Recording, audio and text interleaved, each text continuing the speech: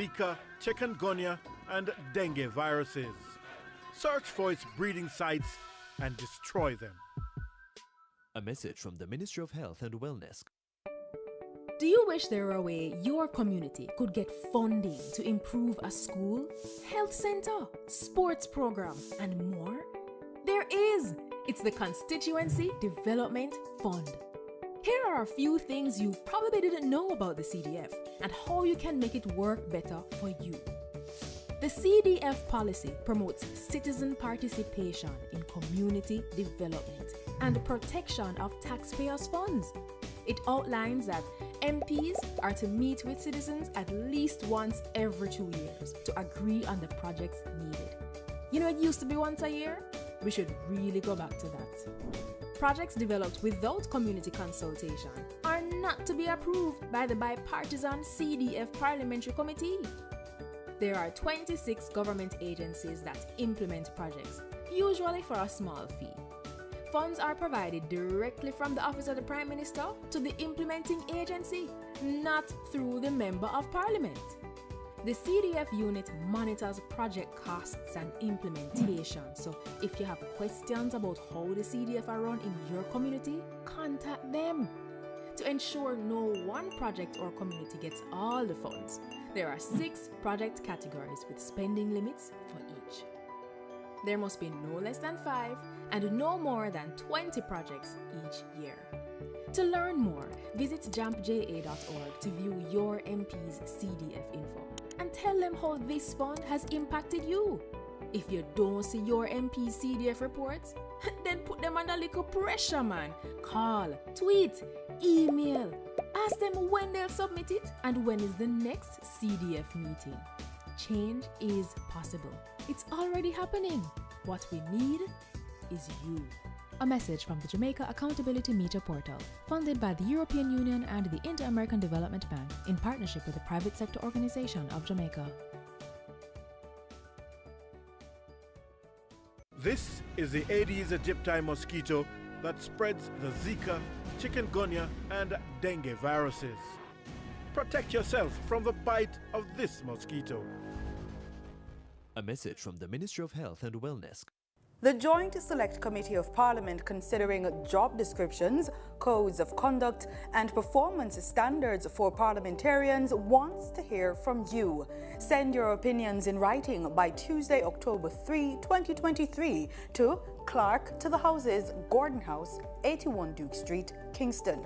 Or email us at clerk@japarliament.gov.jm. Visit the Parliament's website at www.japarliament.gov.jm for details. Traveling to Jamaica? Submit your customs and immigration declaration online for faster processing. Visit the enterjamaica.com portal, complete and submit your declaration prior to departure. Upon arrival, proceed to the immigration kiosk and swipe your passport to confirm your trip details and declaration. Once done, proceed to the customs hall to retrieve your luggage and final clearance. The online C5, making air travel easier. You may contact us or the Passport Immigration and Citizenship Agency for more information.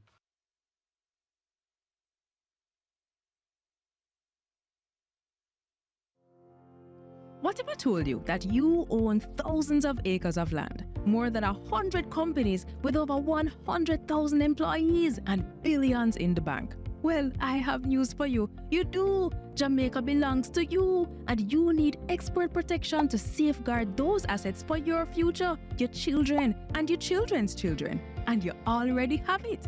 A key protector is our Auditor General, whose role is outlined by the biggest, baddest law in all the land, the Constitution.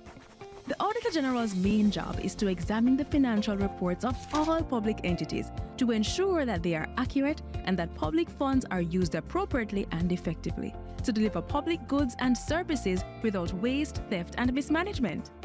Here's how it's done.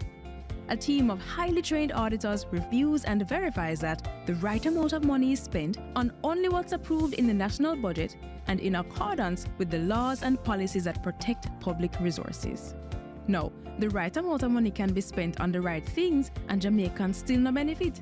So the Auditor General assesses the outcome for programs and projects as well.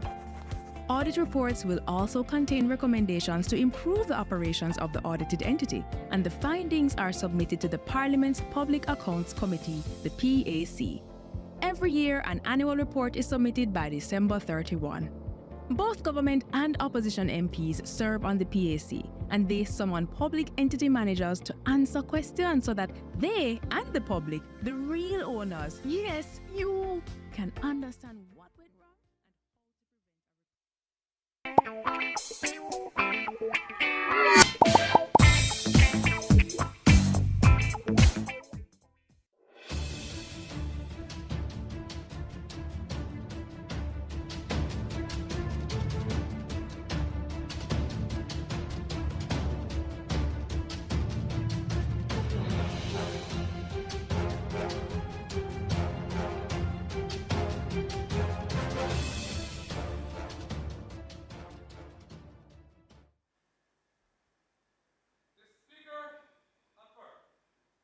Almighty God, by whom alone kings reign and princes decree justice, and from whom alone cometh all counsel, wisdom, and understanding, we, thine unworthy servants, here gathered together in thy name, do most humbly beseech thee to send down thine heavenly wisdom from above to direct and guide us in all our consultations.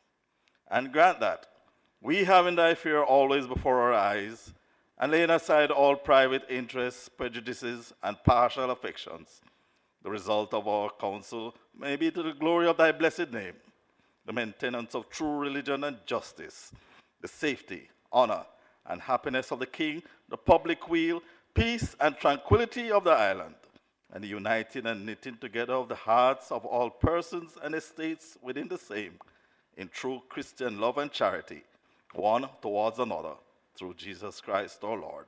Amen.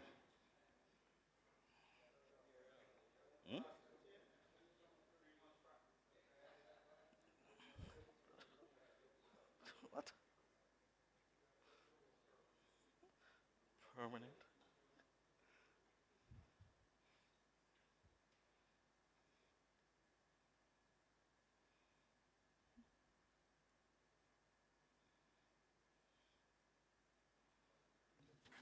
You may be seated.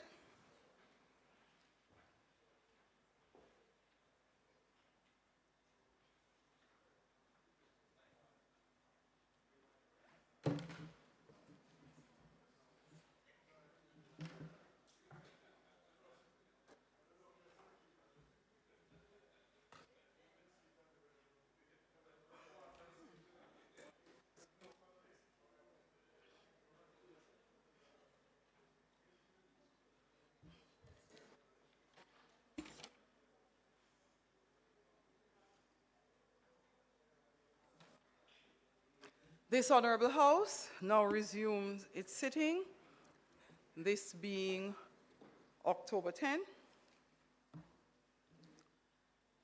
2023. Call of the roll.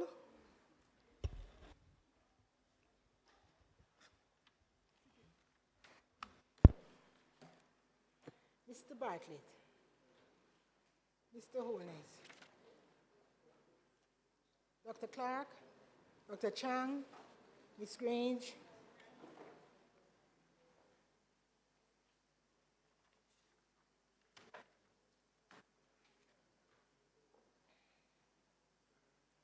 Mrs. Williams, Mrs. Malawi Fort, Dr. Tufton, Mr. McKinsey,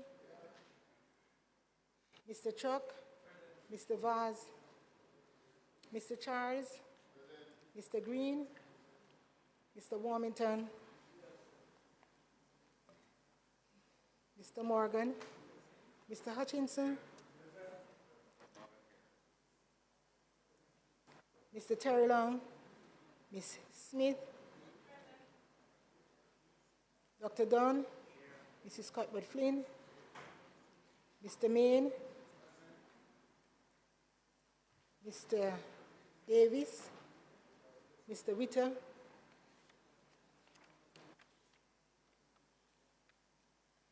Mr. Brown, Dr. Brown Burke, Dr. Charles, Mr. Chin, Mr. Cousins, Ms. Crawford,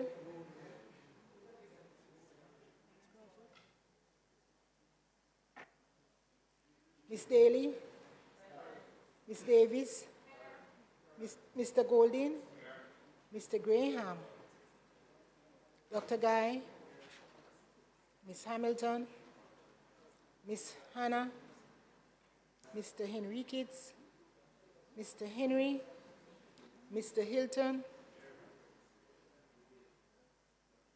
Mr. Jackson, Mr. Lawrence, Ms. Lee, Mr. Miller, Mr. Montague, Ms. Morrison, Mrs. Nita Garvey, Mr. Paulwell, Mr. Phillips, Dr. Phillips, Mr. Robertson, Mr. Robinson,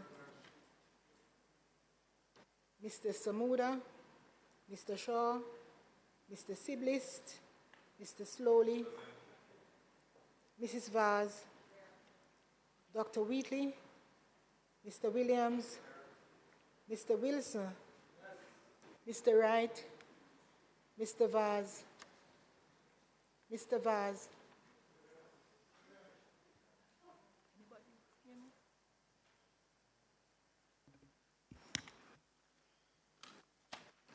It is my honor and pleasure to welcome you again to another sitting of the House. In the gallery, we have several students and adults seated. Let us welcome Hanover Pre- and Preparatory School.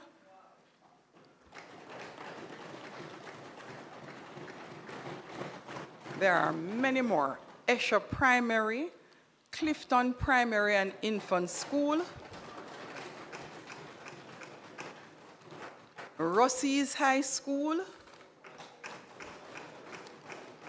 Green Island High School, and Rhodes Hall, all here present today.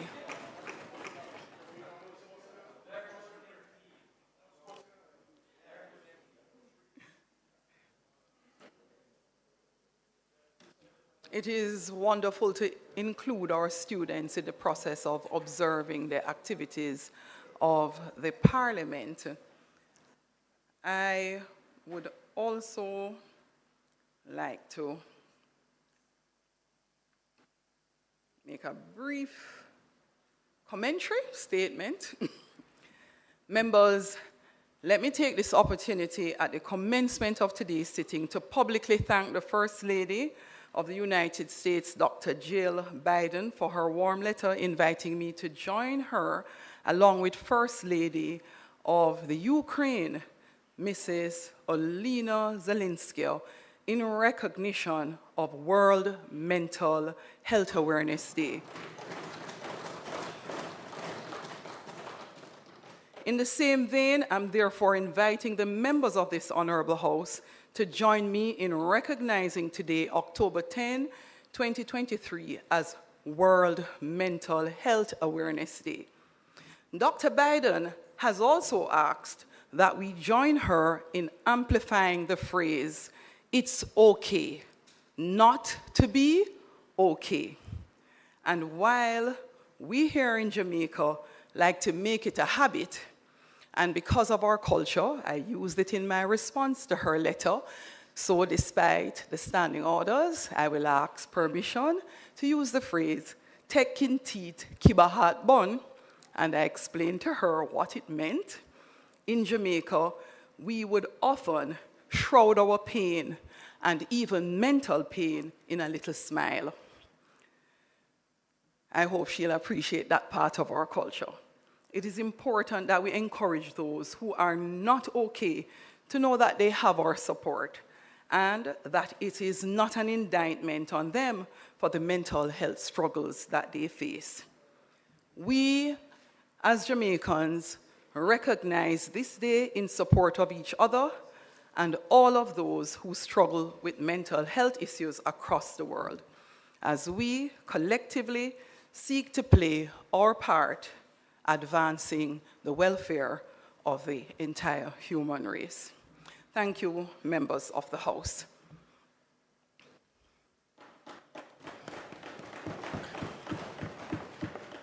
Madam Speaker, you permission just to make a brief comment. You just spoke about the World Mental Health Day, but also today is being observed worldwide as World Homeless Day.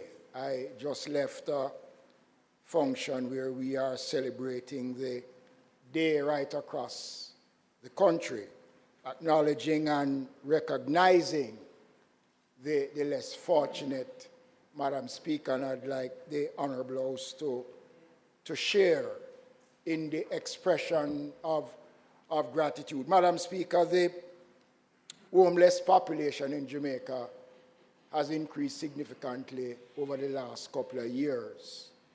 We noticed in the last survey that we did, a significant number of persons on the streets are deportees, persons who have been deported and sent back to Jamaica. The government has been responding, Madam Speaker, in a very positive way. We have concluded the construction of 6 shelters in the country to house the homeless population, and work is to commence shortly on the one in Port Antonio. So, Madam Speaker, we have also seen an increase in the physical attack on the homeless population. And I want to commend the Jamaica Constabulary Force for the work that it has done over the last couple of weeks. We have seen where 2 persons have been arrested and charged of multiple charges for murder and attempted murder for persons who are living on the streets. One such person was arrested while I was in Montego Bay, and he was in the process of trying to abduct a woman at knife point, and following the investigation, he has been slapped with multiple charges of murder against the homeless population. So, Madam Speaker, as we recognize the day, we here in Jamaica want to play our part in saying that we do care, and the government has been making all the efforts, making the necessary steps to ensure that this sector of the Jamaican society is given the recognition. Thank you, Madam Speaker. Thank you, Minister. Thank you, Madam Speaker. I also would like to express deeply our concern, continued concern for our homeless people on the streets. We appreciate whatever effort is being made and would join in the government in that regard to continue to make positive steps towards ridding our streets of homeless persons. Unfortunately, both seem to work hand in hand, because most of those on the streets oftentimes are suffering as well from mental illness. Yes, right? And so we must take that into account as well. In our school and in our school population, oftentimes our young people go undiagnosed, and we just treat it as just behavioral problems because they're bad, right? As opposed to understanding what it is that they're truly going through. We have a responsibility as a state, as government, to ensure that we are putting in the right facilities in place to be able to diagnose the behavioral problems that our children would be encountering, and to be able to solve those problems from the age of 2, 3, when they're in preschool, so that they don't go through their entire lives undiagnosed and untreated. which then they go into the process of then having families still having been undiagnosed, and the repercussions thereafter. I also want to appeal to the families as well of persons who are mentally not well, and that they have a responsibility not to take them to the hospitals and leave them there. That is not what families do. Jamaicans have to come together during these times as well. Somebody in the family is struggling from mental illness, we have a responsibility not just to take care of them when they're up and running, but when they're struggling, that we must see them through these difficult times. Not because we can't see a cut on the finger or a cut on the foot. Doesn't mean that they are well. If they are mentally unwell, we must seek treatment, and we must care enough to see them through, take them to the hospital, have them treated, have them return home, and not leave them there at the mercy of the state. So today we join with you, Minister, and the team, as all Jamaicans should, in recognizing and pledging our support to rid our country of the homelessness, which only exists because sometimes we are selfish ourselves, and sometimes we have to do a little more to help those who are less fortunate. Thank you. Thank you very much, Madam Speaker. It would be remiss of me not to say anything in regards to both Mental Health Day and homeless, because they are both together. Madam Speaker, I am not going to repeat some of what was said before, but just to add to what Minister Mackenzie said in respect to persons who are deported, that is, coming into the country.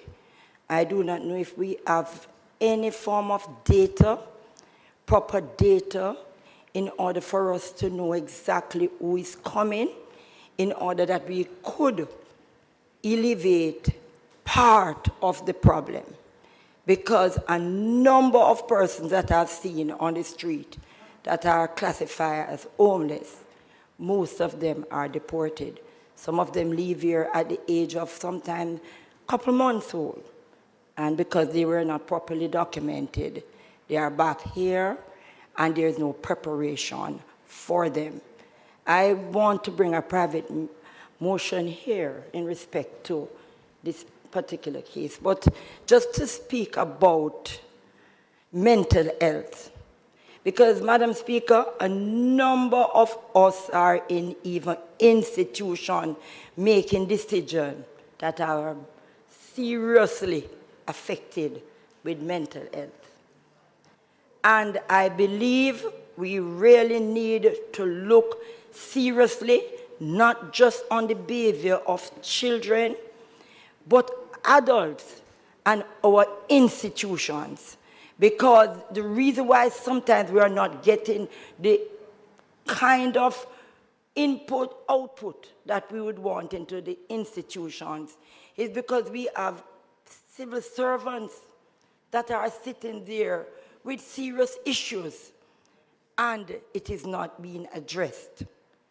But I want to support this day, and I'm hoping that we will not just look at just the people on the street now, but to look into our institutions and our learning institutions so that we will be able to address some of these problems that is causing the country not to move forward. Thank you very much.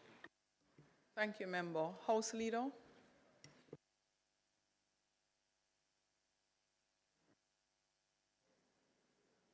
Madam Speaker, I really want to begin by congratulating you for the recognition as a third world country leader by the First Lady of the United States of America to invite you to join her along with the First Lady of Ukraine, in observing this very important day in the lives of all of us as we seek to bring equity and balance to a process to make it clear to all that it is okay not to be okay. And so I think Jamaica feels proud today that you have been brought into that mix of global first ladies who are recognized in this way. And we want to congratulate you. Madam Speaker, today's program will run the line of the regular arrangements as per our State of Constituency debates. And consequently, I beg to move for the suspension of the items from statement by ministers down to notices of motions given orally, in order for me to take a particular motion in relation to the timelines for members to be allowed to speak. May it please you, Madam Speaker.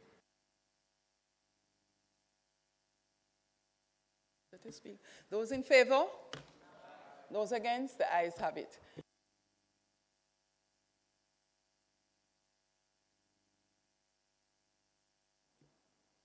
We are at notices of motions given orally.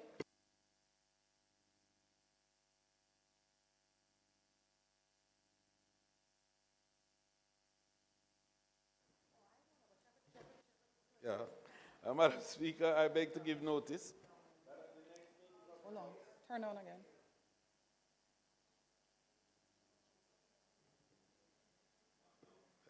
Madam Speaker, I beg to give notice that at the next meeting of the House, I will move the following motion. Whereas, Standing Orders 32C3 states that a member shall be entitled to 15 minutes for that member's speech in the State of Constituency debate.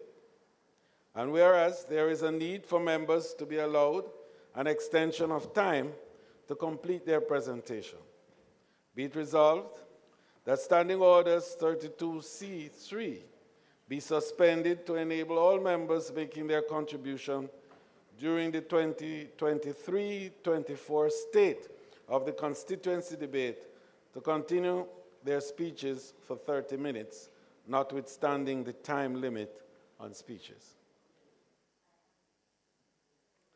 Madam Speaker, I further beg to give notice that at a later stage today, I will move for the suspension of the standing orders to enable me to take this motion.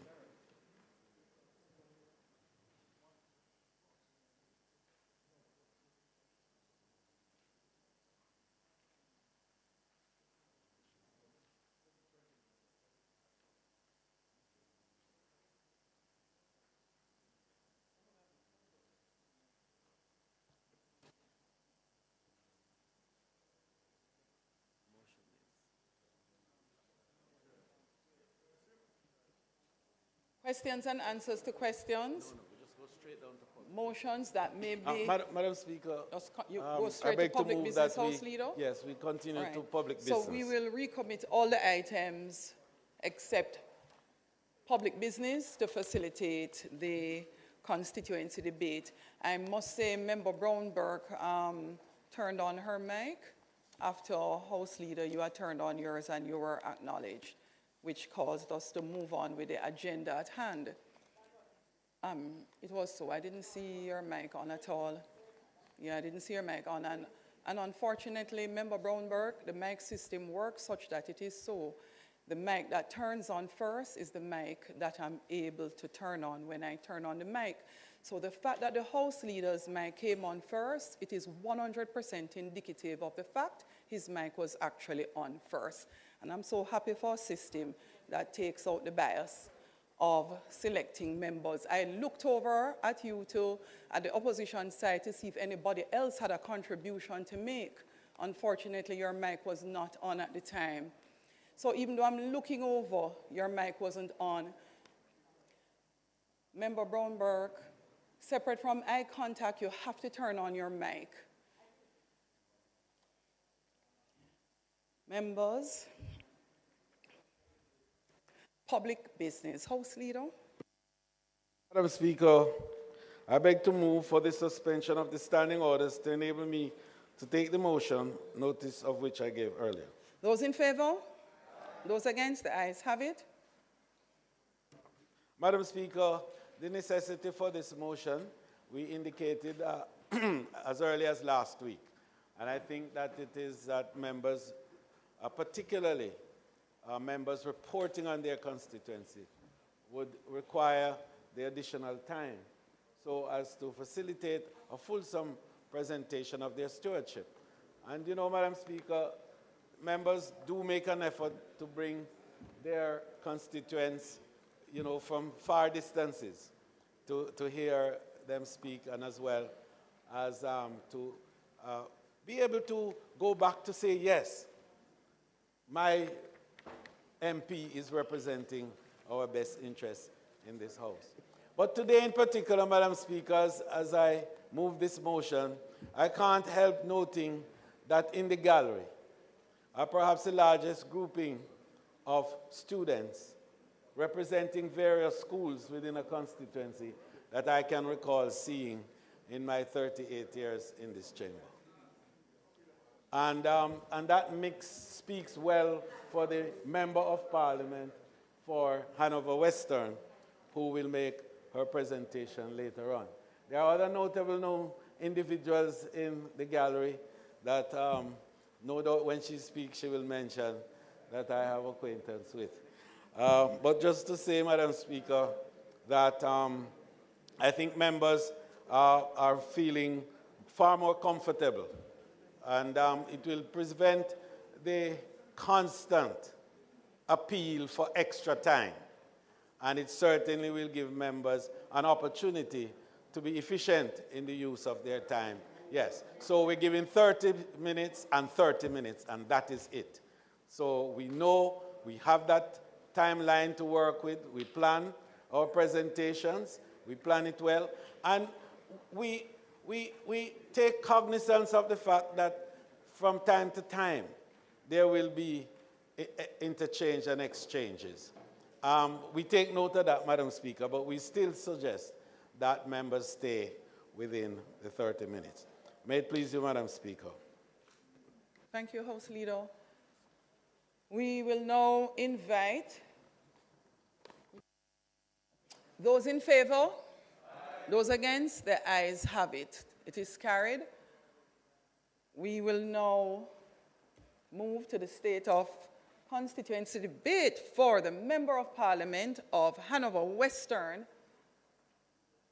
Madam Tamika Davis. Speaker, just for good order, I beg to move that the constituency debate, the state of the constituency be recommenced as per the motion last sitting, when in fact we move for the suspension of the constituency debate. So, Madam Speaker, may it please you and the Honourable House, and the Speaker today will be the member from Hanover Western.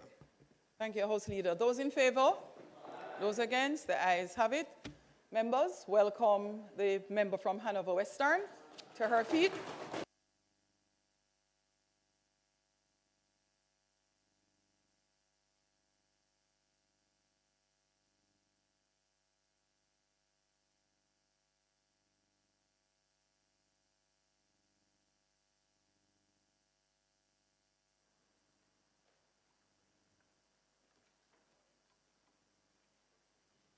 Madam Speaker, I rise to give my contribution to the state of the constituency debate, and I recall the words of the King David, who said, "For this God is our God forever and ever.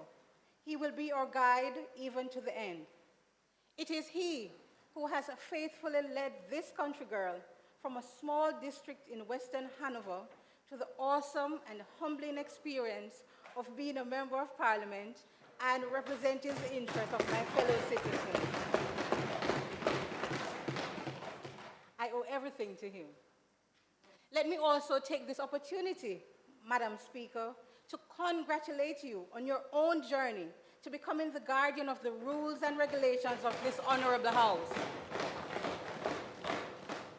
The fact that your ascension was achieved in a bipartisan manner is testament to the trust and high regard reposed in you by your peers. And just like our previous speaker, you are an exemplar of Jamaica's steady march towards gender equality in the political sphere.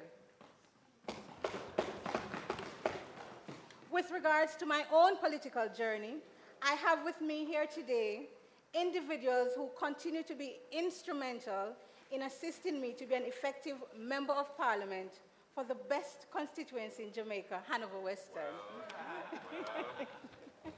I therefore wish to acknowledge Councillor Easton Edwards of the Lucy Division, Councillors in Waiting, Messieurs Demar Mackenzie, Colville Allen Jr., my constituency office staff, Ms. Slowly, Mrs. Pattison, my driver, Mr. Travis Turner, my legal secretaries, Ms. Gordon and Ms. Frame, my external heartbeat, Ogeji, and other family members. I also want to thank and recognize the Hanover Retired Teachers Association, and a few of their members are also present here today. In this elite group is my mother, Ms. Hepsi Hopkins, an educator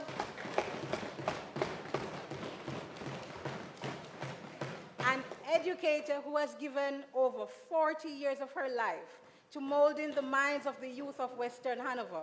So you see, Madam Speaker, that desire to be of service in my community is ingrained in my DNA.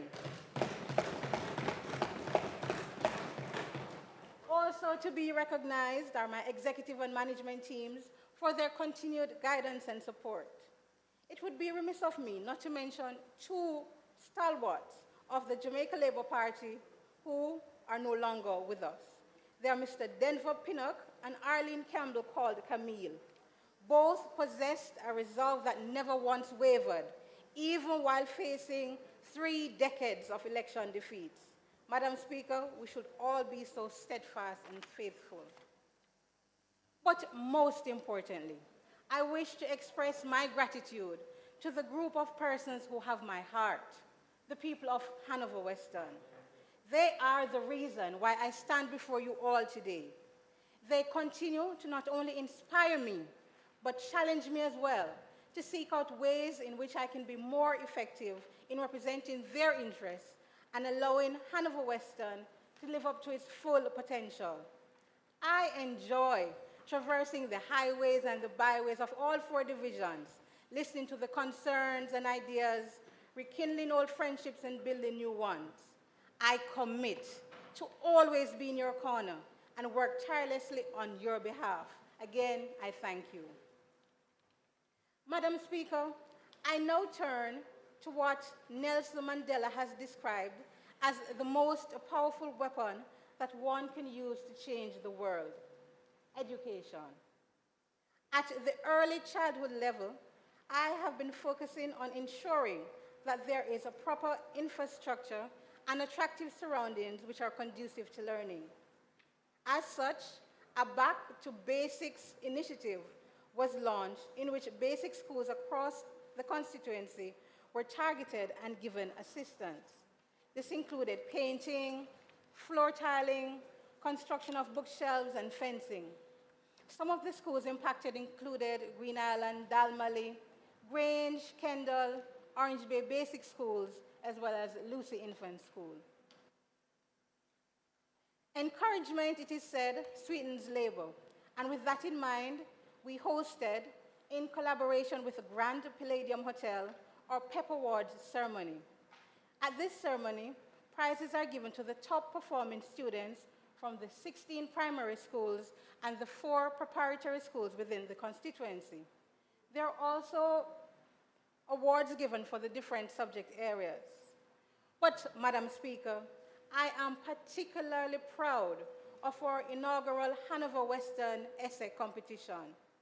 This was aimed at primary and high schools, and it was launched earlier this year.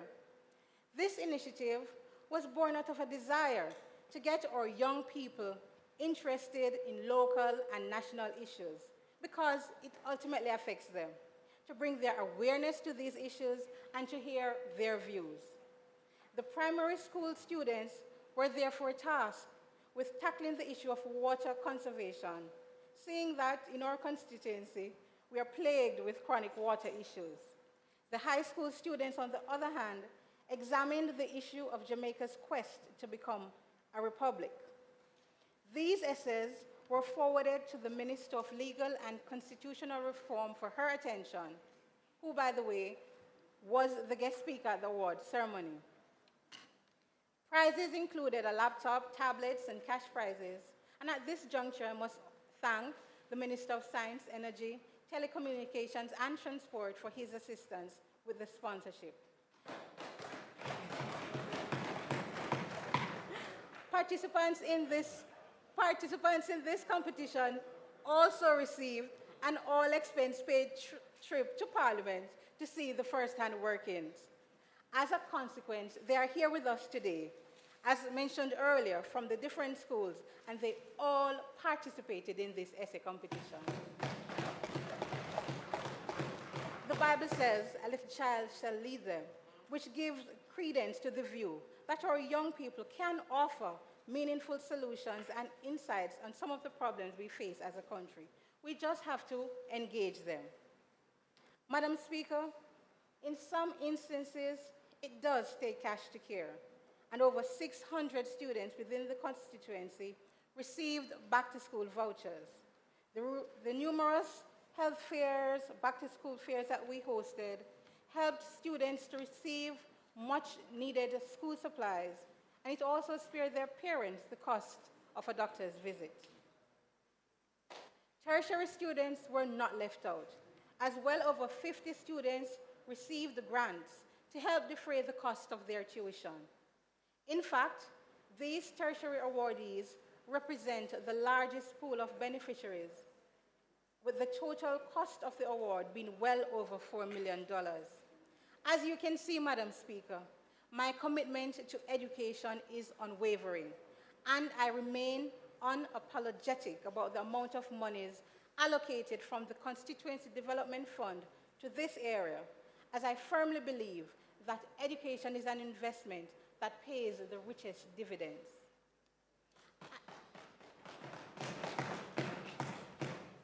I now turn to tourism, Madam Speaker.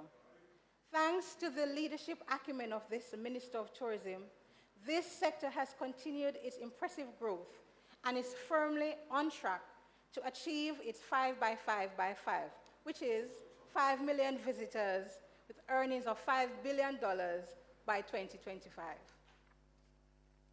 Hanover Western has always featured prominently in the success of this industry by being a significant contributor to the overall tourism revenue.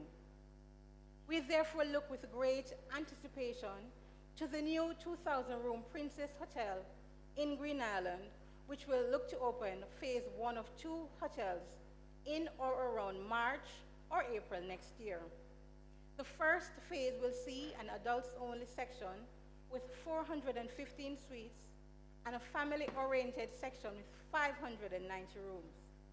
This investment will see employment of well over 1,000 persons, and I can assure you, Madam Speaker, that as a constituency, we are preparing for this. In collaboration with SDC, we've launched the Hanover Western Constituency Skills Certification Program, which sees customer service representatives from the constituency being trained and assessed for certification. Heart NSTA Trust is also on board with this program. So, it is with utmost confidence that I can say, Madam Speaker, that in Hanover Western, we are open for business. But while we continue to make strides in tourism, Madam Speaker, agriculture is not to be left behind. In fact, tourism and agriculture represent the mainstay of our economy. Our farmers will be significant beneficiaries of this new tourism investment, as it will represent a new market for their produce. We continue to nurture agriculture in our constituency by providing assistance to these farmers, and recently they were handed small tools to to help them increase their productivity. This numbered over 100. Several farmers also received training in agroforestry, pest and disease management in crops, and also fire prevention, while others were helped with tanks, fertilizers, seeds, and so on. We also sprung into action when a female farmer from the Dundepen community had her entire farm destroyed. She was provided with 250 yam heads and 100 pounds of fertilizers to help her rebuild. We have also sought, Madam Speaker, to encourage and strengthen the entrepreneurial pursuits of our constituents. A number of employed individuals were able to strengthen and expand their respective businesses. A further 28 budding entrepreneurs were trained in lotion making, while others were trained in nutrition labeling and product standardization. Mahatma Gandhi once remarked that the true measure of any society can be found in how it treats its most vulnerable members. We have assisted several elderly persons to receive their birth certificates for the very first time, and we have already been receiving expressions of gratitude as, for the first time, Mr. Campbell, in his early 70s, is now able to have a TRN and open a bank account for the first time.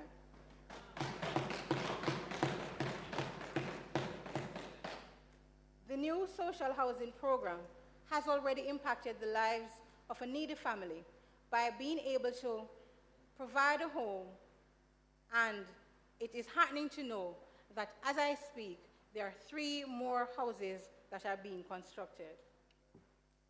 Madam Speaker, in spite of all that is good and with all that has been achieved, we still have some pain points. One of these is the traffic congestion, which causes such delays that it would test the patience of Job himself. I want to here commend the police who have increased and maintained their presence on the roads in the township, especially during peak and lunchtime hours. This has greatly assisted with public order. But to resolve this long-standing issue, discussions have been had which will see the dualization of the Willie DeLissa Boulevard.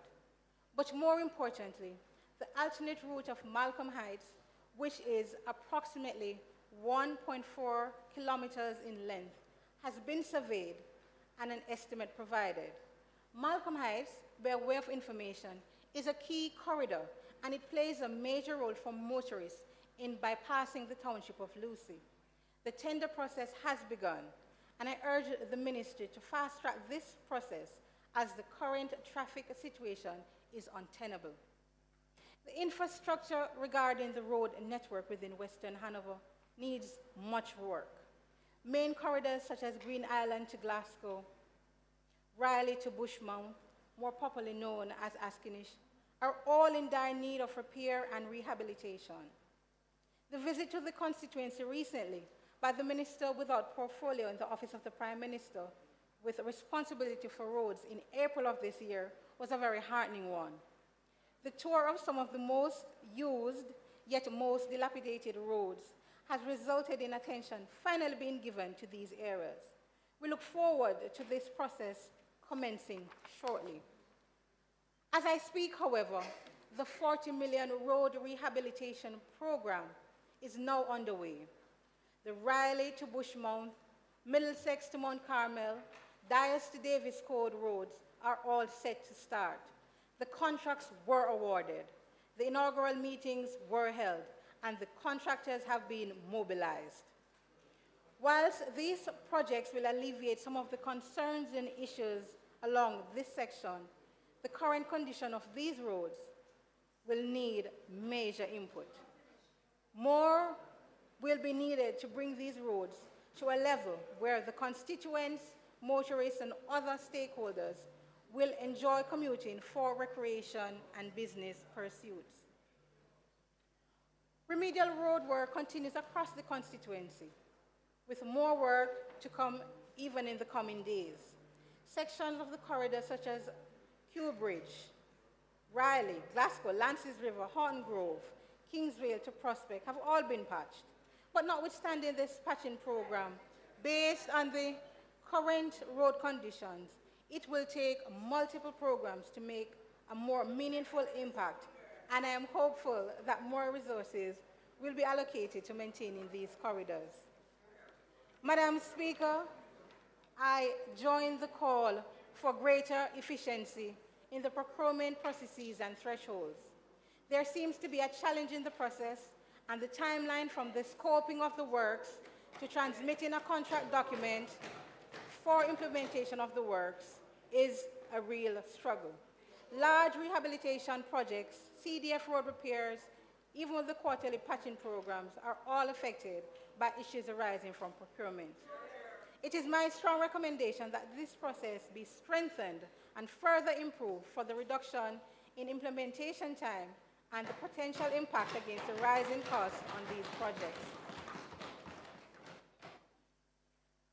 Madam Speaker, in August of this year, Western Hanover experienced severe flooding, which made national headlines, where users were unable to pass through the town of Lucy for hours. This was due to the Riley River again overflowing its banks, and debris such as bamboo and trees blocked the bridge. This continues to be a thorn in the side of the people of Western Hanover. I am comforted, however, that an allocation has been earmarked to clean sections of the river for removing the overgrown vegetation, removing bamboo, and also desilting the river. The contractors and workmen are being mobilized to start working in short order. Further, a team from NWA's Technical Services Department and engineers recently completed a site visit to view the Riley Bridge to formulate a long-term solution as the way going forward. I'm also aware that a flood control recommendation report has been submitted, and it is hoped that this report will be favorably considered and the recommendations accepted and implemented. The water issue faced by the constituents, Madam Speaker, is a protracted one. As the British American poet Auden once said, thousands have lived without love, but not one without water. This, Madam Speaker, underscores the importance of obtaining this critical resource. Residents continually cry out for this precious commodity, and the problem is particularly acute for those living in communities in the Riverside Division, which include Greenland, Middlesex, Dias, Blair's Castle, First Hill, Rock Spring, Grange, Caldwell, Pell River, to name a few. I am all too familiar with these issues, having experienced it even as a child growing up in Middlesex. This will not be a quick fix, as this problem has spanned decades. It is for this reason that I was elated at the Prime Minister's recent announcement of a $209 million US water reliability program.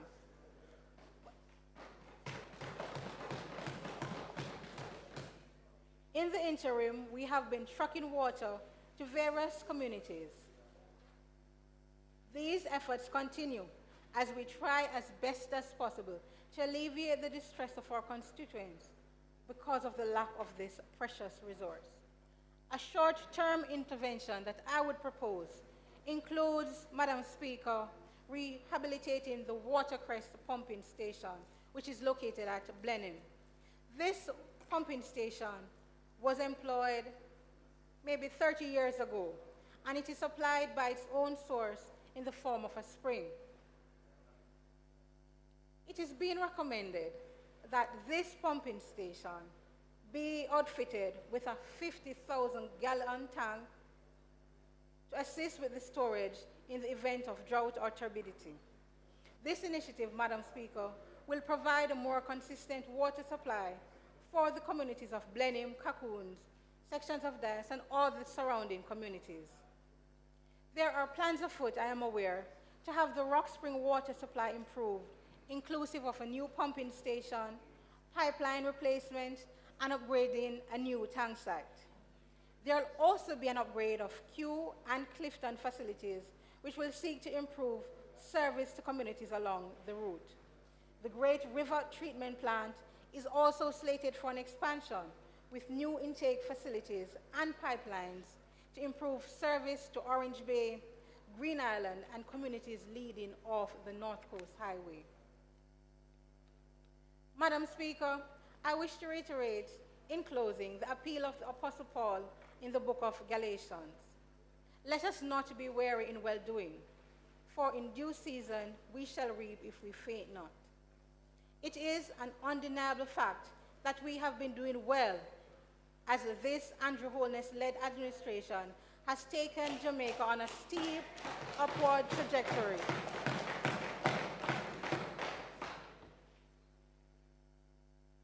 This administration has taken Jamaica on a steep upward trajectory in terms of its development.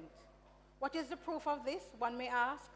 Look no further than Jamaica's recent unprecedented achievement of having Standard & Poor's upgrade the government of Jamaica's long-term foreign and local currency issue default rating from B+ to BB-. This is the best credit rating Jamaica has ever received. And to borrow a slogan, it is a big deal. Our new improved creditworthiness will give overseas investors more confidence in our stability and economic prospects. This will in turn stimulate economic growth and create jobs. Also, a credit rating upgrade enhances a country's international image. It signals to global financial markets and institutions that Jamaica is a reliable and responsible borrower. This can lead to increased cooperation and support from international organizations. When this is coupled with Statin's recent announcement of our record low unemployment of 4.5%, even Stevie Wonder could see that Jamaica's economic prospects have significantly improved under this present administration. So we have been doing well. But as Apostle Paul implores, we ought not to faint before we reap the fullness of our improved economic outlook. This Andrew Holness-led government is carefully laying the foundation that will allow every single Jamaican to feel the effects of economic prosperity in a much more tangible and real way. Now is not the time for untested leadership, but instead a calm and steady hand at the wheel, which has steered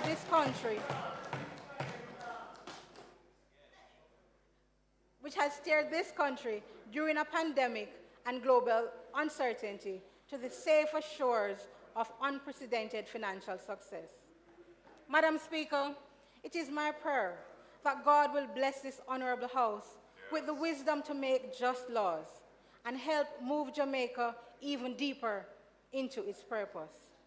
May He cause us to be the head and not the tail as we increase our global stature so that we may play our part in advancing the welfare of the whole human race. I thank you.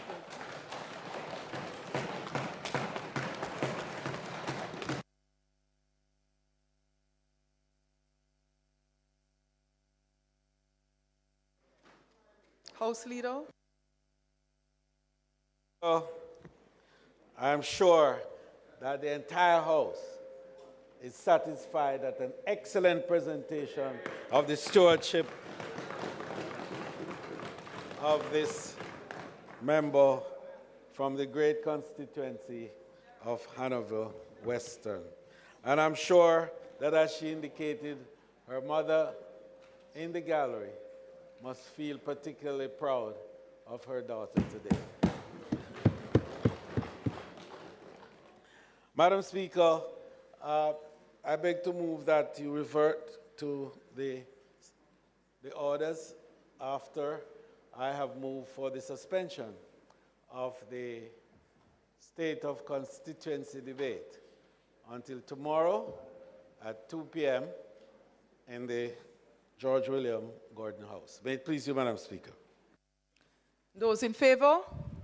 Those against? The ayes have it.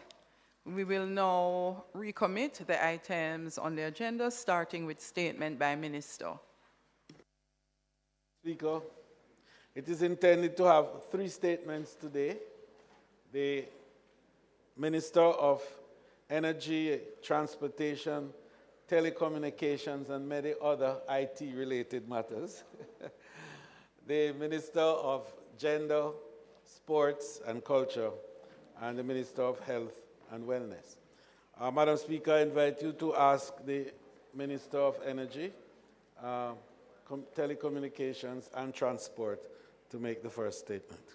Thank you, House Leader. We will now have Honorable Minister Darrell Vaz, Minister of Science, Technology, Energy, Telecommunication, and Transport, to his feet.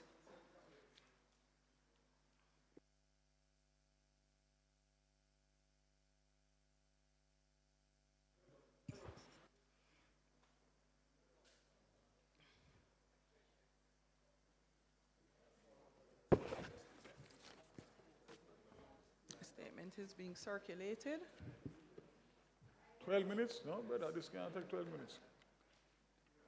Madam Speaker, let me first of all, on my first occasion in addressing the Honorable House since my new portfolio responsibilities were added, let me first of all congratulate you and also the newly elected Deputy Speaker, newly appointed Deputy Speaker.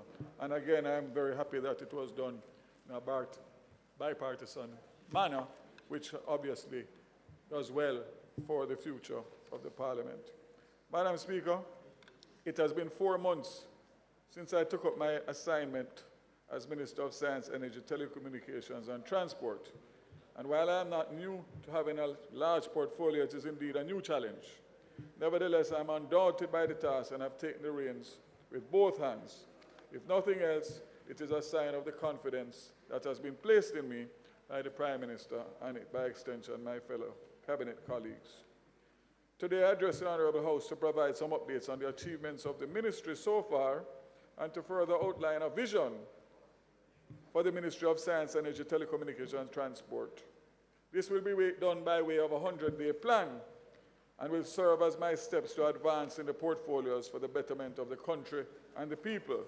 And let me just reiterate, Madam Speaker, that I try and carry out my responsibilities using what I call the 3 C's: communication, collaboration, and consensus as best as possible.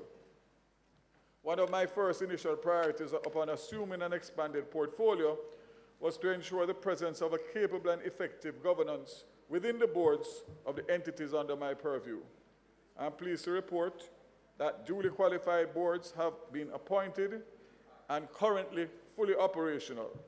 In collaboration with the Ministry of Finance and Public Service, I have overseen the establishment of my boards in accordance with the Public Body Management and Accountability, Nomination and Selection and Appointment Regulations of 2021, which are now fully enforced.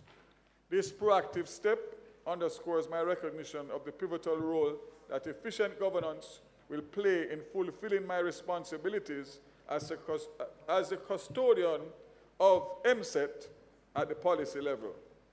Madam Speaker, as I said before, it is 4 distinct portfolio responsibilities, so I'm going to ask for some latitude so that I can give a proper account. And I'm sure that my colleagues on both sides will find it interesting. The science portfolio has been gaining strides since the tabling of the National Science, Technology, and Innovation Policy. The policy sets a framework of action for Jamaica to achieve by 2029 a dynamic STNI culture, unleash the creative potential of our people, catalyze economic development and sustainable prosperity, contribute to the social transformation, and empower Jamaicans to excel in our evolving world and contribute to the global frontiers of science. National Implementation Plan is currently being drafted to drive the objectives from the STNI policy to achieve for Jamaica a dynamic and responsive national system of innovation, a culture of innovation, a development agenda advanced by STNI, and an excellent research and development capability. And lastly, an enabling STNI policy environment. The SRC continues to support MSMEs for local and overseas markets across various food and manufacturing industries. In the last 100 days, over 39 small businesses were assisted in producing juices, flavored water, sauces, jams, herbal productions, and meat processing. 56 new products were developed for commercialization, and 30 of them which were produced at the pilot plant. More than 7,900 tests on water, food, and other samples, swabs, ear assessment, cosmetics were completed. Madam Speaker, as we continue our work in nuclear science, the civil work for the gamma irradiation building is now complete, and the security measures and air conditioning will be installed shortly. Having submitted all licensing documents to the regulator, we expect delivery between November and December.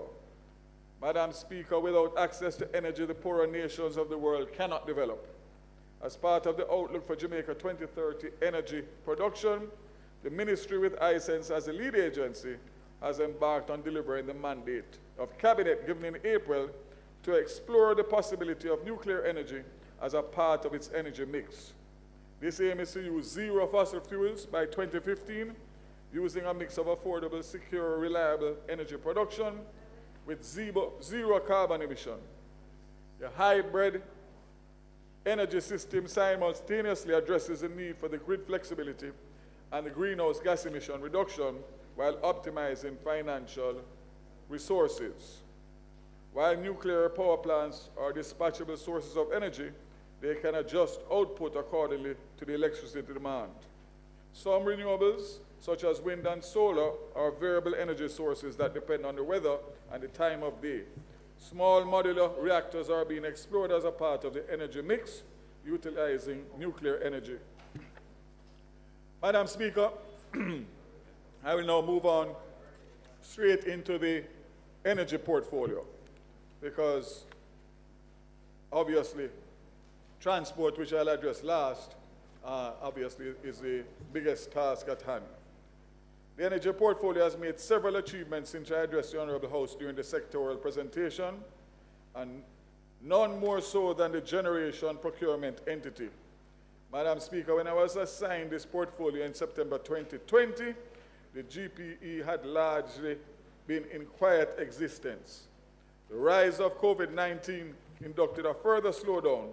However, on my appointment, I immediately selected new leadership with a clear mandate to improve the GPE's visibility and ensure that the nation started the procurement for more and new renewable electricity generation capacity in order to meet the policy directive of the Government of Jamaica of 50% renewable by 2030.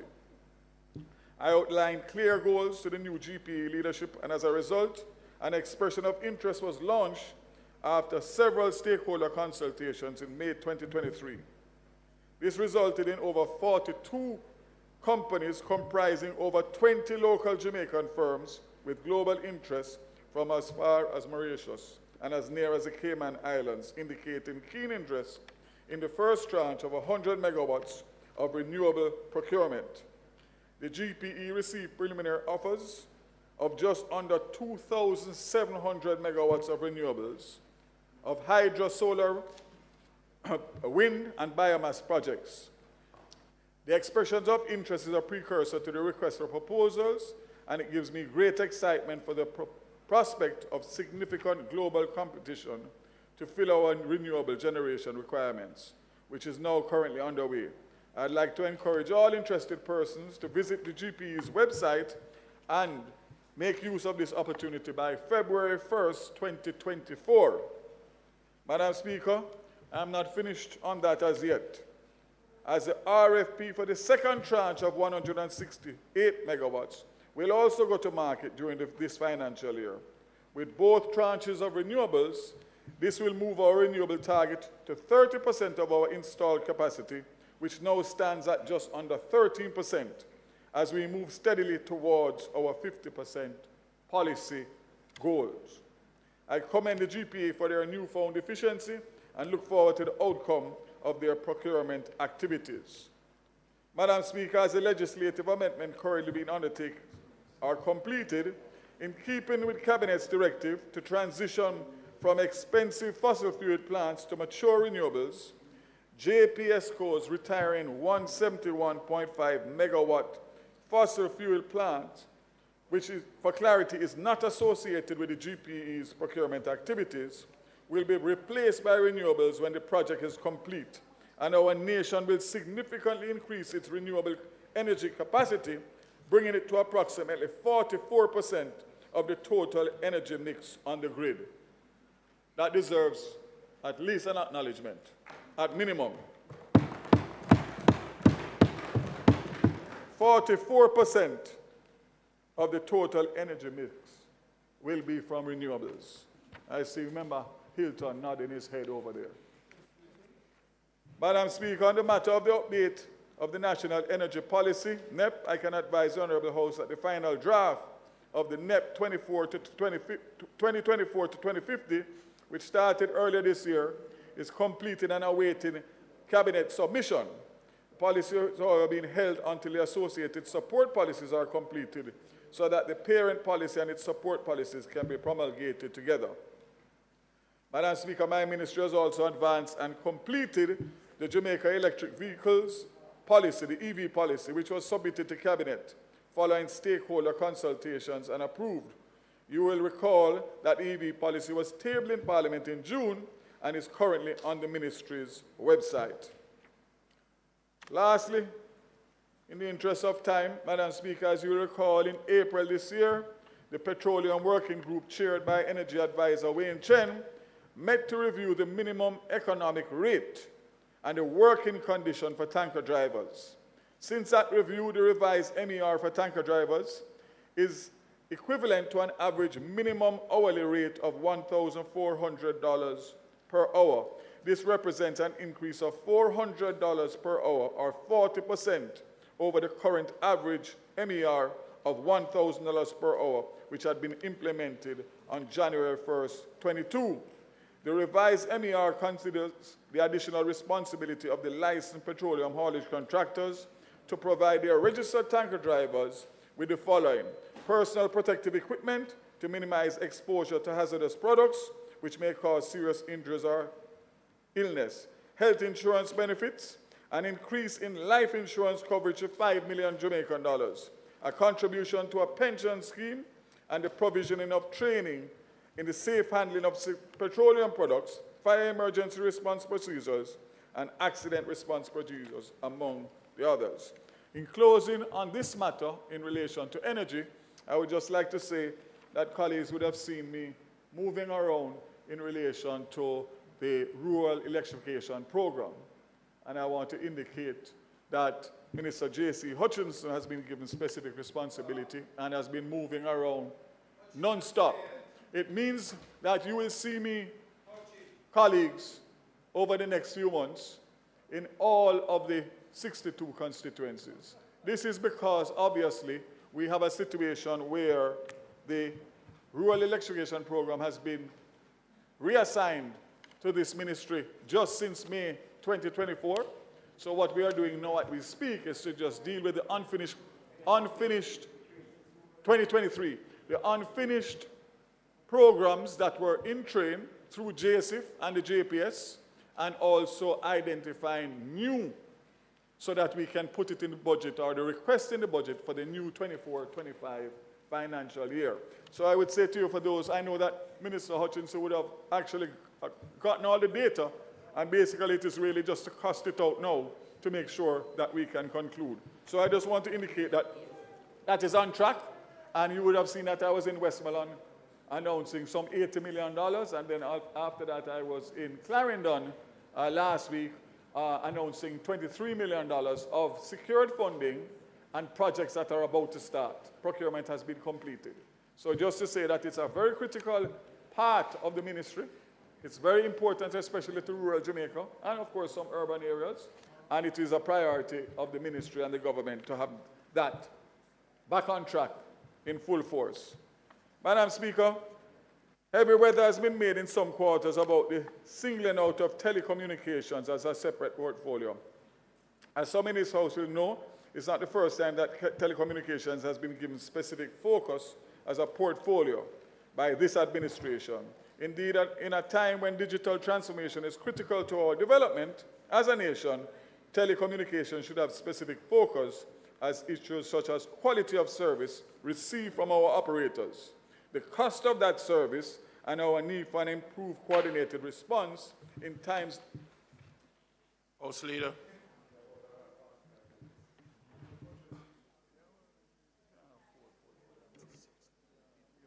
Mr. Speaker, now Madam Speaker.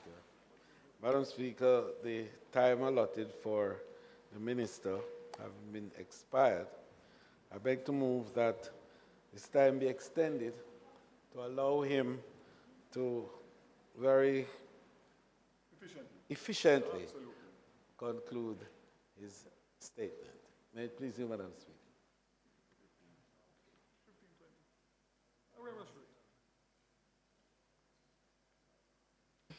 The question is that the Minister be allowed a maximum of 15 minutes to complete statement by Minister. Those in favor? Aye. Those against? The ayes have it. Thank you very much, Madam Speaker. And with that instruction, I will cut and carve accordingly. So, as I was saying,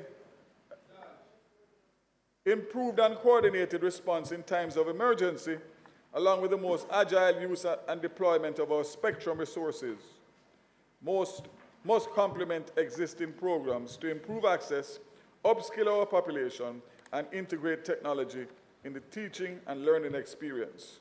Therefore, in the next 100 days, it is expected that the OUR, working with the Ministry and after consultation will promulgate and operationalize regulations related to the quality of service standards.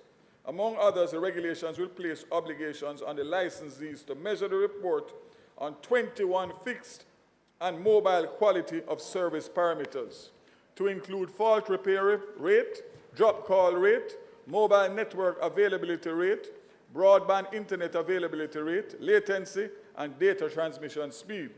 The rules will also allow the OUR to publish any information on this, so that, for example, the public can be made aware of any license that is not complying with the minimum standards. So, in relation to drop calls for mobile voice services, among other vexing issues, no more than 2% of the on-net calls should result in drop calls. In relation to calls falling within the percentage of worst affected cells, no more than 3% shall result in drop calls. Percentage of worst affected cells refer to the percentage of calls having a drop rate of more than 2% in that measurement period. Madam Speaker, it is well known what we have done in terms of the Universal Service Fund and the provision of Wi-Fi hotspots and community hotspots for the access of internet. I would just like to say that 19 Connect Jamaica sites have been launched, with an additional 5 scheduled to be launched in the third quarter of this financial year. This will be at a total cost of 80.3 million Jamaican dollars. Madam Speaker, I'm going now to go quickly to transport and beg for your indulgence. Madam Speaker, the transport portfolio is perhaps the largest of my responsibilities by way of the number of agencies and departments that fall under this umbrella. Like the other areas under my purview, it requires careful and detailed planning and implementation to establish a sector that serves the entire country with safety and efficiency in mind. Land transport is possibly the greatest area of concern at the national level, with the need to move people and goods in an affordable cost and sustainable rate. To this end, the Jamaica Urban Transport Company continues to work to increase its operational efficiency by increasing its passenger capacity, first through the addition of the 50 new buses, and by the end of 2023, a further 20 CNG compressed natural gas buses will be added to the fleet. So we are expecting that, Madam Speaker, between now and the end of the year, first quarter of next year. But aside and apart from that, Madam Speaker, I will just clearly state that we are also looking at a more extensive program in terms of refleeting. Currently, the average age of JUTC buses is between 12 and 14 years, way past their expiry date. And that, of course, causes efficiency problems and, of course, is a cause for the commuting public to be not happy with the service. So we are looking, Madam Speaker, and I will update the House more on that. Efforts are currently in progress to broaden our public transportation offerings through the introduction of an express service spanning from Williamsfield in the west to Albion in the east, with Kingston serving as a central hub. Furthermore, the Transport Authority is collaborating with the JUTC to assess under-service routes, aiming to establish alternative transportation solutions for the benefit of the commuting public. Additionally, the company is actively pursuing the digital transformation through a fleet management and tracking system, which includes fuel management and geofencing. The tracking system will be tested on 20 buses and is expected to commence this month. Again, this is a matter that is of urgency based on the leakage of the fares currently. Madam Speaker, moving from fossil fuel diesel to CNG and then to electric will definitely have a big impact in terms of the losses that we are seeing in terms of the diesel theft. So that, again, I'm very happy about, Madam Speaker, because we're moving in the right direction. A cashless JUTC and a JUTC fleet that does not use diesel fuel will be a huge, huge, huge benefit to the operations of the JUTC. I want to say, Madam Speaker, that when I took this portfolio responsibility of transport, there was approximately 60 different stakeholder groups, all of them writing me at once, looking at the major issues. And coming out of a meeting in Ocherius, Madam Speaker, I made a proposal to them to form themselves into a small group representative of the 60 so that we could have better discourse and more efficiency. I'm happy that they accepted that, Madam Speaker, and we now have a steering committee with several representatives of the transport industry, and on top of which we are getting results. I did invite to participate the opposition spokesperson on transport, a member from Northwest Manchester, who accepted, and that in itself has worked wonders because we're all in one room discussing one thing, and that is the betterment of the transport industry in Jamaica, public transport. I wanted to mention the members that are here today in Parliament and thank them for coming. Mr. Ralston Smith is here from Transport Authority, Mr. Newman from TODS, Mrs. Henrice James, Mr. Louis Barton from JATO, Ms. Diane Dennis from JATO, and also Reverend Lorraine Finikin, All Voice Transportation Association. Can we give them the well-needed acknowledgement? So, Madam Speaker,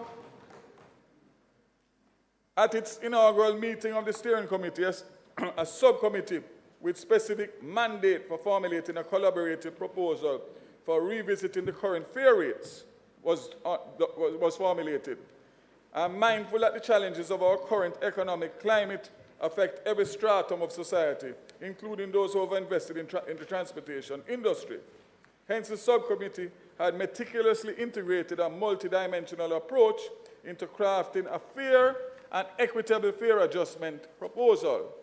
All things being equal, the subcommittee's proposal was presented to Cabinet, and the rates that were approved were a 19% increase effective Sunday, October 15th, with a further 16% effective April 2024. That was done, Madam Speaker, because we are cognizant of, obviously, the impact, an inflationary impact of transportation, and therefore it was a consensus that we wanted to see how best we could cushion this and, of course, allow for the new financial year and the Minister of Finance to take this into consideration ahead of time of the 24-25 budget. So that was the agreement that was kindly accepted by the stakeholders. But bear in mind, Madam Speaker, that in 2021 they were granted a 25%, 2021, for which they got the 15% and were to get an additional 10%, which did not happen. So in essence, that 10% that they didn't get is a part of this staggered increase of the 19 and the 16, which is 35, which basically, if you maths it out, you use a 10% in that would be a 25%. So, Madam Speaker, we are very mindful, but it cannot all be about a fair increase, because the public is going to want to know what's the government doing for the improvement of the service, and secondly, what are the stakeholders doing, because they also have a part to play. So the steering committee is also actively assessing various operational challenges with the collective aim of tackling the prevailing issues. These issues include the lamentable condition of the transportation infrastructure throughout the island, enforcement matters, and the state of road markings and signage. I am very serious about creating a public transportation system we can all be proud of. In my quest to partner with the PPV operators, the Ministry, through the Transport Authority, is currently undertaking a PPV driver-conductor platform. 3,582 participants have registered to date, and 45 have completed this program. It is my intention, Madam Speaker, to ensure that the operators in the service are adequately trained in customer service, safety, and other areas of core competencies. In this way, I am being deliberate about improving the levels of service provided to the Jamaica's commuting public. The Transport Authority is also currently working to establish a PPV drivers register. So, Madam Speaker, if you would allow me, right now, PPP drivers are able to move from taxi to taxi, bus to bus. There's no database where persons who own the buses and operate the buses can see the history of these drivers. How many tickets, how many accidents, what their current status is there warrants out for them, tick traffic or otherwise. Now, obviously, Madam Speaker, that can't work. So this will create a pool in tandem with the police, where when you are employing a driver, you can do your background checks. Right now, that does not exist. That's number one. Number two, just yesterday, when I went on the road, a taxi driver abandoned the vehicle on being pursued after driving on the sidewalk, left the vehicle. The passengers left as well, and the vehicle was left there. Why? He has no skin in the game. Because next week, he'll be able to go and find another job as a driver and continue on his wayward path. But, Madam Speaker, that is after the horse has gone through the gate. The fact of the matter is that now you can get a PPV license just by going through the normal process at the Island Traffic Authority. And therefore, you have people that are, we all know, are beating the system, who are illiterate, can't read or write, doesn't know the road codes, can't spell bus, but is driving a bus. So what do you do about that, Madam Speaker? I have instructed the Transport Authority to set up a PPP certification, which you will have to do that course. Can be done at the Satellite Transport Authority offices, but at some point you have to come in and be eyeballed. And therefore, in a matter of a few weeks, no one will be able to go and get a PPV license at the ITA without a certification. And that certification must come from the Transport Authority.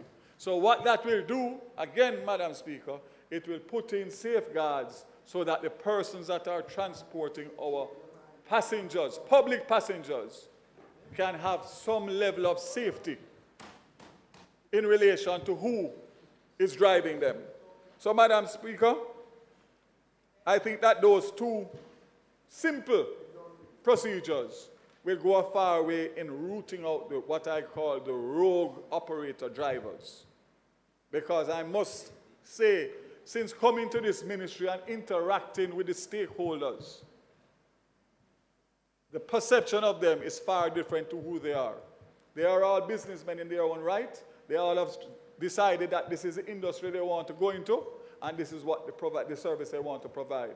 And they are all respectable people who you can have good conversations with and get good input and get good results. So I want to make it clear that I am not tarnishing the stakeholders of the public transport, because it's a few bad apples that spoil the whole bunch. And what we want to do is not root out the whole industry. We want to root out those that are causing damage of the reputation of the public transport industry. So again, I want to make that very clear.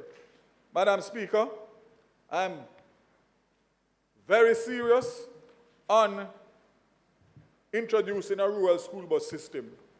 A draft has been prepared to be presented to critical stakeholders, and this rural school bus system should bring relief to our school children in rural areas. Minister, the idea is to be cashless so that we can ensure... Minister, you have 1 minute to wrap up. 1 minute. I guess I'll have to read my speech in the papers tomorrow. So, Madam Speaker, I would encourage everybody to get a copy of this. It will be on my website, my MSET website. But I must say that in relation to having 4 portfolio responsibilities, I should be given some latitude. But of course, as somebody who follows orders all the time and is disciplined, I will accede. Unlike some of my other colleagues that I'm looking at who will not. So, Madam Speaker, let me just close by saying I actually wanted to deal with the traffic tickets. But again, I can do that at a press conference. Madam Speaker, I just want to say that over the next 100 days, there are certain objectives that I have outlined in this speech that I intend to live up to and deliver to the people of Jamaica.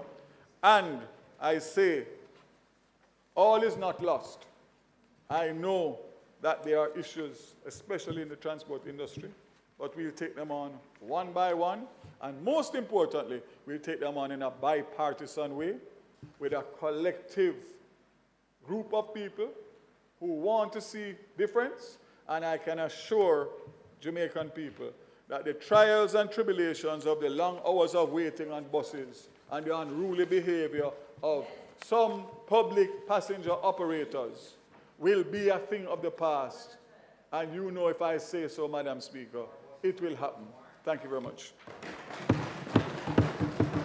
Thank you very much, Minister.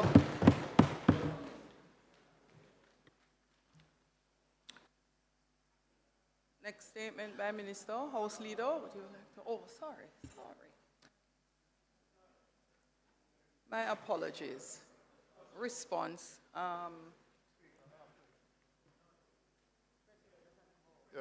Can I borrow? Can I? Madam Speaker, it's...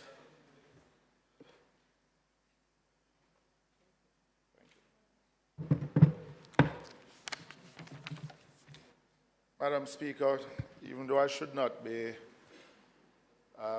speaking on the minister's behalf, but with a statement like this and the minister not being able to complete it, and that is why there is some flexibility when ministers are giving presentation, or because to respond to him and not have him read the full statement makes it a little bit difficult, especially on the issue of transport.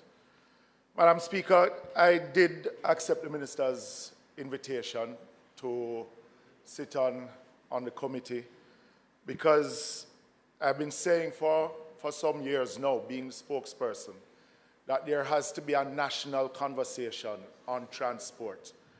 And the minister has moved in that direction, hence the opposition supporting that call and being a part of that committee. The issue of the fare increase, Madam Speaker, is one that I know would not escape the minister. When he came in a few months ago, one of the first promises he made to those in the industry was that he was going to tend to the matter of fare increases.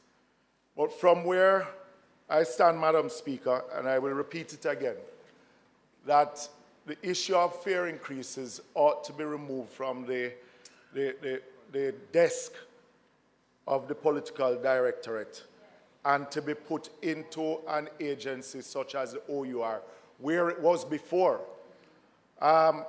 Because when there's a delay in the increase of fares, you come to the general public and you give them a double figure increase.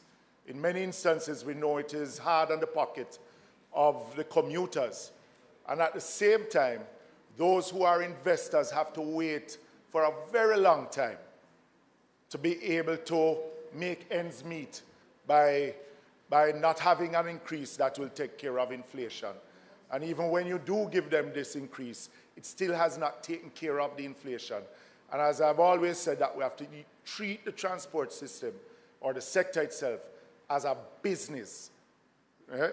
So, you know, while the minister was able to do the increase in 2 tranches, I think that some consideration needs to be given in removing it, as I said before, from the desk of the political directorate and into an agency such as the OUR that can use. Because if you're to look at even the JUTC, I think the last time that JUTC got an increase was in 2012. And that is another conversation, because even though and I've always said that they ought not to get the increase until their service has been improved. And that comes down to government policy in how much you have given them as rolling stock, as buses, to go out there to meet the demand of the license that they have been given. So we on this side, as I said, think that we need to look at how it is that the increase is being given. Madam Speaker, the minister glanced over his presentation that had to deal with the JUTC. And I know that this increase is really for route taxes, the hackney carriage, the stage, and not the JUTC. But even while you have gotten 50 buses recently, that is a drop in the bucket for the JUTC. In your statement, you speak about another additional 20 buses, with 6 buses coming now, 14 buses at the end of December 2023. But the JUTC is on life support. You saw the challenges. The member's time for speaking has expired.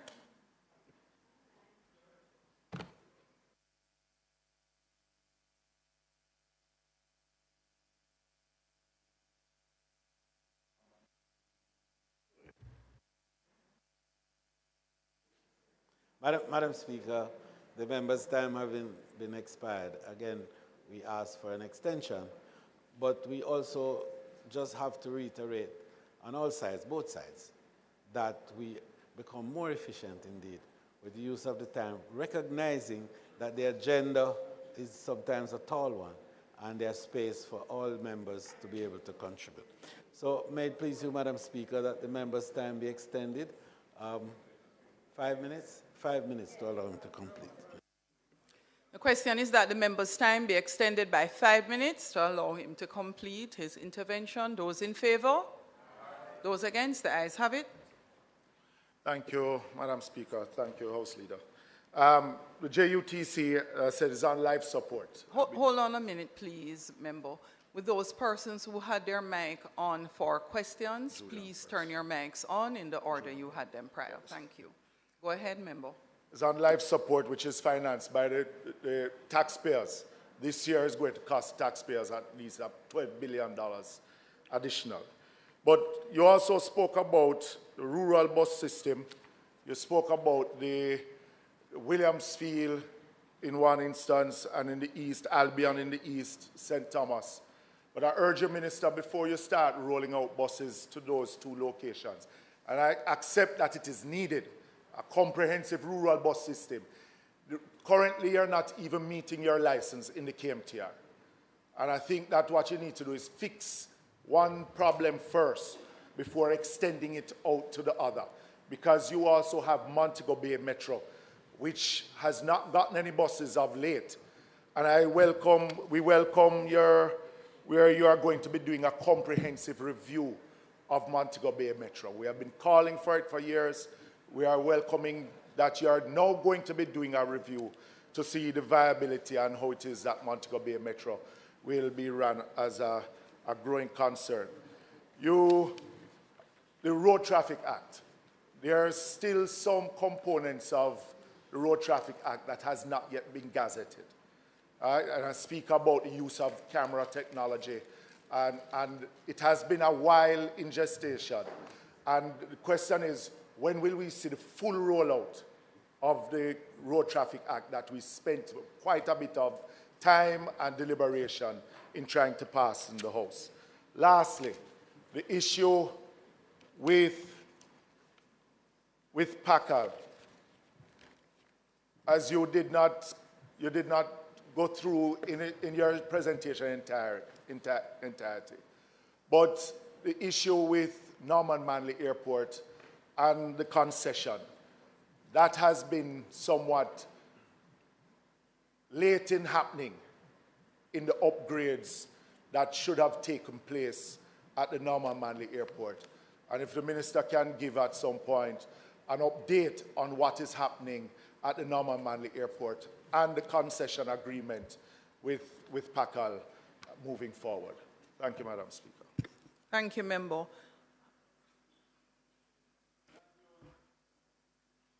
Minister, you're ready to answer questions?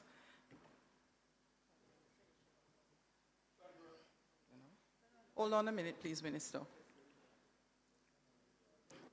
So let me spend some time ensuring that we have a better appreciation for how the mic system operates. I spent a little time talking to Member Brownberg earlier.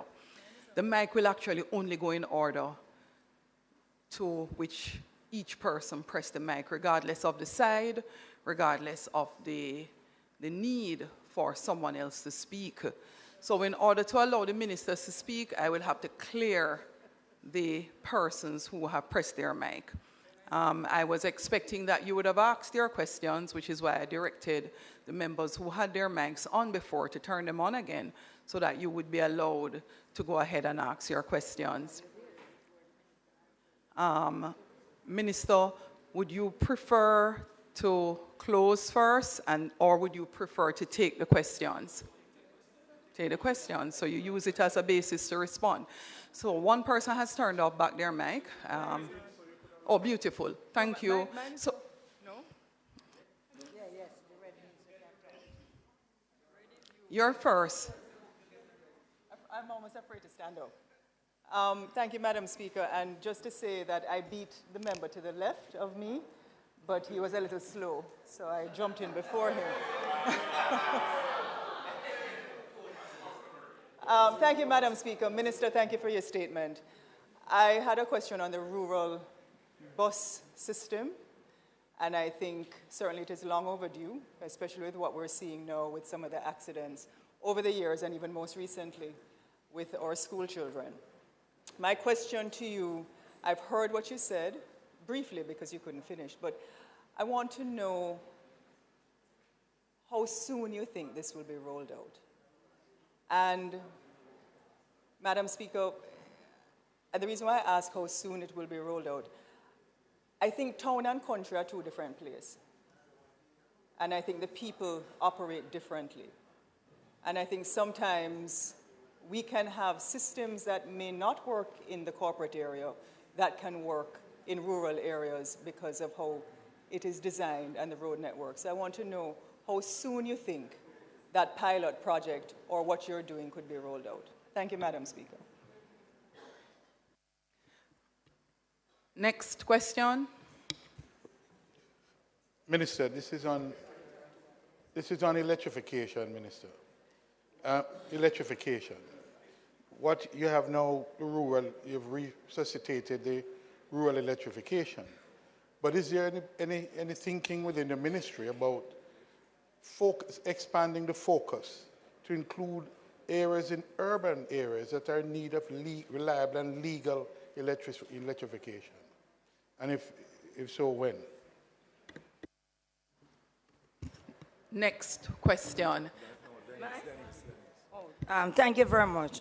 Minister, in terms of rural electrification, I recognized the last time that it was mostly kisses goes by favor. And I'm now asking you if there is a mechanism, if there is a structure put in place so that we don't just do it by kisses, by favor, but that the needs that are in the various communities is addressed in an orderly way. One more question. I heard your presentation in terms of the transportation and the kind of way in which our system, the transport system, has gone almost to zero. But, Minister, I am begging of you to look at the kind of music, the lewd musics that are being played in these public transporting children, because this is where it starts. We're talking about some root causes about how children behave in school. They hear all of this before they reach school. So by the time they reach school, they start to act out. So please put that on your agenda as well. Thank you. Madam Speaker, 7 years later and 4 ministers later, it is the first time that we are having an RFP for renewables. This is not something that any government should be proud of. 7 years later. I have 2 questions related to the RFP. You indicated that you're doing an expression of interest now, and that you would move from an expression of interest to an RFP. Is it that the deadline for the RFP for the first phase is February 1, 2024? Secondly, in relation to JPS's retiring capacity of 171 megawatts, what type of renewables will replace that? You said renewables, but if you could elaborate on that.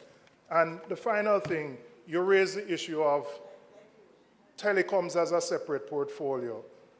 And I was somebody who made an issue out of it.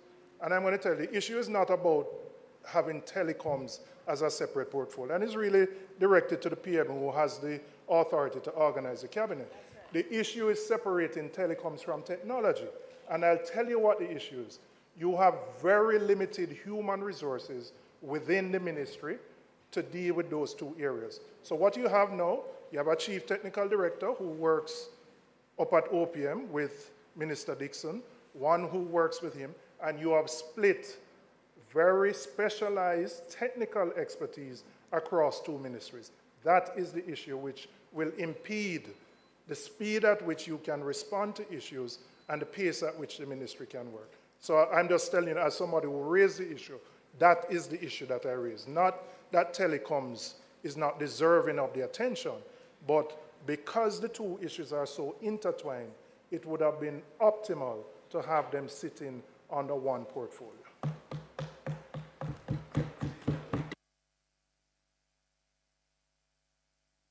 Thank you, members. So many questions, I don't know where to start. So let me start with the last question, and then you can help me to remind me of the other ones. So yes, so I think the last point you made a while ago, I think is a... No, I realize that, but I'm just glad that you understand whose prerogative it is to make that decision. Yes? In relation to the 171 megawatts, so we are waiting to hear. We have just actually finally given them the assurances from Cabinet that they required.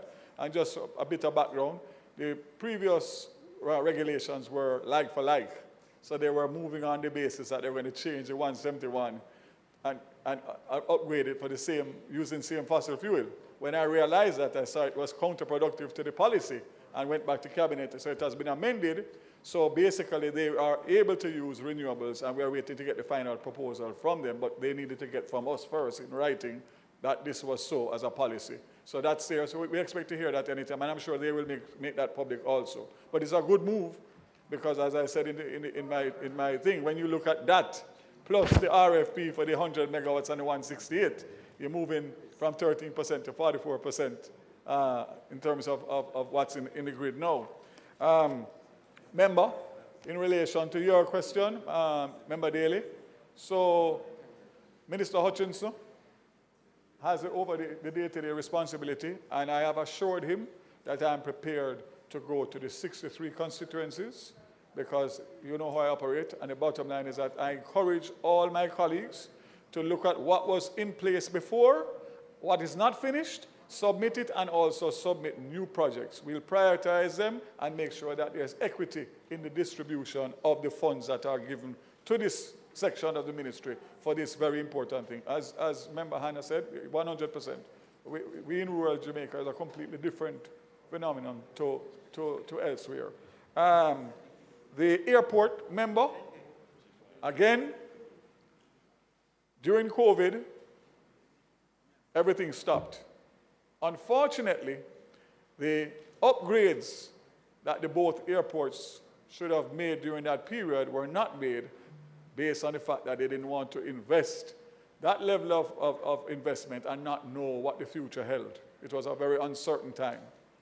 When I took over, the negotiations were being conducted by an enterprise team, the same enterprise team that did the first negotiation, and I met with them and I could see the frustration because it was almost 3 years and they were still waiting on the response of the renegotiation with the government of Jamaica. I gave them a commitment for August, and I'm pleased to say that that went to Cabinet a few weeks ago, 2 weeks ago, and basically the discussions between the enterprise team and the concessionaires were finalized, and they have now gotten that in writing. So there's no excuse whatsoever for the two concession agreements that are now being amended. And the amendments were not the scope of work. It was more the financial aspect of it based on what happened, et cetera, during COVID. And I've got the assurances, I've gotten presentations, and basically work is going to start in earnest. And that's the bigger work. I'm not talking about the menacing issues at Norman Manley in relation to cleanliness and the bathroom and light, runway extension, patching of the runway first and then the runway extension. But I can say to the listening public that I'm very aware of the issues at both airports in relation to the congestion incoming and outgoing, and also some of the facilities at Norman Manley, which we all know is an old plant. I'm on it, and you will see the improvements almost on a daily basis. But I can understand the frustration, because that is your first point of entry, your first impression of Jamaica, and your last. And there is need to hold, because we have only leased and entered into a concession agreement. Those assets are the assets of the Jamaican people. And as such, we must make sure that our authorities, the airports authorities, civil aviation, etc., make sure and the regulatory and safety issues are dealt with in a stringent way. So you have my assurance on that. The rural bus. We have a meeting on Thursday, which is going to be, the draft is going to be presented to the technocrats and myself and some other stakeholders, and to say to you that this can't be a government alone-led initiative. As Member Phillips said, We can't spread the few assets that we have too wide and then nobody gets any service at all. So I want to make it clear that the KMTR is, for JUTC, is the focus. And it has improved significantly, but still nowhere near where we need to get. In terms of the rural, we want to get into private-public partnership. We want the same investors, stakeholders, new ones to come in and to invest to make sure that we can carry the kids to school on a timely basis, and it's 3 o'clock in the morning, wake up to get to school by 8 o'clock and reach home at 10 o'clock to wake up back at 3 o'clock is the reason why the society is the way it is today. In relation to your question, Member Phillips, we're not using the assets for that expansion until we have sufficient buses for the expansion of the routes. What we will do again is seek to get stakeholder interests who may want to invest in the type of buses that are needed for that. And of course, where we can fit in JUTC as we get more buses, we do. But yes, 100% agreed on your point in relation to that. JPS. So REP is not for urban. We have to deal with the issue of getting the persons who are off the grid on the grid in an affordable manner. What we are doing now in terms of the rural electrification, we realize that part of the problem was that even if you give them the infrastructure, they can't afford the wiring.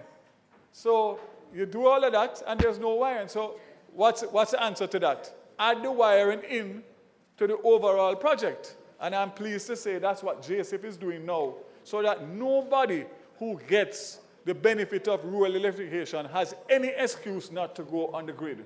And those who don't go on the grid, it will be zero tolerance, because you can't put in that infrastructure at the cost to the government of Jamaica and give them wiring.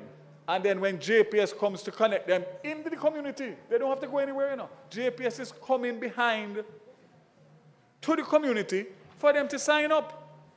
So you're getting, and of course, prepaid meters, etc. But I'm just saying to you, your issue and our issue. Yes, and I'm saying to you that there is a comprehensive plan being worked out with JPS and with consultants. And I know that we have had this discussion with the Prime Minister and the Minister of Finance, and there's going to be a requirement for the government of Jamaica to come up in terms of finding some funding to help to be able to do exactly what we're doing with the REP. Because the fact is that, yes, it is a problem.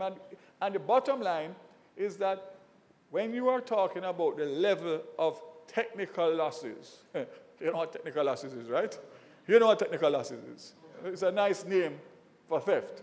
And when you're talking about a company that is losing $20 to $25 million a year, US dollars, for which that is the burden of those of us who are paying our light bill, something is wrong. And it's going in the wrong direction. It's going up instead of down. So I can tell you that has the complete attention of this government, including the Prime Minister and the Minister of Finance. And I must say that the new CEO of JPS, who recently took office, is coming from running an electricity plant in California. So he has wide experience, and he himself is coming to the table to give solutions and to give assistance and commit resources. So the partnership is ripe and prime. And that is a big ticket item that, as a country, we must face it down if we are to make sure that we get to an orderly, disciplined society, which is what all of us want. I think that takes care of almost everything. I'm sorry that the Prime Minister came in late, but I'm sure the leader of government business has briefed him properly on the content. And I will make sure that the parts that I left out, I will get them out through a press conference or whichever other means. But we are in good hands. And I look forward to the cooperation, not only of the opposition and my opposition member, but the stakeholders in every of the sectors that I have ministerial responsibility for. Thank you. Thank you very much, Minister. Minister, I must tell you, you took 10 minutes to answer the questions.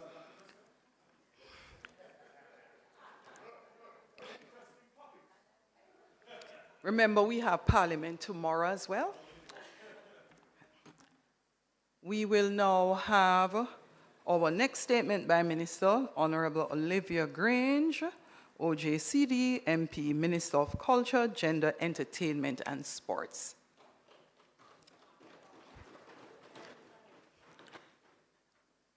Minister, I'm not turning on your mic until the podium is there to facilitate your speech.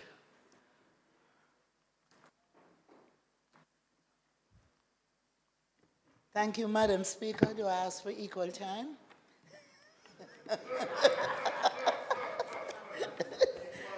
Gender equality. Madam Speaker, it has been the custom in our country to pause annually at this time of the year to reflect on the contribution of our national heroes, who by virtue of their unbridled bravery, fierce determination, and patriotic zeal led the process to secure freedom and later our independence and brought autonomy, pride, and self-confidence to Jamaica, land we love. I think my presentation can be distributed now. As such, it is fitting that the political leadership who represent the people in this honorable house, named in honor of one of our national heroes, join me in my call to the nation to give due recognition and appreciation for the sacrifices they made. Once more, we celebrate the proud heritage they have bequeathed to us, and which this year we dub resilient and strong. Aren't we resilient and strong? Through the tenacity and militancy of these heroes, brokered on the platform of resilience, strength, and fearlessness, they were able to resist, renounce, and repudiate the efforts of then colonial powers and enslavers to dehumanize and disenfranchise them, and ultimately upend the systems of the transatlantic trade in Africans and racialized chattel enslavement. Madam Speaker, I refer to our acclaimed national heroes, Nanny of the Maroons, Samuel Sharp, Paul Bogle, George William Gordon, Marcus Messiah Garvey, Norman Washington Manley, and William Alexander Bustamante.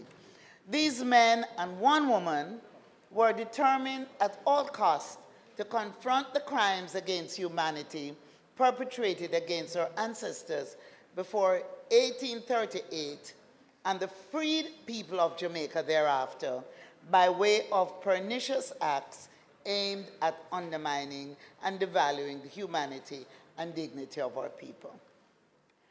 Madam Speaker, it is through annual observances like Heritage Week, which was established by former Prime Minister, the late Most Honorable Edward Seaga, that we cement our proud heritage, especially in the psyche of our children and generations to come. This is why my ministry has been relentless in creating moments and spaces for our Jamaican people to remember, recognize, and revel in the achievements of our heroes. In this regard, I want to use this occasion to advise this House and the nation that in response to my request as Minister of Culture, Gender, Entertainment, and Sport, Sir Patrick Allen, Governor General of Jamaica, has issued a proclamation that as of this year, the 11th day of October, which is tomorrow, the day of the Morant Bay War, will be observed annually as Paul Bogle Day. Madam Speaker, let us pause to recall the stuff of heroes. Bogle assumed leadership among the peasantry of his community and parish and engaged them in a series of actions aimed at peaceful resolution of the situation.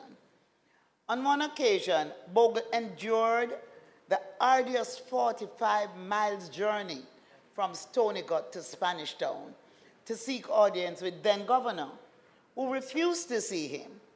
Undaunted by this rebuke, Bogle decided to engage mass protests as he sought to confront the conditions of the people of St. Thomas and Jamaica in general. It was one such march on October 11 from Stony Gut to Morant Bay that led to incursions and skirmishes with the state and which culminated in the courthouse being burned to the ground in what became the Morant Bay War. Bogle had aligned his destiny with the struggles of his people, and for that, he was executed on October 23, 1865.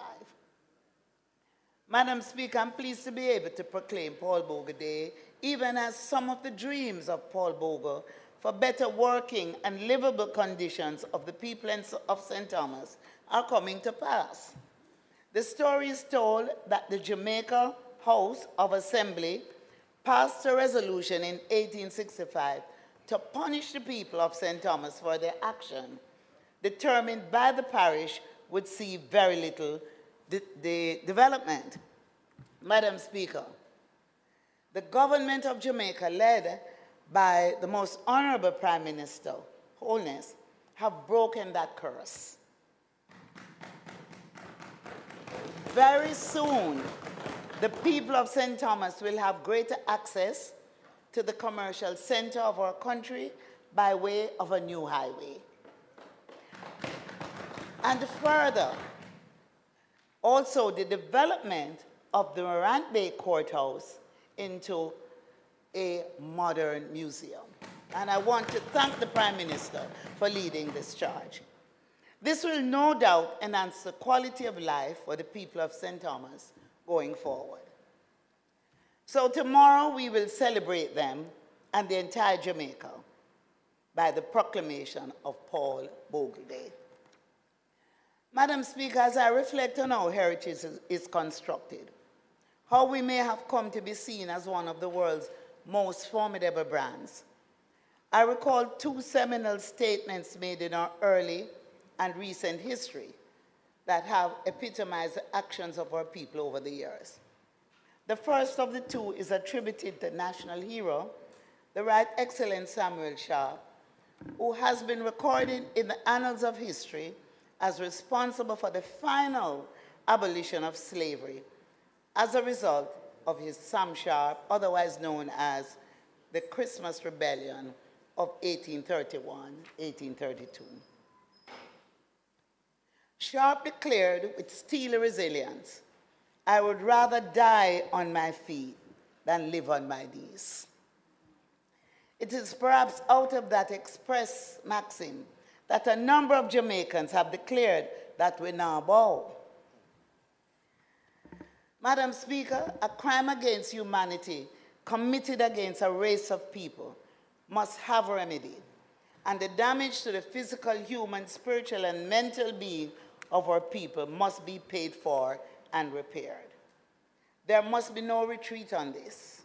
Of note is that we are due to meet soon with a group from the United Kingdom who call themselves heirs of slavery, and who, in recognition of the wrongs committed by their ancestors, have sought to meet with us to promote remediation and reconciliation. We, after all, are from small island developing states. We're no longer called third world. We are now seen as small island developing states whose economies were ravaged in the past by rampant colonialism and in recent times by climate and other injustices, leaving us entrapped in the mire of underdevelopment. On the tracks and fields, in the halls of academia, in literature, science, tourism, politics, and even in religion, where we dared to create a new religion for the ages in Rastafari. In every element of human endeavor in this world, we did not bow to those who would seem to be larger than life. Yes, we would rather die on our feet than live on our knees, resilient and strong. The other quotation I will cite are the words of Jamaican policeman who became a poet in the United States considered among the great poets of the Harlem Renaissance, Claude McKay. Claude McKay's poem, If We Must Die, resonates with the theme, celebrating a proud heritage, resilient and strong. And I quote, "If we must die, let it not be like hogs, hunted and penned in an inglorious spot, while round us bark the mad and hungry dogs, making their mock at our accursed lot. If we must die, oh, let us nobly die, so that our precious blood may not be shed in vain." Madam Speaker, it is on words such as these that we have fashioned a proud heritage, resilient and strong. With those words in our hearts, we have carved out a space in the world where we can now say, in the words of Alma Norman, anywhere you go, you will find Jamaican men and women, great and humble Jamaican men and women. Yes, resilient and strong, Jamaicans have carved out a global diaspora.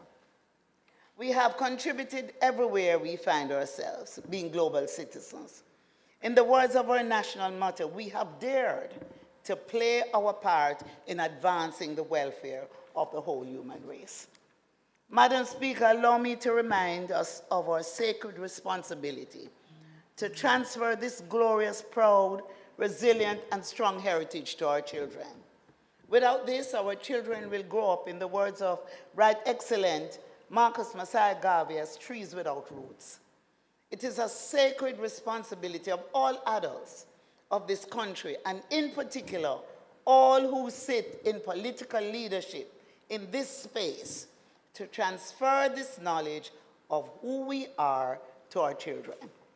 Of course, we must never forget that a powerful element of our proud, resilient, and strong heritage is a religious heritage rooted in spirituality, including African spirituality, from Orthodox to Protestant to Apostolic to Revival and Pocomania to Rastafari. We must never... Minister's time for speaking has expired. House Leader.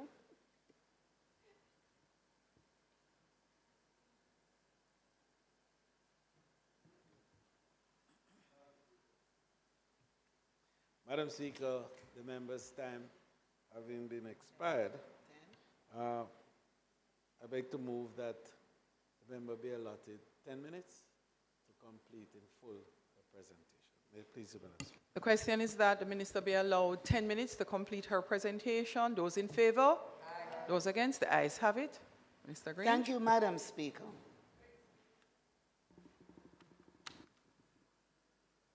We must never forget that with over 1,600 churches, Jamaica holds the Guinness Book of World Records for the most churches per square mile. In this regard, earlier this year, at my request, the Governor General declared March 25 as the National Day of Remembrance of the victims of the transatlantic trade in Africans and chattel enslavement. On that day, we intend to launch a national day for the memory of and solidarity with those whose lives in Africa were interrupted and devalued in over 400 years of African genocide.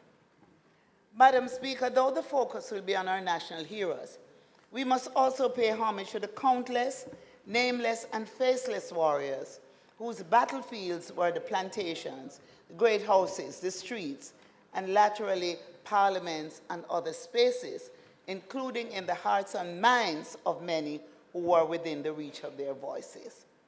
So, Madam Speaker, I also pause to salute our many modern-day heroes, including the Usain Bolt and Shelley and Fraser Price, Elaine Thompson hero, Courtney Walsh, Chris Gayle, Miss Lou, Bob Marley, Jimmy Cliff, and so many others, which time does not allow me the luxury to mention by name.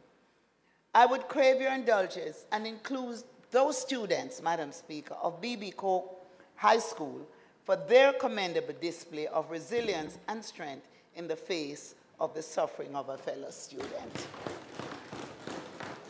Finally, I invite my colleagues, every political, religious, and civic leader, to join us in our activities during Heritage Week, which is celebrated from October 10 to the 16th. And invite you to look at the schedule that has been distributed, and also you will be sent by email the activities right across the island. And so, Madam Speaker, I close today in this Honorable George William Gordon House with a reminder that resilience and strength is not in the power and authority we wield at any given moment, nor is it about our position in life. Rather, it is in our ability to be humble and to work for the betterment of all our people, particularly the weak, the poor, the vulnerable, including our elderly, our women, and our girls. As such, let us march forward to play our part in sustaining our proud heritage, remembering, in the words of Bob Marley, I quote, "The greatness of a man is not in how much wealth he acquires, but in his integrity and his ability to affect those around him positively." God bless our proud heritage, resilient and strong. God bless our people and the memory of our ancestors who he brought from chattel enslavement to freedom, so that we in this house and across Jamaica, that we may all live and serve God and each other. God bless Jamaica. Land we love. Thank you, Minister. Madam Speaker, I rise on behalf of the people of St. Thomas Eastern to show our support to observe annually the 11th day of October as Paul Bogle Day. This is an excellent day to celebrate him. On October the 11th, 1865, Paul Bogle, seeking to protest against the oppression and injustice affecting his people,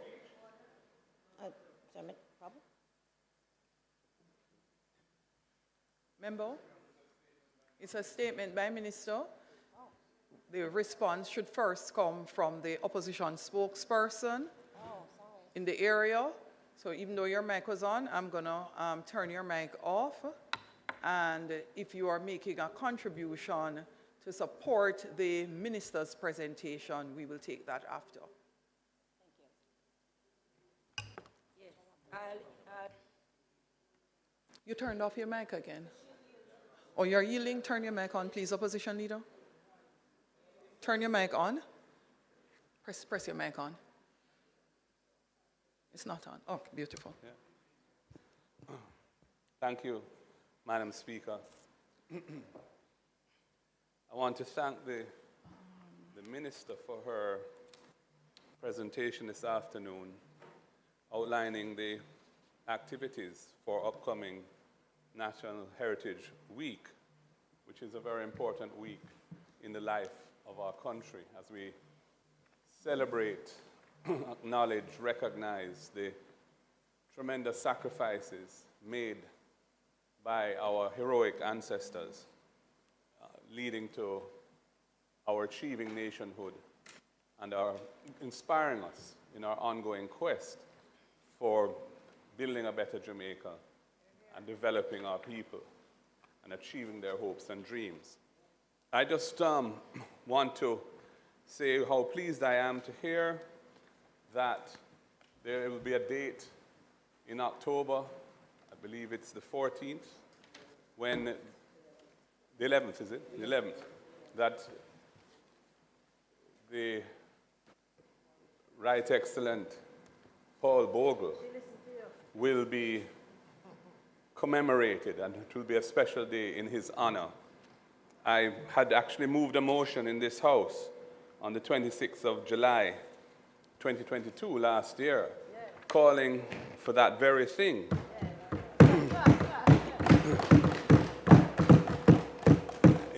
With recitals summarizing the tremendous courage and leadership that Paul Bogle showed in St. Thomas, and the ultimate sacrifice that he paid with his life. In the case of my motion, I had suggested that the date of commemoration should have been the date of his martyrdom, which is the 24th of October. But I am quite pleased to see that the government has decided to have that date of commemoration be a date in October, and the 11th is the date that the so-called Morant Bay Rebellion. Yeah, because it's controversial. It's controversial because there are people who regard it as an uprising, there are people who regard it as a war. So I'm just saying the original term of describing it is controversial. That's why I say it's called a so-called Morant Bay Rebellion. I think it was a much more serious event in our history than perhaps the word rebellion adequate, it's somewhat inadequate to describe what it really is. And I'm sure in the future this is something we can look at. But I am pleased to see that we will be commemorating his memory in that way, because his role in our history is so important. 1865 was a turning point when the landless and oppressed people of St. Thomas stood up, and the system of oppression which gave rise to their determination to fight for their rights in that way suffered a somewhat cataclysmic rejection. And although hundreds of people died in it, it did lead to changes which have helped to move Jamaica to the point where we are today. And of course, we are here in George William Gordon House. And George William Gordon was somebody who gave his life as well in that struggle and was a strong supporter of Bogle and the people who followed Bogle. And so it's appropriate that here in George William Gordon House, we hear the announcement that the 11th day of October each year going forward will be the date to commemorate Paul Bogle. So I am happy to see that happen, and my motion will no longer be necessary. Although there is one aspect of the prayer which I would ask be considered, which is for a candlelight ceremony each year to commemorate the struggle against slavery across the world, where persons who join in that cause, in that fight, can participate by lighting candles to commemorate this annually. And this was something that I thought would be take Jamaica to the world in another way. And I would commend that for your consideration, Minister. Otherwise, we look forward to the activities in the coming week, and we will participate in them as best we can. Thank you, Madam Speaker. Very good use of time. You have turned your mic off, Member Daly. You have pressed the wrong thing.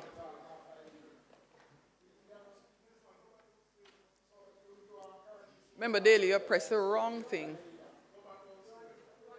Yeah. Could you turn on another mic, Member Daly, if yours is not coming on? Not coming on.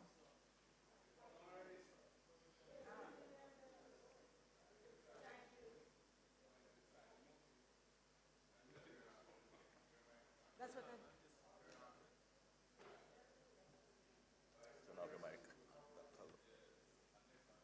No, Member Charles' mic was also on, so I'm going through it. So your mic is now on, Member Daly. Yeah. Madam Speaker. Member Daly from St. Catherine Eastern. Thank you very much, Madam Speaker. Madam Speaker, I want to join with the Minister, the Parliament in our celebration. I look forward every year to this kind of celebration, because with all that we are celebrating in this country, National Heroes Week, our day, should be one that we are extremely proud of.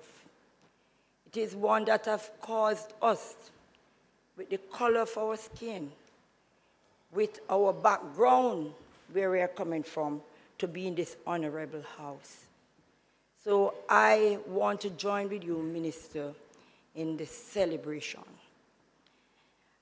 Madam Speaker, I have a little concern, and I have been repeating it over and over again. Member Daly, let me just remind you that The contribution in respect of the response has already been done, and you are currently carrying out a further debate. Thank you. Could you be so kind as to go straight to your question? Thank you, member. Thank you very much, Madam Speaker. I have two questions. One, Madam Speaker, is in regards to our heritage sites, to preserve the history that we are so proud of. And two, Madam Speaker, I would love to see, just as what we are going to be doing for Paul Bogle, that we ensure that we speed up the process of the expungement of the record, the criminal record of Marcus Mosiah Garvey. Thank you.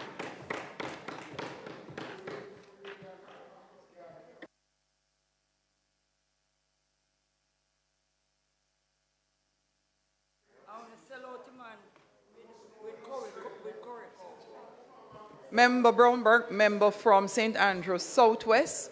Thank you very much, Madam Speaker. I wanted to just simply add to ask two questions, as well as to add my own support to the idea of the Paul Bogle Day on October 11th and what we normally do for National Heritage Week and how important that is.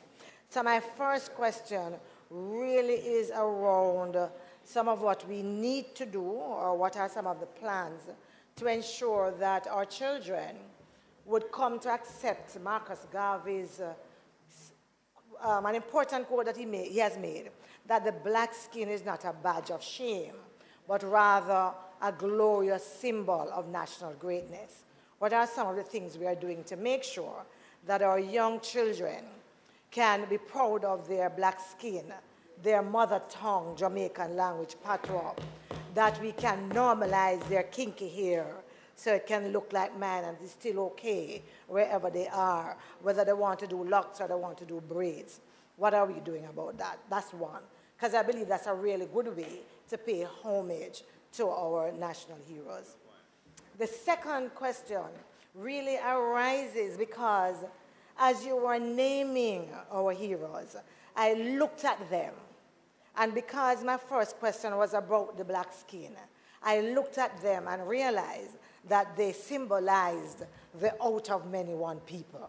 And I then wanted to ask, Minister, because I think the time has come for us to have a debate, a conversation in this Jamaica around class, race, color, skin, poverty.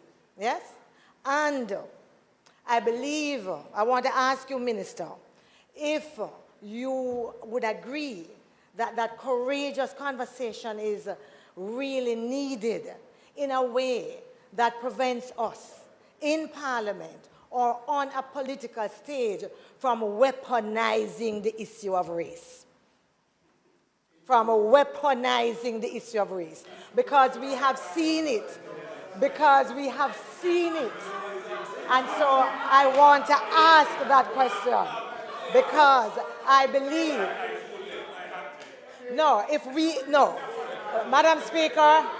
Madam Speaker, if some persons can get up in this Parliament and talk about the importance of integrity, then I certainly can stand here and talk about us not weaponizing the issue of race.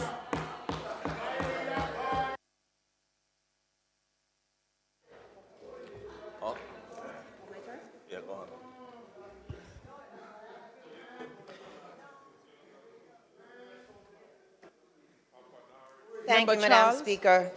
Member Charles, I know that we have a practice of making a statement to support the minister. However, strictly by the standing order, you're really required to ask a question. So would you be so kind? Would you be so kind as to look at your statement very quickly and convert it into a question for the minister? Hold a moment, please, member. Prime Minister. The member contemplates her question.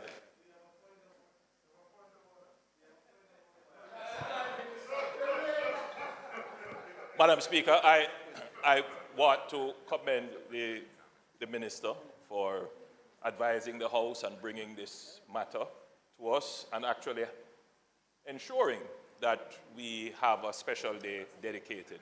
My question to the Minister, so that I'm in keeping with the standing orders.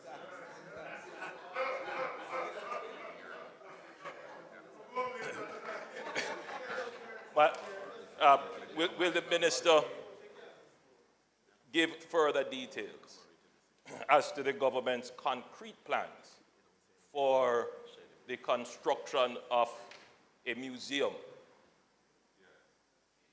in Morant Bay,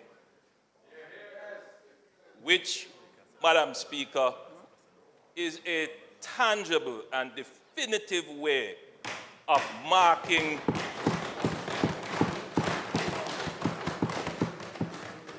our heritage and ensuring that our Jamaican people can feel and interact with our history and with the artifacts that represent our culture, real and tangible things that mark our culture. Minister.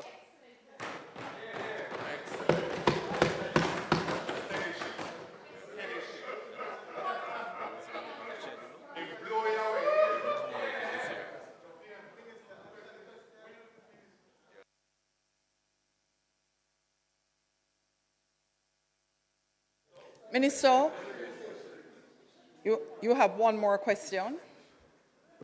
Madam Speaker, thank you. I rise on behalf of the people of St. Thomas Eastern to show our support and to observe annually the 11th day of October as Paul Bogle Day. This is an excellent day to celebrate him. On October the 11th, 1865, my question comes at the end, but I can ask it now. I noticed on October the 11th, 1865, Paul Bogle, seeking to protest against oppression and injustice affecting his people by the colonial government, led an uprising in St. Thomas.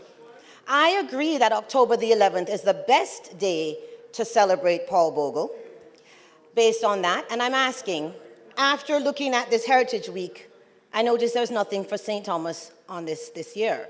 So that's my main question.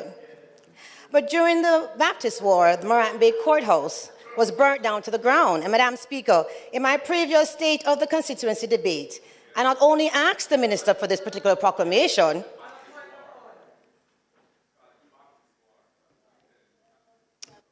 what is your point of order, member? Madam Speaker, I was listening for the question. I still really haven't heard it, and I'm wondering at your latitude today. I'm listening, member, and I've heard one question already, and I've observed that the beginning of the formulation of another question very clearly is being posited by the member. So the latitude you were given. Go, Member Charles, member from St. Thomas. Thank you again. The member Burke, who loves St. Thomas. Eastern. Allow me. They were pointing Princess Margaret and you, right? Member Charles, to your question, please. And my question, and I must say, Speaker, that the leader of the opposition stated that what he stated in his request last year. In my maiden speech, which was October the 20th, 2021, I actually asked the member from St. Catherine and the minister to consider a proclamation day. So I must tell the leader of the opposition, thank you for supporting me. But my question to the minister, he wasn't here. My question to the minister is, seeing that we're going to be getting some buses to the rural side, can we plan the day where we can invite almost all of the Jamaican children to St. Thomas Eastern for October the 11th?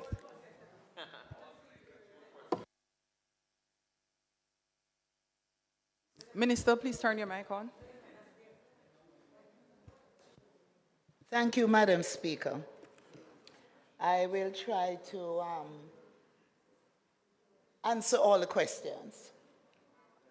I will first start with the Leader of the Opposition's comments. I want to thank him so much for his comments, and to also recognize that a motion was moved, that we had actually started the work prior to the motion being moved, that we have introduced a series of days national recognition of our national heroes. So we did the Sam Sharp, and we have the Garvey Day, and so on.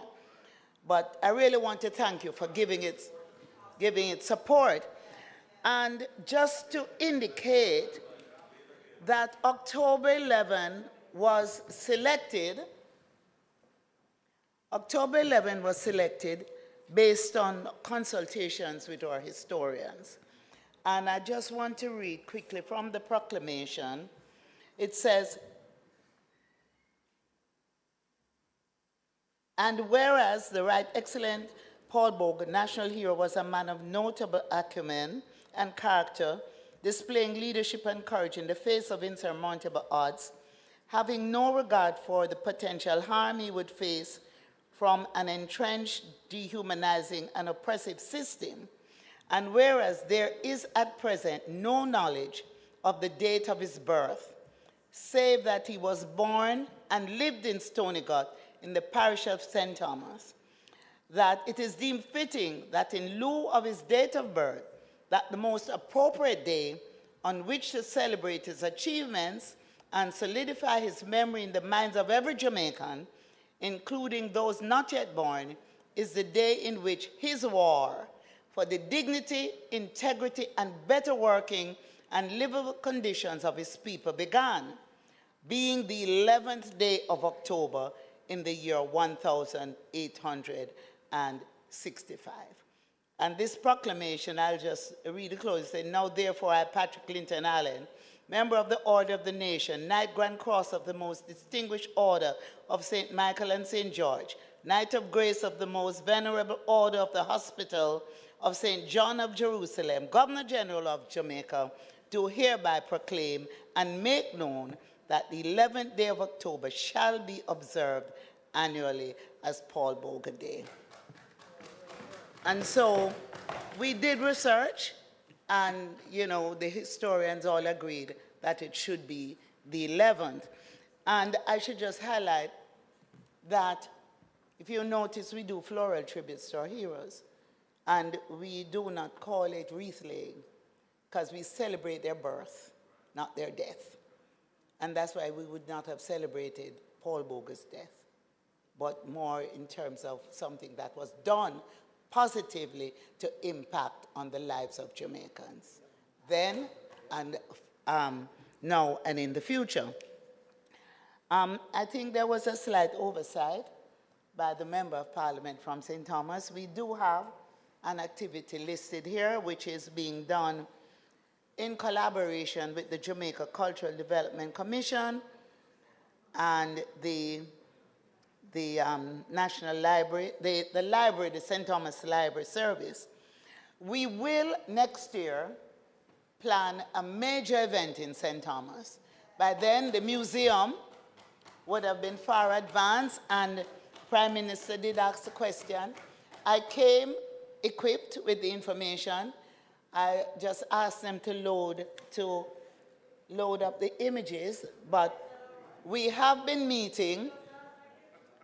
We have been meeting with Chase. The Prime Minister gave the instructions that the Morant Bay Courthouse be restored and that a state-of-the-art museum be established there. We are far advanced in the design.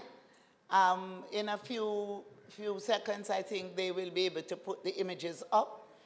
I'm quite impressed with the work that has been done so far by the JNHT and by Chase and our technical people in the ministry. Prime Minister, we have heard you. And symbolism. Real thing. It involves also partnership with the Institute of Jamaica, who will be responsible for the artifacts and the design of the internal display. But work is far advanced, and I'm very, very happy that we have been able to make it. Many, many years ago, there are those who tried to restore the courthouse, and the idea of a museum was floated. But now we're talking about tangible things that will be done. And I'm proud that we have been able to achieve that. In relation to candlelight, the leader of the opposition mentioned a candlelight ceremony. Yes, we plan to do that, but we plan to do that on March 25, which has been proclaimed National Day of Remembrance of the victims of the transatlantic trade in Africans and chattel enslavement.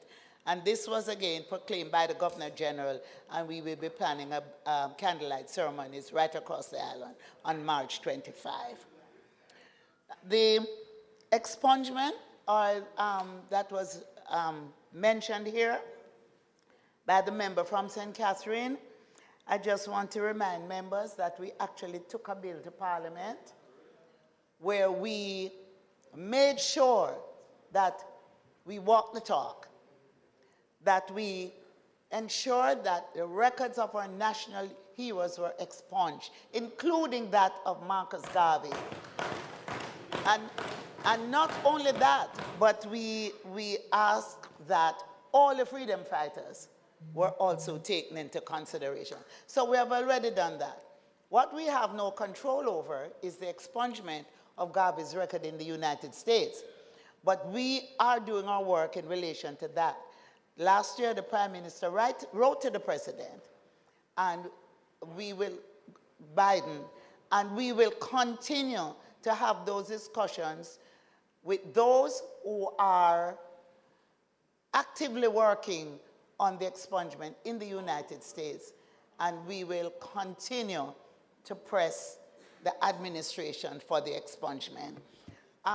Minister, are you almost finished answering your questions? You're at 10 minutes in answering yes, questions. Yes, I'm wrapping up. I'm wrapping up. Thank you, Minister. And just to indicate to members that we have a full transcript, this thick, of the trial of Garvey, and it is available for research. So any member here who would like to see it and go through it, it's available. The JISTV had put it together, and it's available. So we're working when it comes to our culture and our heritage. Finally, the member from St. Andrew actually raised some interesting points. What are we doing about schools and addressing the matter of our culture and our African culture and our kinky hair and all of that? Well, there is a policy that now exists that the Minister of Education announced.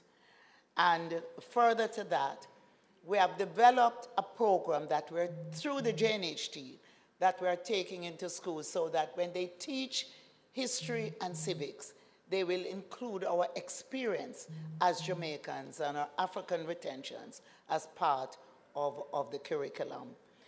Relation to taking to Parliament a discussion about class, race, color, poverty, and so on, I don't mind. It's not a bad idea, because what will come out of that is to recognize our own internal prejudices and how we have acted over the years towards each other. I know that the late Edward Seaga suffered very much from that. And myself and Minister Mackenzie, as products of West Kingston and his proteges, we used to say the only difference between Edward Seaga and us was the color of his skin. He was browning. He was a browning. But it would be, yes, he was a browning. It would be interesting to hear the discussions in this Parliament about race and prejudice. So thank you, Madam Speaker. I hope I did not exceed the 10 minutes, and I thank my colleagues for listening. Thank you so much, Minister. Our next statement by Minister will be made by the member from St. Andrew West Central, the Most Honorable Andrew Michael Holness, Prime Minister and Minister of Defense, Minister of Economic Growth and Job Creation.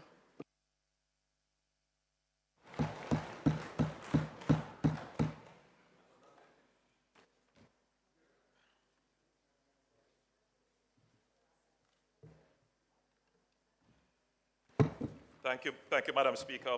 Very brief statement that I'm sure members will welcome. Madam Speaker, last week the Minister of Health and Wellness had given an update on the status of the outbreak of dengue fever in Jamaica. He had announced that the government of Jamaica, through the Ministry of Health and Wellness, had allocated some 331 million Jamaican dollars to activate the National Mitigation Plan based on their vector mapping studies. This comprised $96 million to the municipal corporation to support the mitigation works to be undertaken across the island, $160 million to the National Works Agency to coordinate the cleaning of major drains in high-risk communities, and $75 million to the National Solid Waste Management Authority for bulky waste removal from targeted communities. This program, announced by the Ministry of Health and Wellness, is a targeted program based on vector surveys. Today, I'm announcing a complementary program targeted at schools, households, and communities across the island.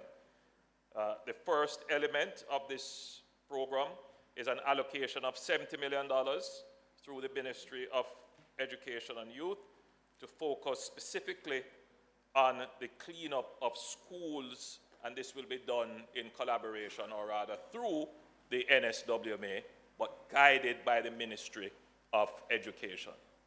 Madam Speaker, we have had several complaints of schools that are literally overtaken by mosquitoes. And so we're giving a strategic response with making that allocation. $70 million is not a lot, Madam Speaker, but if it is used in directed ways, in strategic ways, it can have an impact, particularly if it is used to target those schools that are most affected. Madam Speaker, the government is also announcing an allocation of $2 million per constituency for a community cleanup campaign, and this will focus, Madam Speaker, on the removal of bulky waste, but we also recognize that some of the breeding grounds could be open lots. And so there might be need for some bushing to take place. We're trying not to encourage too much of that right now, but it may be necessary.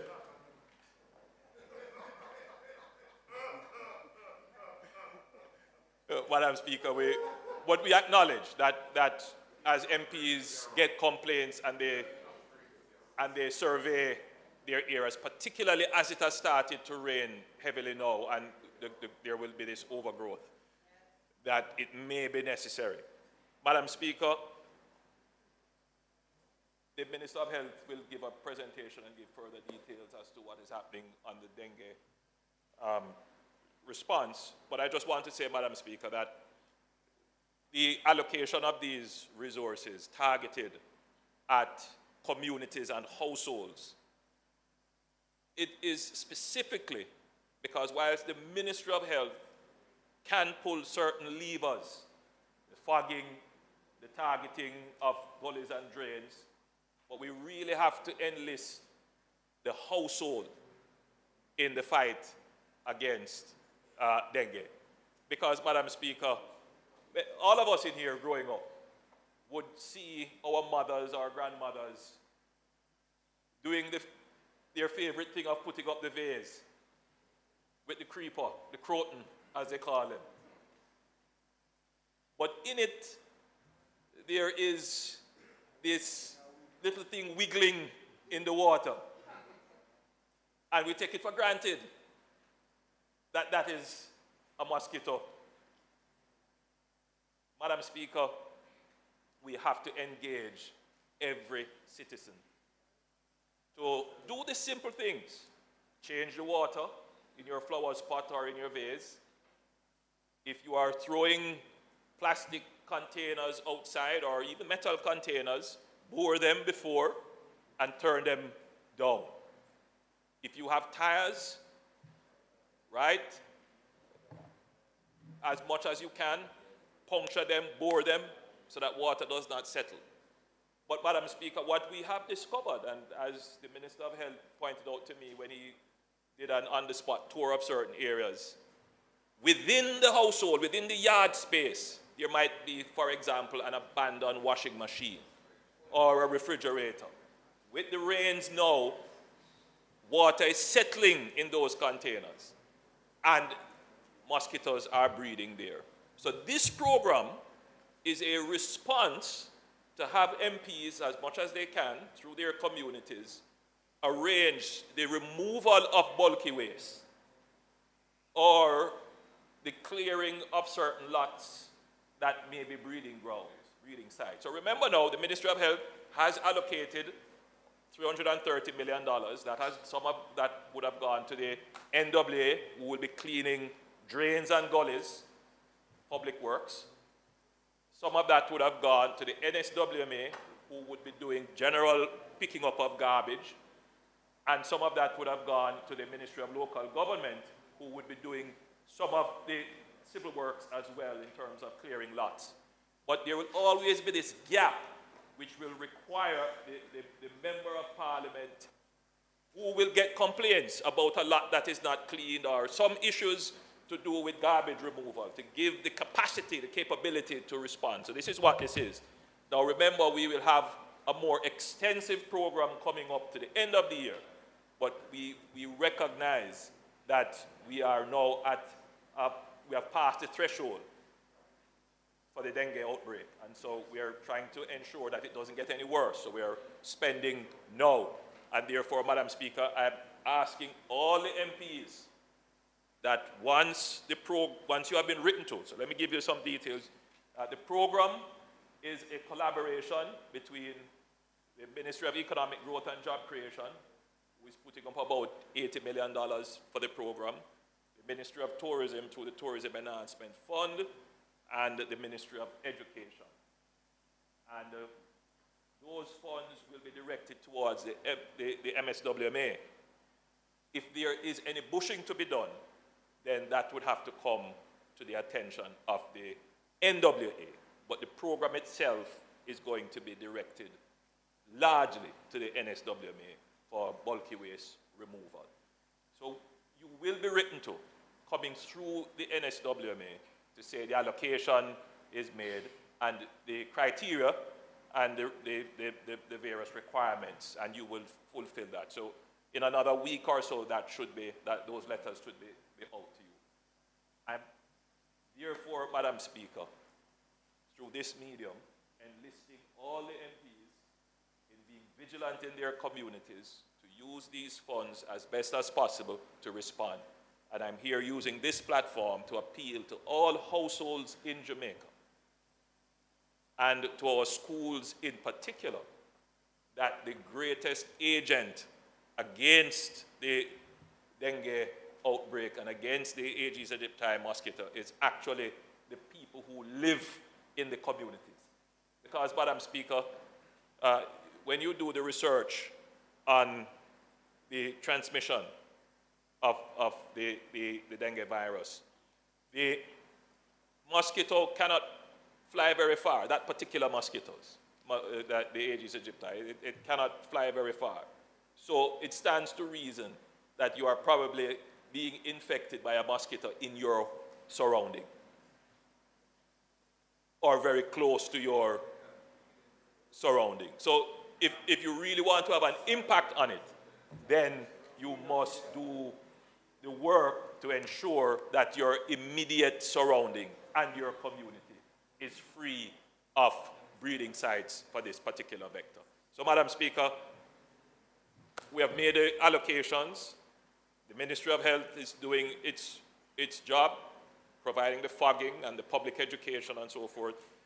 And from an environmental health perspective, the Ministry of Economic Growth and Job Creation, the Ministry of Tourism, the Ministry of Education, the Ministry of Local Government, we're also doing our part to ensure that we bring this outbreak under control. May it please you, Madam Speaker.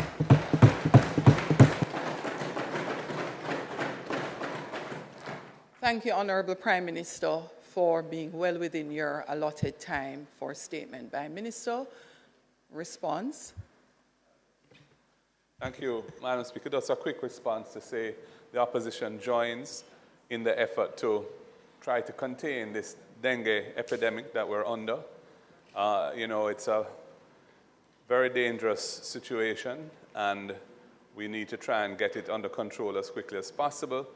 And it's really up to each and every one of us in our homes to be vigilant and to look for the sources of breeding. And sometimes it's in surprising places. It might not be a nice pool of water somewhere, but you know, it can be underneath something where some moisture has collected, so in leaves and so on. So we need to really be vigilant there. And you know, we're grateful for the allocation for the bulky waste removal. We'll see how far it can go. You know, the costs of removing are quite substantial, so we'll see how far it can go. But yeah, yes, for rural MPs with longer distances to travel as well. I appreciate that. So, Madam Speaker, let us all pull together in the fight against dengue. Yes, ma'am. Thank you. Thank you so much, Opposition Leader. Our next statement by Minister.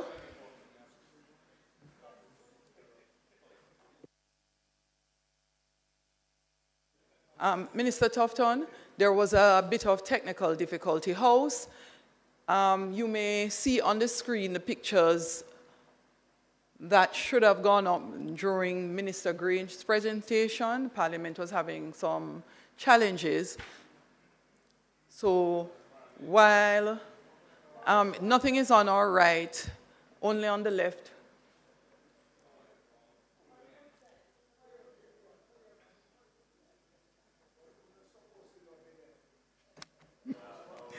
Minister Tufton, in the interim, we will now take a statement by Minister Honourable Dr. Christopher Tufton, MP, Minister of Health and Wellness. Minister Tufton sent around copies of the statement earlier. Orderlies have. Actually, from the beginning of Parliament, I got mine very early. From the beginning.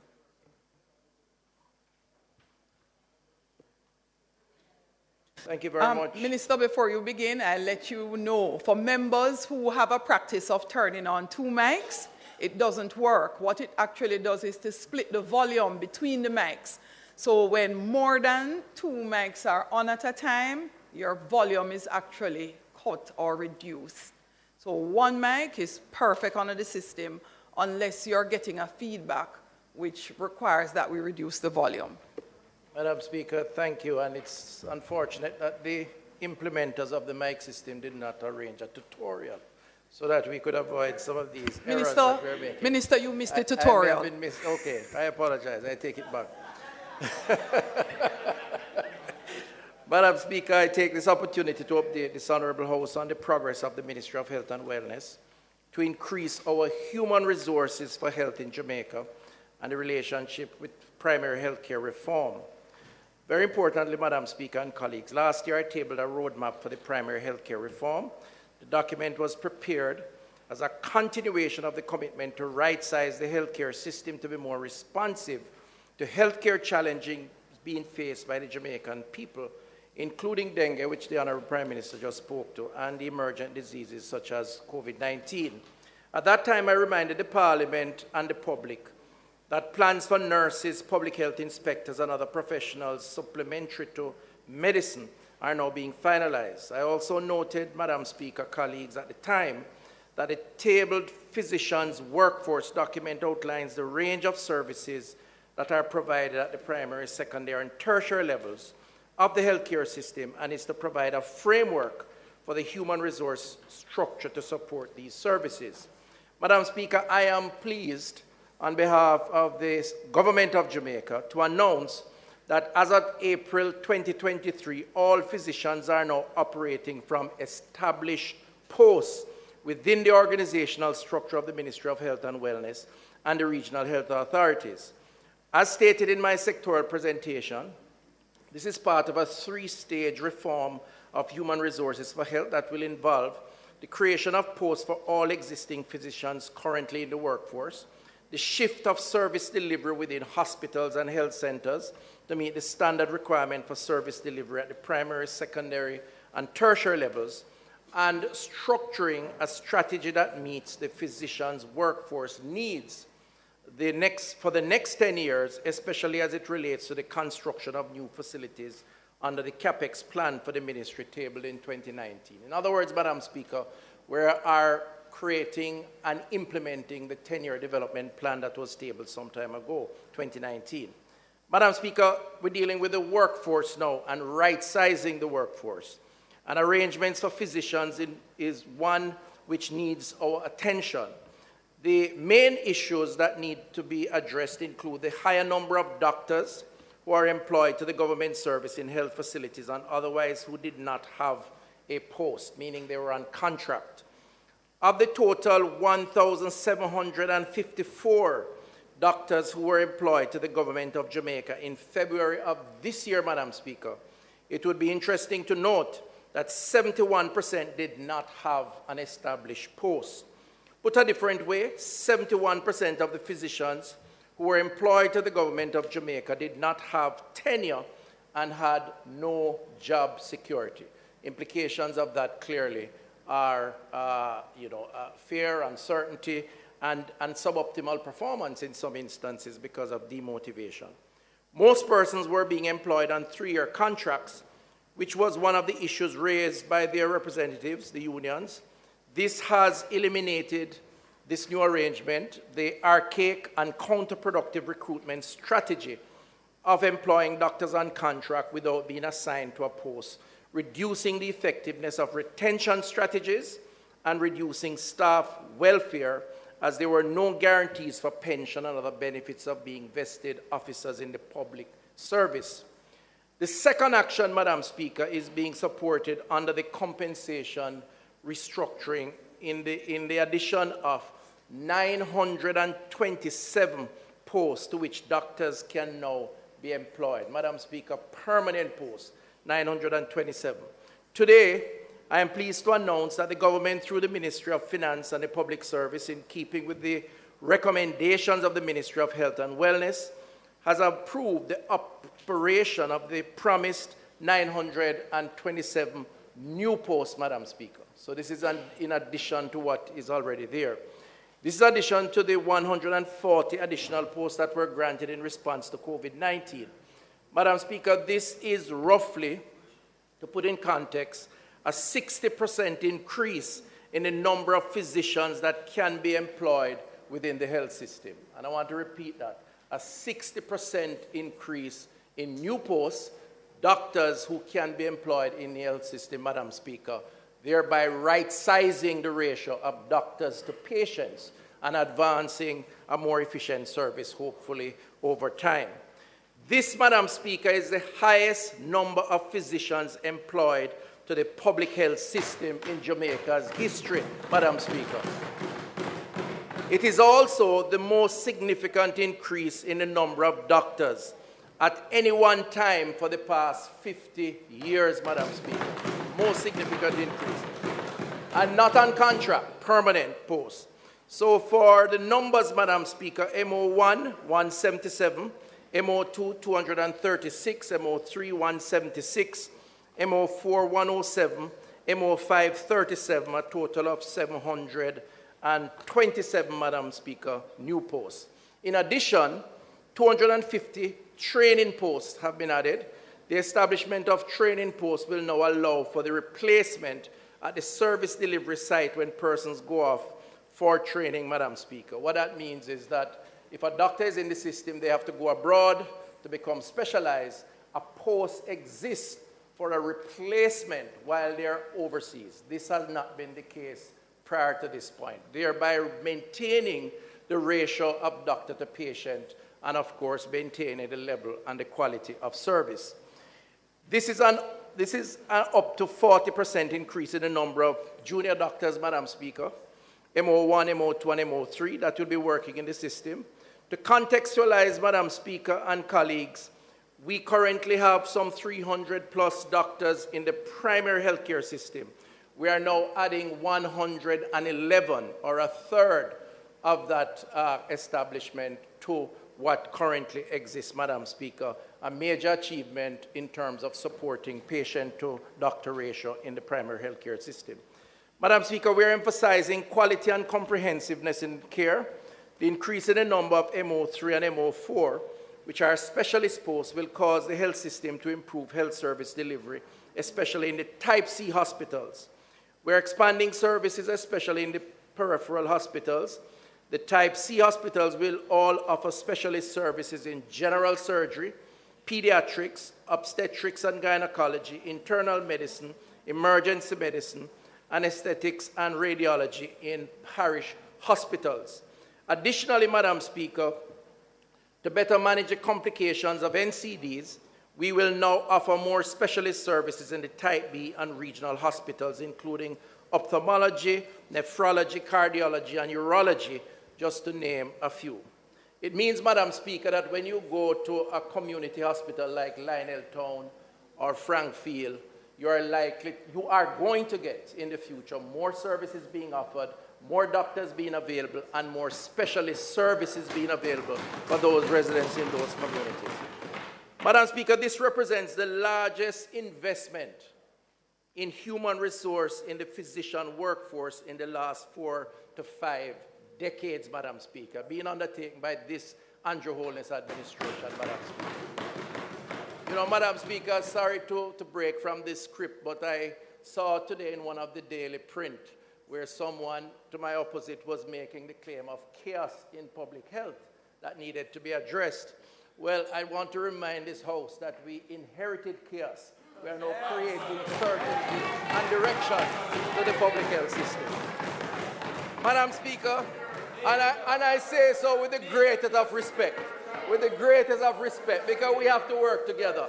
And I invite the member to work with us to create greater certainty from chaos. Madam Speaker, this represents, as I said, the largest investment, because the government recognized that we needed a massive investment in public health, not just in buildings, which we are building, but in people to provide better service to the public.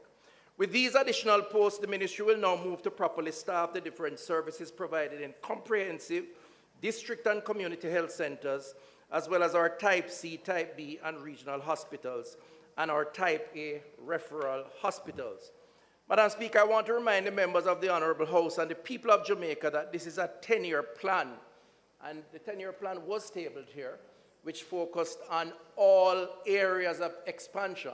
We are now addressing the physicians' workforce, and these posts are now available, and all posts are established posts, not contracts with uncertainty. The phase of the intervention will be implemented over the next 2 years, Madam Speaker, 2 to 3 years. So we're going to be advertising, and then it's the ability to fill those posts that will determine how quickly we get up. On Sunday, this Sunday, October 15, 2023, the ministry will post in the media space some 674 jobs for new posts that have been created for all hospitals and primary care facilities within the public health system.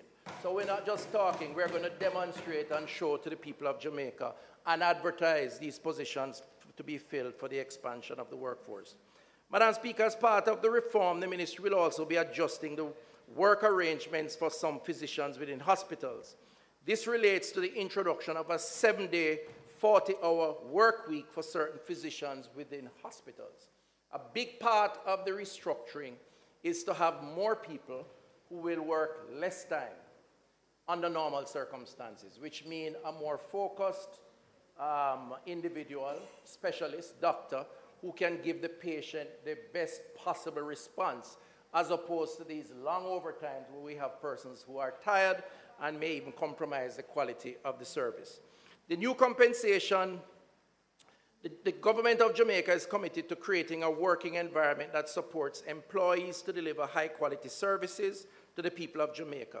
As part of that ongoing transformation in the public sector, we are restructuring the compensation system to address current and emerging issues, Madam Speaker, and this will include areas such as simplicity, easy to understand, what is on offer, consistency, equitable application and transparency across the sector, rewards performance, recognize and reward high performance, and sustainability, Madam Speaker, affordability, manageability, and other areas to get the best work response.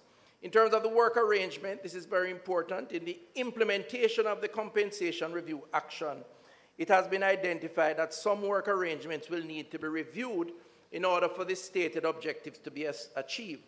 One such arrangement is the rescheduling and work engagement of medical doctors who work in facilities across the island. The main issues that have been identified with the current practice is that it may cause long work hours for certain categories of workers that may compromise service delivery, as I said earlier. There's a sense of inequality in the application of the work schedules, which we are hoping to address, which means unequal compensation arrangements for different employees, and the current work arrangements can be made to be more efficient by having more people being allocated over an extended period and across the system. Madam Speaker, the contemplation Minister, for the new... your time for speaking has expired. House Leader, Minister Green. Minister Green.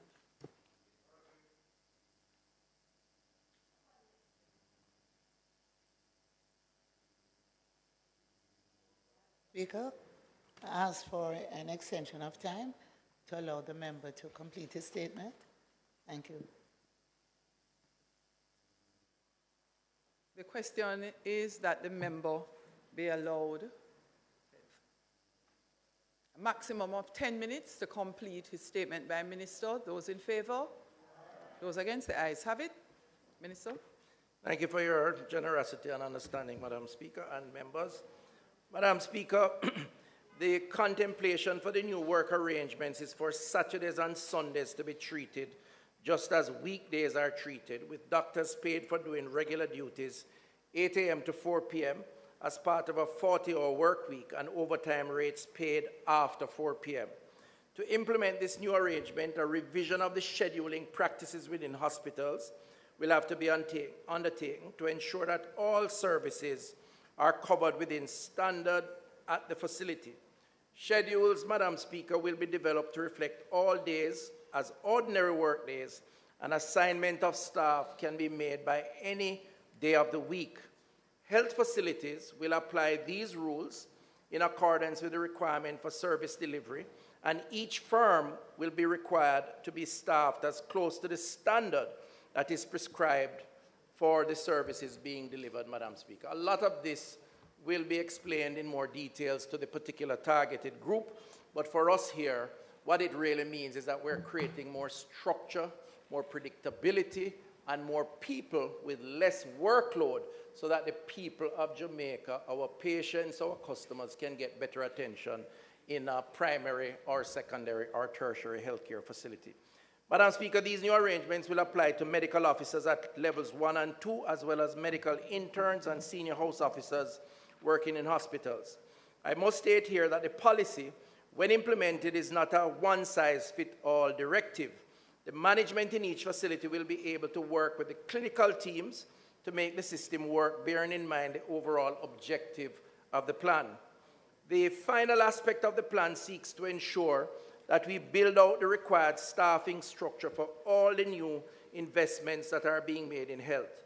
These include the construction of the Western Children and Adolescent Hospital, which is on the 8th floor, Madam Speaker, in terms of construction. So we're moving very nicely there.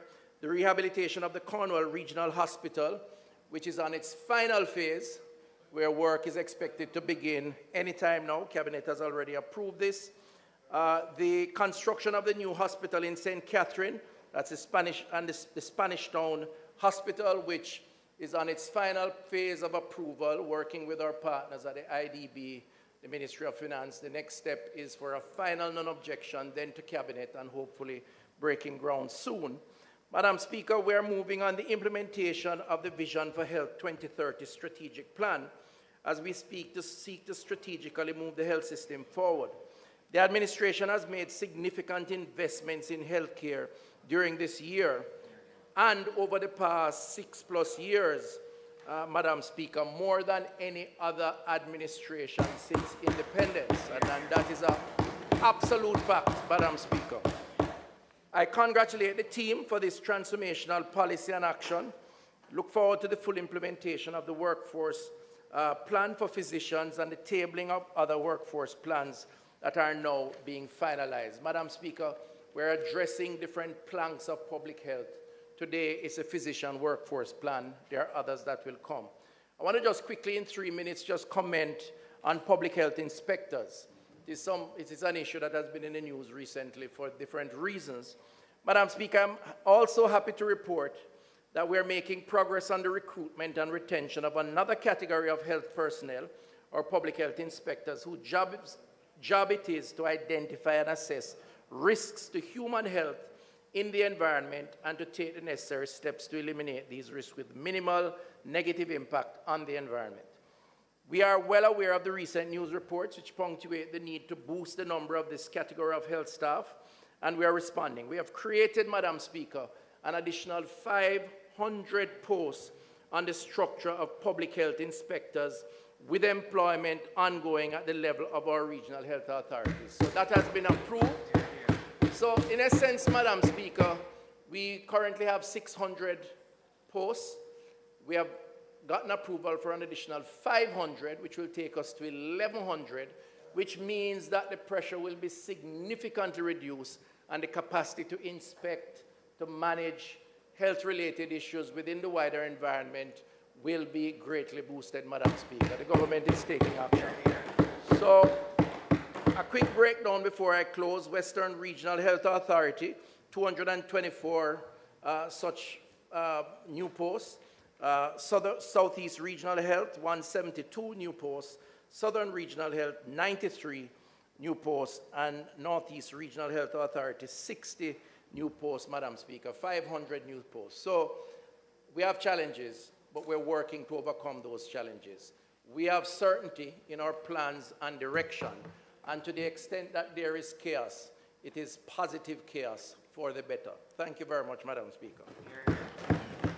Thank you, Minister.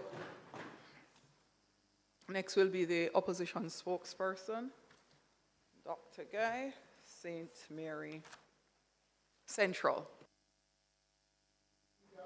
Thank you very much, Madam Speaker. No, it's all right. Madam Speaker, I want to thank the Minister for the statement. I also want to endorse what he said, but to also say to him that if you can't change chaos in 7 years, if you have 70, you won't be able to change it either. Madam Speaker,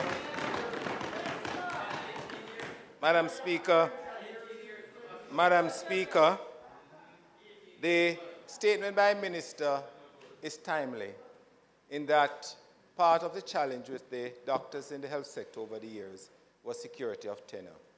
And this was mentioned by the Minister in his sectoral presentation, and I see here where he's giving life to that presentation. Significantly, most of what he has said was covered in the sectoral presentation. And what is important, Madam Speaker, and I know the Minister emphasized it, but he buried it probably in about the third to last page, was that this particular thing will take place over the next 10 years. 2 to 3 years in terms of the numbers was part of the 10-year plan that you're having. Question I'd like to ask the Minister is, can you give us a breakdown of how many will be employed each year over those 2 to 3 years that you said? Secondly, you indicated on page 3 of the presentation You gave a breakdown of the numbers in terms of MO1, MO3 to MO5, and you had a grand total of 727. But in the second paragraph, you had 927 posts. Can you reconcile the difference in those numbers for us, Minister? Thirdly, Minister, I want to ask a question because you mentioned that there will be standardization across the regions. Because do you know that currently in some regional health authorities, doctors who are qualified are employed at MO2 and in some MO3, whereas they have the same qualifications? Could you assure this country that that standardization will take place? Because we have had instances, and I can cite cases where graduates, surgical graduates of University Hospital were offered MO2 posts in the Northeast area Regional Health Authority, and they went to the Western region and got an MO3 post. On that point of post, so Mr. Speaker, Madam Speaker, can the Minister tell us what is the situation regarding the inability of Jamaican trained postgraduate qualified surgeons who have been given scholarship by the government of Jamaica to train in Cuba and have come back and cannot get consultancy posts at MO3, MO4, MO5 in the system?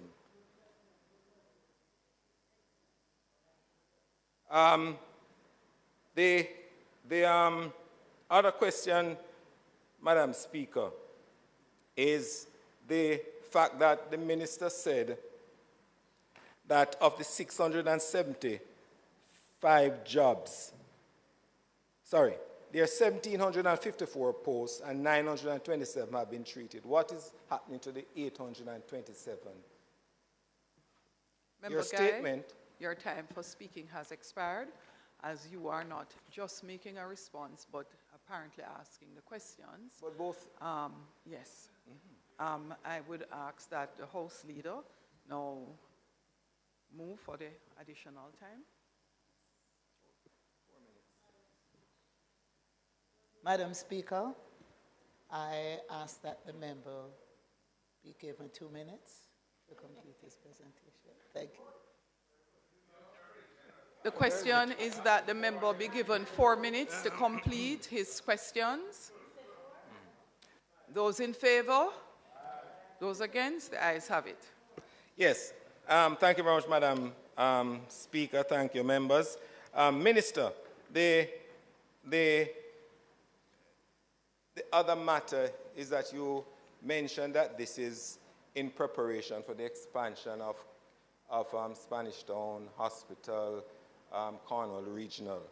The question that I'd like to ask, and which was asked earlier on, is can you give us an idea as to how many will be employed each year out of the numbers that you indicated? Similarly, for the public health inspectors, you have indicated that over 500 will be employed. When will they be employed, and during what period of time they'll be employed? Because anyone seeing or hearing this presentation gets the idea that it is something that is going to happen within a short period of time or right away. Is this an aspiration of what is the government would like, or is it an actuality within a particular time? I will know. Don't worry about that. Thank you very much, Madam. Thank you so much. Minister? Okay, so thank you, Madam Speaker. The members asked a number of questions, and some of these questions I'll have to have research and get more details. So the granular request around the numbers each year and so on, except that I'll say that for public health inspectors, the recruitment is taking place now. So if you are qualified or you know someone who is qualified member, please have them apply. I know that you're changing profession over the next year or two. You have indicated that. So.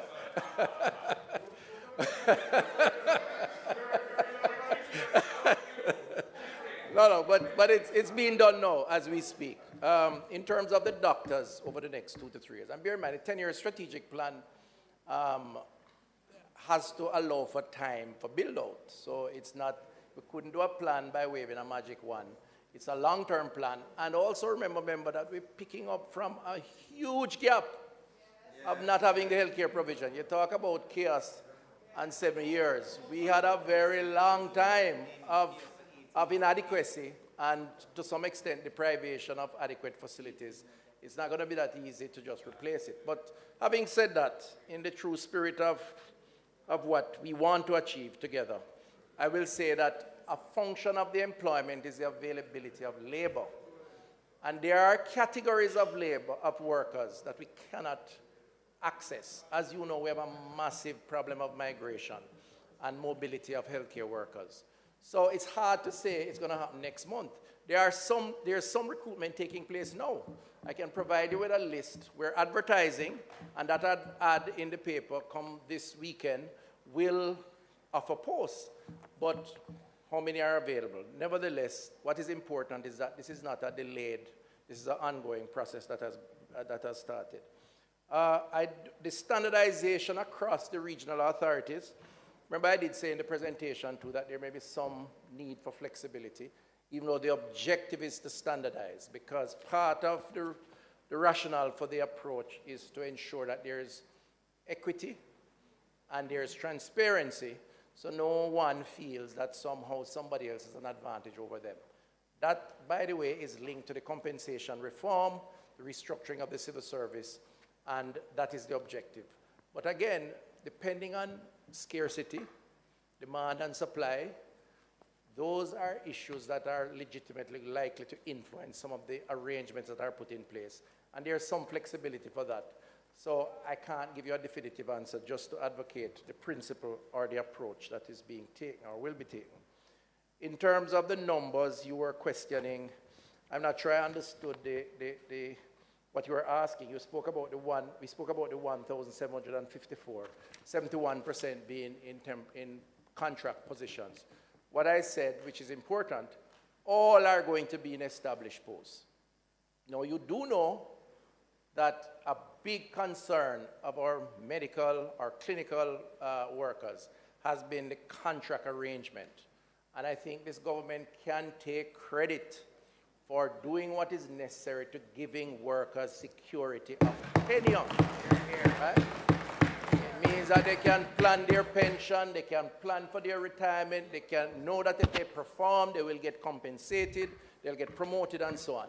That was not the case before. So we're taking care of that, but we're doing more than that. We're hiring an additional 924. So I'm not sure what the misunderstanding is. That is, in other words, we're increasing the cadre by almost 60%.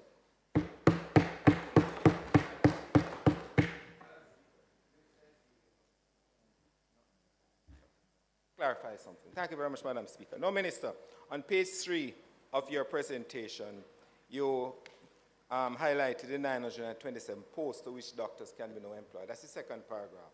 But the table down below accounted for 727 as opposed to 927. Is it a different number, or is it a different category you're looking at?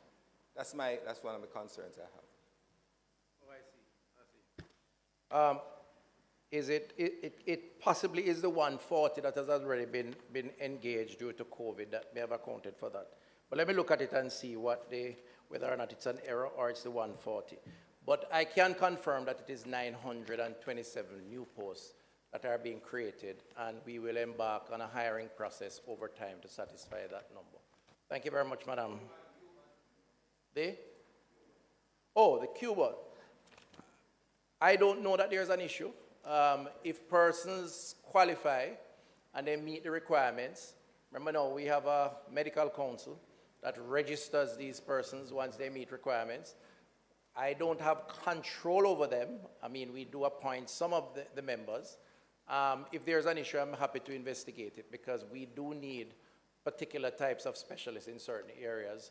And we have a great relationship with Cuba in terms of supplying medical personnel. So I don't know why there'd be a problem, but I'll investigate. Jamaicans, yeah, right, Jamaicans, I'll investigate. Thank you. Announcements. Clark?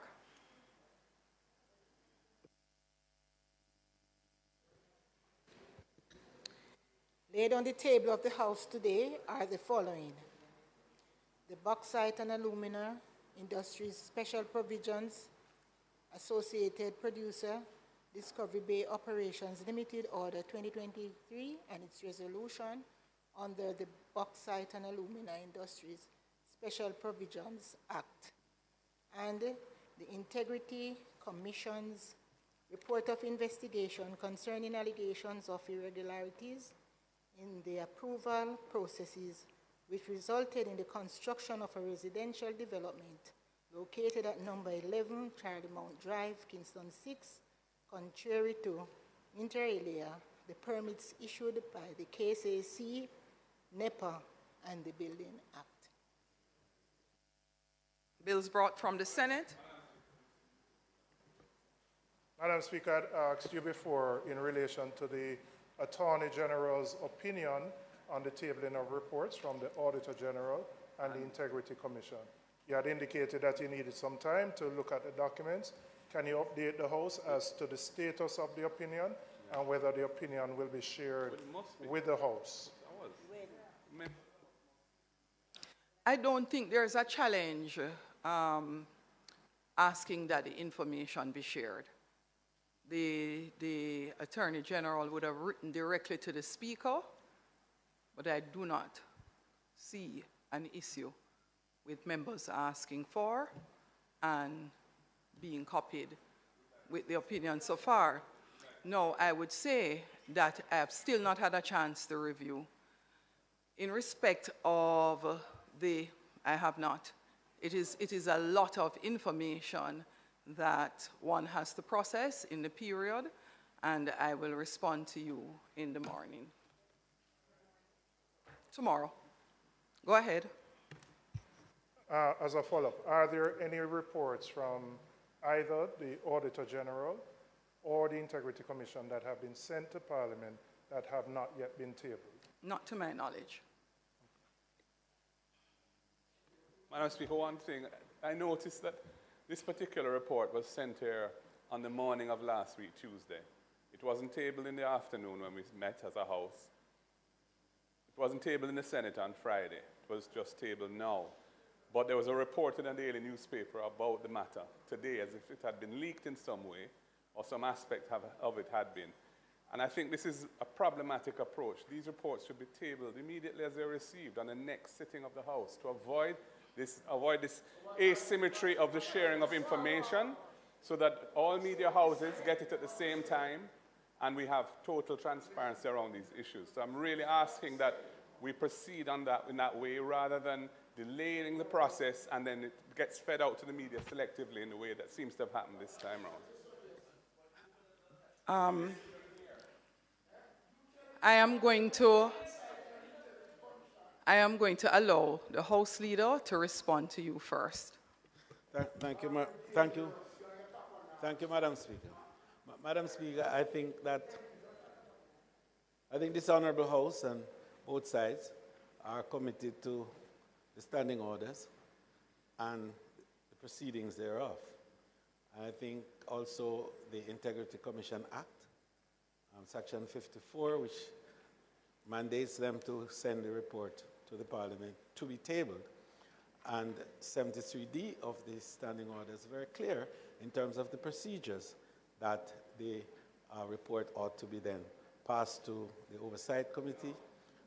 It's very clear, very clear, very clear to be passed to, this is not to say.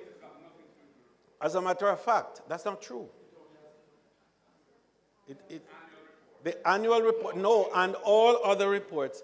Can we give me a copy of the standing notes? And all other reports that may be passed to it.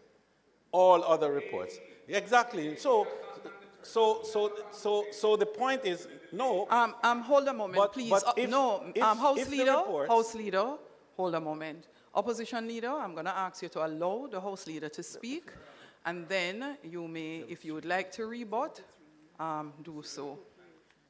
No. yes, to be very clear on it, because we're very... However, it says the Integrity Oversight Committee shall have the duty of 1, monitoring and receiving the performance of the functions of the Integrity Commission. 2, reporting to both Houses of Parliament on any matter relating to the performance of the function of the Integrity Commission. Receiving the annual report and any other report of the Commission and submitting recommendations in relation thereto to both Houses of Parliament. And any other report. Very clear. Assessing the effectiveness of the Integrity Commission and the appropriateness of its procedure. So I think in practice, over time, the issue of when the report is tabled is, again, the standing order is very silent on that. It doesn't actually say when. But for good order, we accept that. But I think that the point that the Speaker has made is worth considering. If in the morning you get a report, a voluminous report of 90 pages and more, as a Speaker of the House, you have to affix your signature to it to say, yes, this is in order for tabling. Absolutely. No, but the Speaker has to append her signature to it. Exactly. So what is it that she is affixing her signature to? No, but that is done already when it arrives to the clerk and at the registry. Well, in all fairness, all speakers, to my best knowledge, have had a chance to look at the reports before it is tabled. And when the report, in all fairness, comes in the morning and then is expected to be looked at, reviewed, and tabled, that's a little difficult. And I think members should appreciate that. And that's the only reason it wasn't tabled last Tuesday. Absolutely only reason. And therefore, it concerns me though. It concerns me that a member of this, not this particular house, but a member of the Houses of Parliament should find it necessary to go in the public space to infer that the government, you know, Madam Speaker, it's shocking as it is unbelievable that the government would leak, and there's no value to it on any side, for that matter. And the, you know, Madam Speaker, we have another place to meet at another time this week. And members on that side are also on the Oversight Committee, and we will meet. And we will have a conversation on that, because it's of some importance that this whole process is carried through with a minimum, in fact, with zero opaqueness. We talk about transparency, but we also have to be fair to each other and to be honest in our statement, and not to seek to make cheap political mileage out of every aspect of this. And there are some other things that we will talk about at another place and another time in relation to even public utterances concerning inferences regarding reportings that the Commission is alleged to have made, when in fact it hasn't. But we'll deal with that at another point. Madam Speaker, you know, as chairman of the Oversight Committee, I've been very reticent in these matters, because it is for me at all times to be there as that even hand to ensure that we are clear, and we are honest, and we're upright, and we're straightforward in all our doings. And therefore, I don't get quoted in the media responding to things readily. But today, I find it very, very unfair. And Madam Speaker, the implications of it I find absolutely. May I speak to Madam Speaker? Madam Speaker, 2 points. First of all, the scheme of the Act contemplates confidentiality internally within the Integrity Commission until the report comes to Parliament and is tabled. The Speaker and the President of the Senate are not a vetting officer for the reports of the Integrity Commission. The reports should be tabled promptly, and they may then be referred to the Oversight Committee for review, but they cannot be reviewed by the Oversight Committee before they've been tabled in Parliament and become a public document for Jamaica to know what the contents are.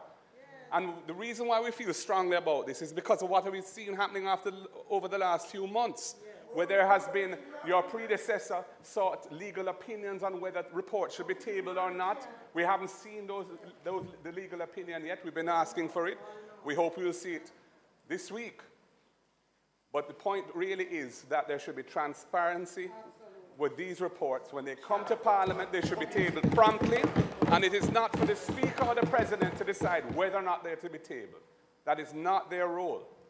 It is for the public, through their representatives in Parliament, to assess those reports, and the Oversight Committee, when they've been tabled, can review them. But they can't put the cart before the house and use the Oversight Committee as a way of deferring transparency in the governance of the country. We don't support it. There is nowhere in the standing orders that it indicates the Speaker or President signing of the report is signing, receiving it. When a report comes to the Parliament, the process is one in which it is received by the registrar, and it is sealed, and the registrar notes having received the document. In the media, very often, it is referred that documents are received by the Speaker because it is copied to the Speaker or the Deputy Speaker. However, it doesn't necessarily mean that it is received.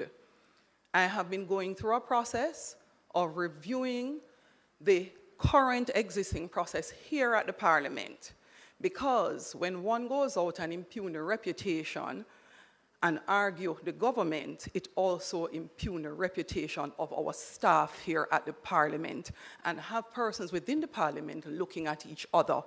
It should not be done. The system is one that is very confidential and tight, and it will be tightened further. And I, for one, will not be affixing my signature to something unless I've looked at it. I can't just sign a document. I can't just sign a piece of paper. Every single document that has been placed before the Speaker is read and signed. Every single document placed before the Speaker is read and signed. So we can always make the necessary changes in the future to say a document from the Integrity Commission does not have to be reviewed and does not have to be signed by the Speaker, or the signature means only acknowledging receipt. And we are going to be updating our own internal process in terms of the custody of the document as it goes through the system to ensure that we know how it passes through the system. A report received in the morning, you are not aware at what time the Speaker necessarily gets to Parliament that day. And the approach has been to table in the House and then the Senate, a process we would like to continue to maintain as that is in good order. House Leader. Madam Speaker, just to bring me fully in line with where we are on the agenda, we're going to complete announcement unless you have something else do to complete state. announcement and then. So our next item in the is normal bills brought order. from the Senate, petitions, papers, reports from committees, notices of motions given orally. Madam Speaker, I beg to give notice on behalf of the Minister of Agriculture and Fisheries that at the next meeting of the House, he will move the following motion. The Bauxite and Alumina Industries Special Provisions Act. The Bauxite and Alumina Industries Special Provisions Associated Producers Discovery Bauxite Operations Limited Order 2023 Resolution. Whereas, by virtue of Section 4.1 of the Bauxite and Alumina Industries Special Provisions Act, hereinafter referred to as the Act, the Minister may, by order, declare to be an associated producer, 1, any bauxite producer with whom the government has an agreement in force or under which the government is associated, either directly or indirectly, with that bauxite producer in the production of bauxite or alumina in Jamaica or in related enterprises. Or B, any person who, 1, is engaged in the winning in Jamaica of bauxite or in the producing in Jamaica of alumina from bauxite, 1 in Jamaica, and is, in the opinion of the minister, in special relationship with the government, or 2, is engaged in the winning in Jamaica of bauxite or in the producing in Jamaica of alumina from bauxite, 1 in Jamaica, or is engaged in either related enterprises or in all those activities and enterprises, and in any has entered into a special agreement with the government for the purpose of facilitating the carrying on of those activities or enterprises or rationalizing the bauxite industry.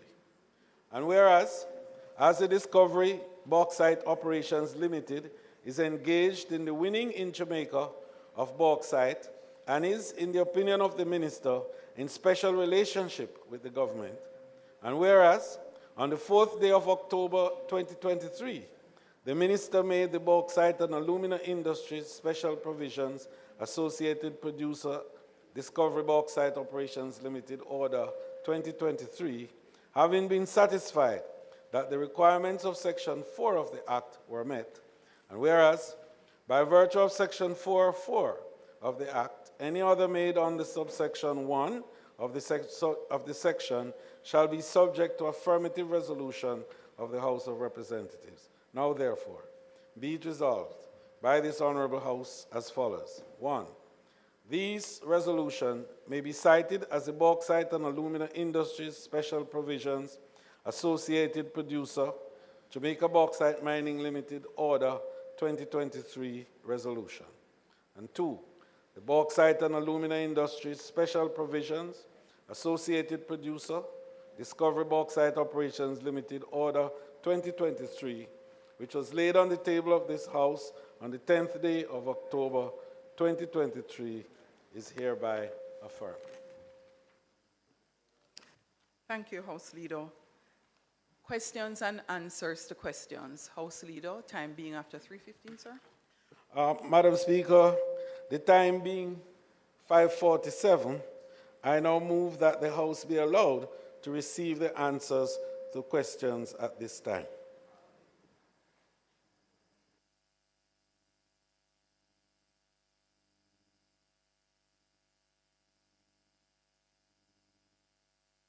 Those in favor? Those against? The ayes have it. Member Brownberg, the questions are standing in your name. Madam Speaker, will the Prime Minister and the Minister of Economic Growth and Job Creation please answer the question standing since March 2023 in my name?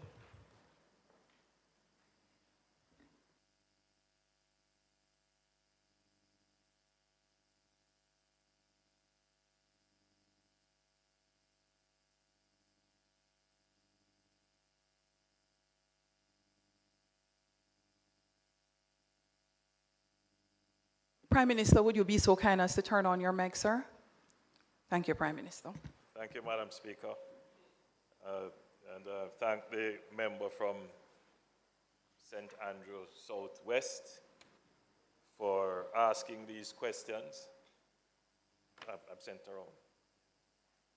My understanding, Madam Speaker, is that these questions were asked but were routed circuitously through the Ministry of Education and then subsequently found themselves to my desk.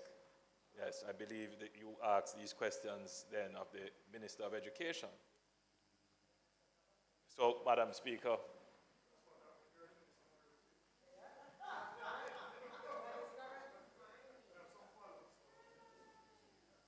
Madam Speaker, would the Minister indicate the status of the National Unattached Youth Program that is offered by the Heart NSTA Trust in light of the importance of skills training programs for at-risk youths, especially with the additional negative impact of the COVID-19 pandemic? Answer: there is an ongoing review of the National Unattached Youth Program following its suspension in 2020. The suspension was triggered by factors including A, the Auditor General Department's assessment of the program, citing concerns of value for money due to issues such as poor attendance, low certification, and other unfulfilled objectives. B, the Heart Trust NSTA evaluation of the viability of the program. Question number 2, if the National Unattached Youth Program will continue, would the minister indicate A, the provisions that will be made in the upcoming budget to facilitate it? Answer: the program is still under review, pending a finalization by March 2024, which will guide the way forward.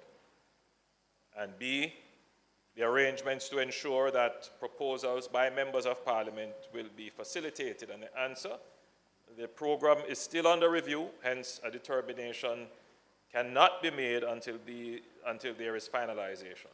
However, the Heart NSTA Trust continues to engage unattached at-risk youth and will continue to facilitate members of parliament referring unattached youth into stipend-based and other training programs of the trust. Question number 3, if the National Unattached Youth Program is not to be continued, would the minister provide an update of the program for unattached and at-risk youths that was to be funded by the European Union and any other program intended to address this?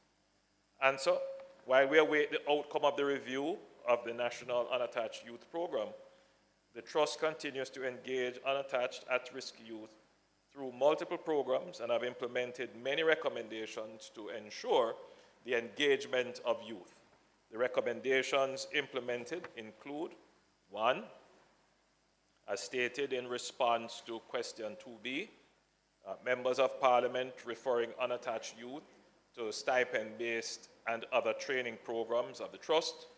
2, career counseling services were strengthened to provide unattached youth with guided counseling during training. 3, unattached youth being assigned mentors to help pivot their direction towards being wholesome citizens. And 4, the Jamaica National Service Corps, administered by the Jamaica Defense Force, continues to successfully attract, train, certify, and employ unattached youth. Starting this year, the Heart NSTA Trust will increase its collaboration with the JNSC to recruit an additional 2,000 youth to the program yearly. And then, as regarding the EU funding through the Citizen Security Program, under our Citizen Security Plan, the European Union has committed to providing budgetary support over a 3-year period, which commenced in April 2021. The Heart NSTA Trust is mandated to lead the accomplishment of performance indicator number 5, which is the number of at-risk youth that receive a professional qualification or certification of their skills.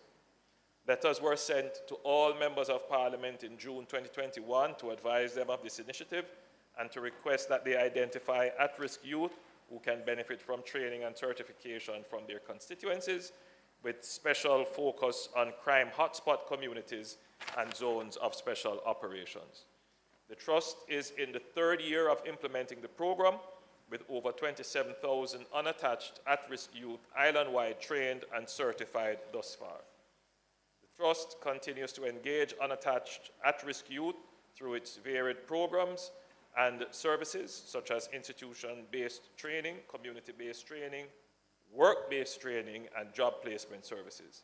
Examples of these are the National Service Corps Program, the Hope Summer Youth Work Program, the Empowerment Program, and the Graduate Work Experience Program, amongst others.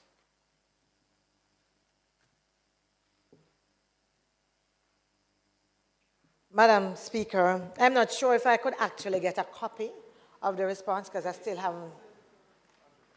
Oh, okay. No problem. Thank you. No, that's okay.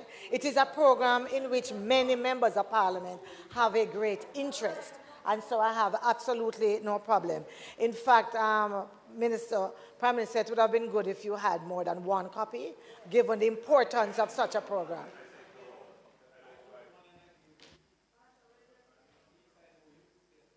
Yeah, but in terms, thank you for the response, Prime Minister. Prime Minister, I'll be honest, I hear the response that you have given in terms of the review that is being done. I mean, I am well aware of the report, the assessment, and what it said.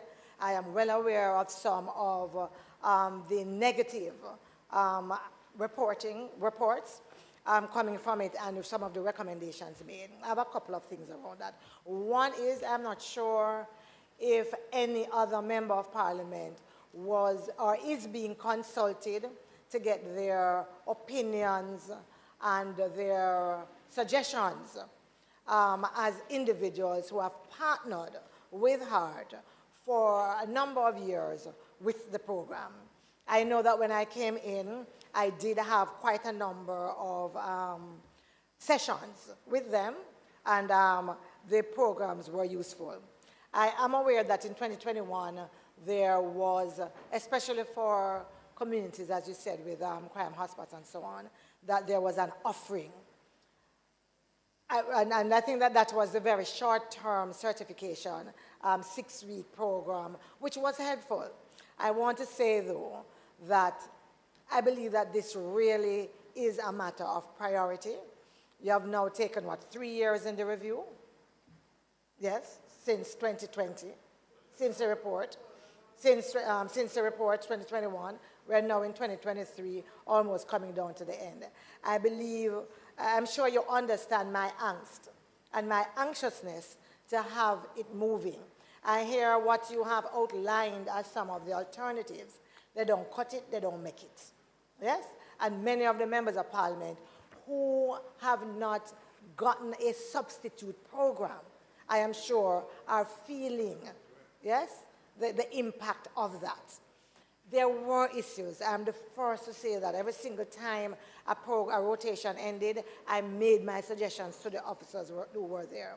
I think where we are now, there still is a kind of gray area about how we collaborate. HEART NSTA has, for a long time, said that if you can find X number of youngsters who are interested in a particular program, that they'll be able to come in and do it. It really does not work like that on the ground. I don't know what the experience has been for all members of Parliament, but it is not consistent. It is not consistent.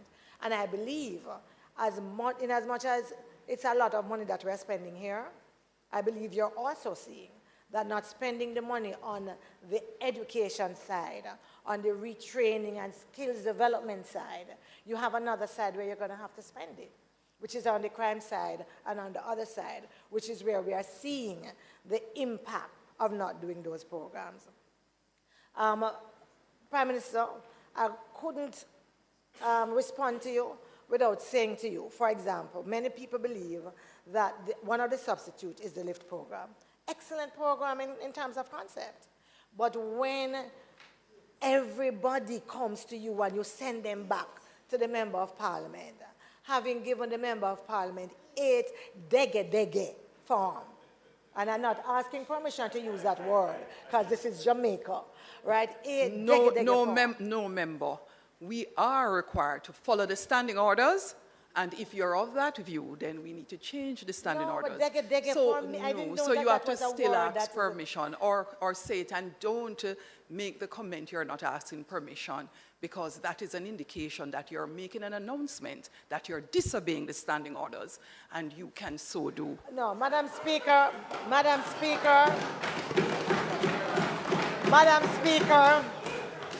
as a polyglot, and until Jamaica recognizes the Jamaican language as a proper language, I don't know it to be any other than the word Dengue is part of our lexicon. Yeah. No, it's part of our local lexicon. Dengue.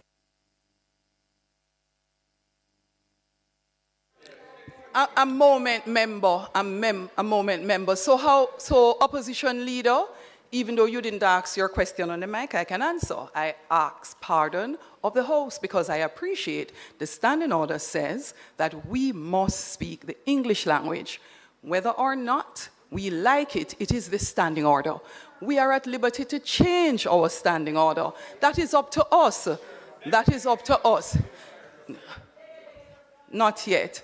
So, I would not like Member Brown-Burke, when she speaks, to indicate she is not going to ask any pardon because it means she's announcing, I do not intend to follow the standing orders. The Speaker will not allow it.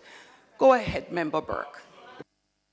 Madam Speaker, we stood here today talking about our national heroes. And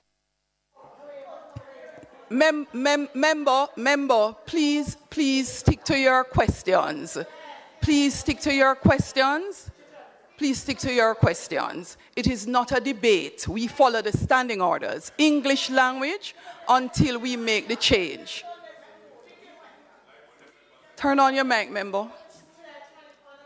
If you go back to having a debate, unfortunately, the Speaker will have to turn the mic off again. So I'm asking you, member, to just go to the questions. Thank you so much. Thank you, member. Madam Speaker, I hope you will give me the same latitude you gave the member for East St. Thomas in leading up to my question. And so I hope you recognize that I stand today right before National Heroes Week to respond to the Prime Minister with a few comments. And therefore, I'm standing with that courage of Nanny and Paul Bogle and Marcus. And so again, I ask the Prime Minister, honestly, I believe that this is really such a very important part of what we have to do because of where we are. In this, our 61st year, that 8 Dengue forms just cannot do.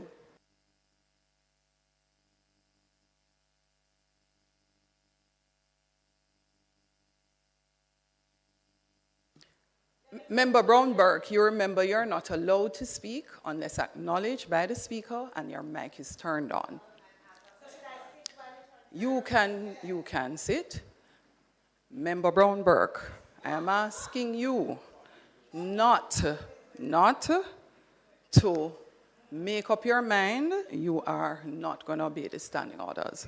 So if we have had a discussion and the Speaker has said to you, if you would like, particularly as it relates to language, which has been done by members of the House, to speak in our local language, because it's ours, you should ask permission, and you are usually allowed to do so. It is out of order to do anything else and to repeat it after the Speaker has spoken, because that is a further indication that you have no respect for the Speaker's chair. Additionally,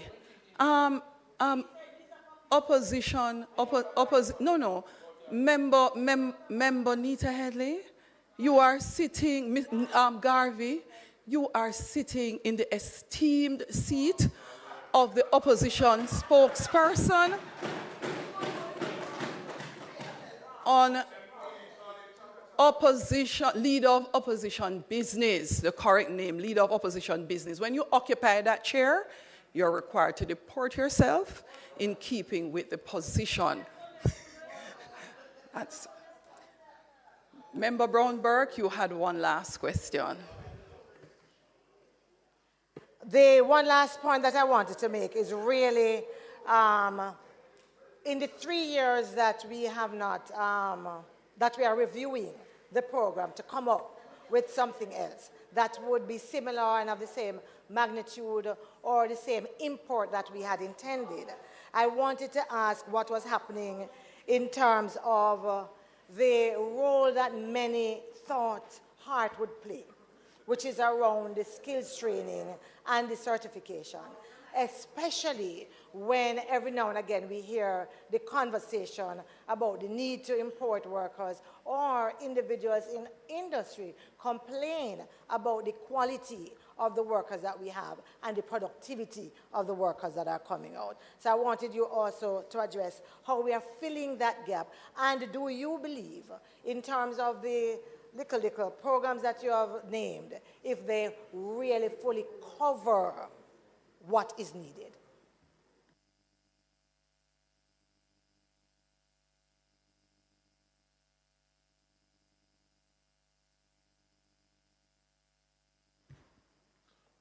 Prime Minister, the EU has a youth at risk program, and I have, as an MP, participated in that. What I want to know is that officially the program that is replacing the NUYP? It has very similar characteristics, and it provides a stipend. It's a much shorter program, though. It's 6 weeks of technical training and then 2 weeks of what they call life skills, communication, interpersonal skills, etc. I have found that program to be very useful because the shorter version allows the recipients to do something in a period, then try and get a job. The question, though, is that the replacement? And I have been engaging with HEART about one of the major bugbears with this program, the payment of the stipend. Many of the unattached youth don't have bank accounts. When they provide information, very often there's an error. So when the payment is made so late, and it's $500 a day, but the people need it to come back to school the following day. And very often the payment is made in arrears, which makes it difficult for many to continue. And so I've been encouraging them to adopt a digital wallet type approach in this case, and to pilot that to see how we can pay these youngsters on a timely basis at the end of a week, so they have the money so they can come back the following week. But I have found that that has been one of the biggest impediments to continuation in the program. And if we are able to rectify that particular issue, we'll find that enrollment will remain higher and people will stay in the program until its completion. So I commend that to you. I've raised it with HEART already. I know they have done some preliminary investigation, but I haven't seen it roll out yet. And whether the youth at risk replaces NUYP. Yes, thank you, Madam Speaker. 2 points and questions. One relates to the program as it is and whether or not it is properly resourced in terms of financial resource and human resource. I am one who spends a lot of energy and time on training of our young people, as I find it to be something that is most critical to be able to get them from where they are to where they need to be and to alleviate the levels of crime in our communities. So much so that I believe that the numbers currently coming out of that constituency, the level of support being given really doesn't match up. And so we are falling behind, not because we don't have the numbers, but because HEART is unable to handle the numbers. Secondly, I'm curious to know whether or not there can be an arrangement made so that NCT VET, which is the certifying body, which is now located in the Ministry of Education, can really be a part of HEART, because there is a disconnect somehow between what happens when the youngsters are trained to when they are to be receiving their certificates. So there can be even a period of up to 3 years before a youngster can get that certificate. And they are discouraged. They then discourage their friends. And so you find yourself in a situation where the program exists, but people are reluctant to be a part of it. So I want to know where it is that we can create a greater collaboration, a greater synergy, so that there is a process that works. There's a class of 52 or 25, and 7 certificates are received. 7. So you're not ever at any point in time able to get the certificates for one class of 25 or one batch of 52, right? And I would like to know how it is that you can manage that process so that someone who goes in and takes the time and makes the effort, and sometimes it's great effort to recruit them, and you get them in, and when they come in 2 years later, a year later, they can't get their certificates. It's discouraging.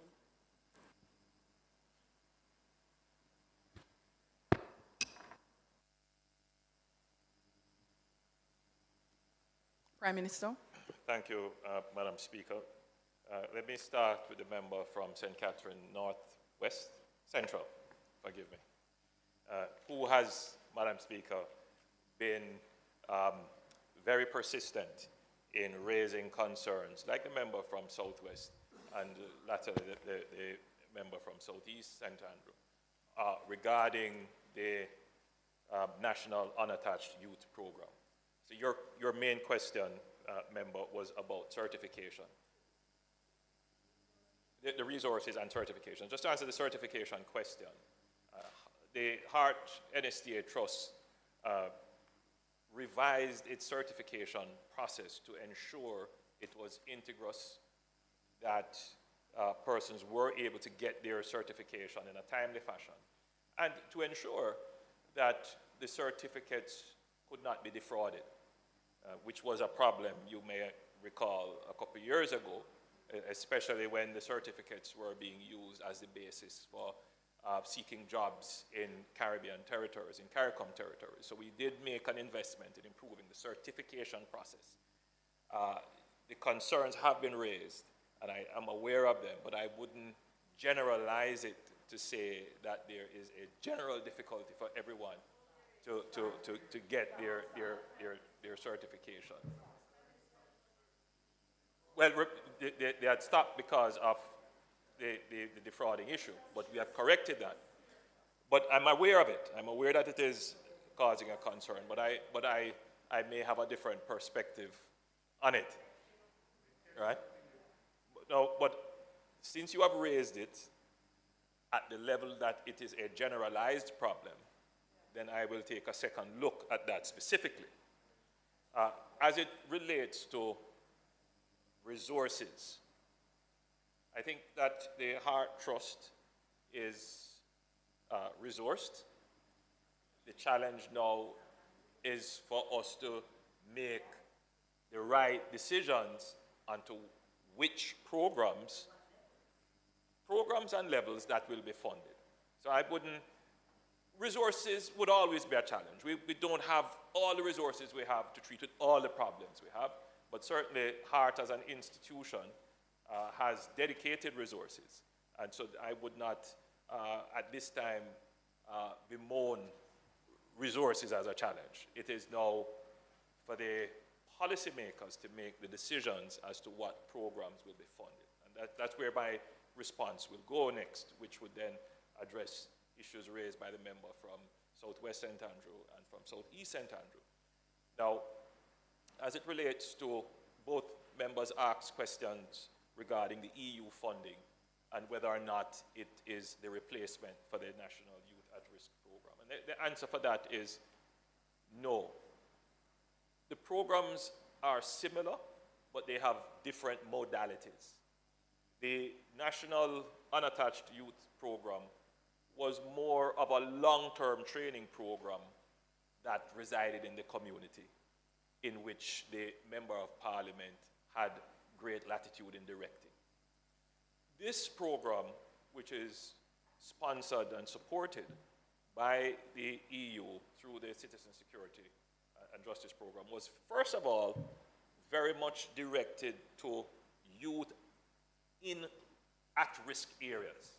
This was the first cohort of focus. And so the member from South West St. Andrew would have benefited through that program.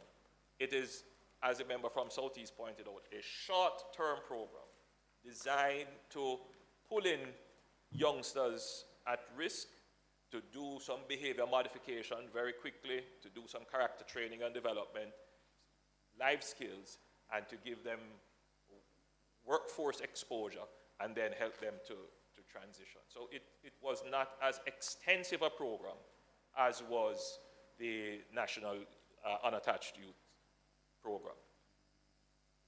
The question and the real concern being expressed by the member from Southwest St. Andrew is whether or not the government is going to replace or return community-based training. That's the essence of the question and the concern, and shared by the member from North Central St. Catherine as well. The answer is yes. There is a need for community-based training. The study would have, or the review rather, would have sought to come up with solutions to overcome the shortcomings. And as you have said, and I don't need to repeat, there were shortcomings in the program. It may not be that every community can benefit from a community-based training. So the criteria that was used may have to be changed. We may have to have specific conditions in place for such programs to be reinstated. And I will undertake to come back to the House with a set of criteria that MPs would feel comfortable with. And you raise the issue of consultation. It may very well be that what we do is have a consultation with the MPs first, so that we can decide amongst ourselves, what is it that you really need? What are the criteria that would justify the use of the resources? And just to be clear, so the public listening understands why it is that the program had to be reviewed. It is literally having resources for training, in addition to a stipend, placed within communities, which brought an entirely new layer of community administration for the program. And in that structure, there was, aside from the overlapping bureaucracy, it created some opportunities for misuse of resources and duplication of resources. And so we have to be very careful when we recraft the program that we eliminate that. We have to figure out how to ensure that the management of it is good and that we're not duplicating resources. The other issue, which I think all of us here we have concerns with, is whether or not the Heart Trust NSTA is fulfilling the mandate of providing skilled workers for the labor force, given the shortage of labor that exists. And Madam Speaker, when we have the employment numbers at 4.5%, and we say that we are almost at full employment, if not at full employment, and the public will look on at these numbers with skepticism. Madam Speaker, the truth is that there is a particularly significant number of Jamaicans who qualify to be in the workforce, meaning that they are over 14 years of age, they are able-bodied, and so forth. But, Madam Speaker, they are not in the labor force because they are not actively seeking employment. So it is not that we have run out of bodies to provide labor. We do have, I think, I'm giving you a rough estimate, and I would want this to be quoted. I think we have about 300,000. No, 700,000, but remember now that some of those would be in schools and students and so forth. So pare that down to about 300,000 that, Madam Speaker, could become available to the labor force. The problem is real, Madam Speaker. The growth of the economy is now being challenged by availability of labor. Precisely. So, Madam Speaker, we are at a point in our economy we never thought we would be, but labor is now a constraint. Availability of labor is a constraint on our growth horizon. So, more than ever, labor policy, workforce development, human resource development is a priority for the government, which is why we have gone through this process of re-engineering HEART such that it can meet the obligations of, one, ensuring that the existing labor force is trained and can be upskilled, and two, that persons who are outside of the labor force but could potentially qualify are brought in. So, Madam Speaker, the LIFT program, referred to by the member from Southeast as very small,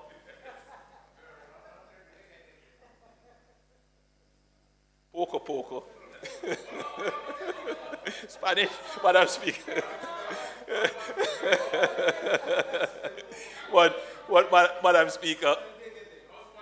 Madam Speaker, very small,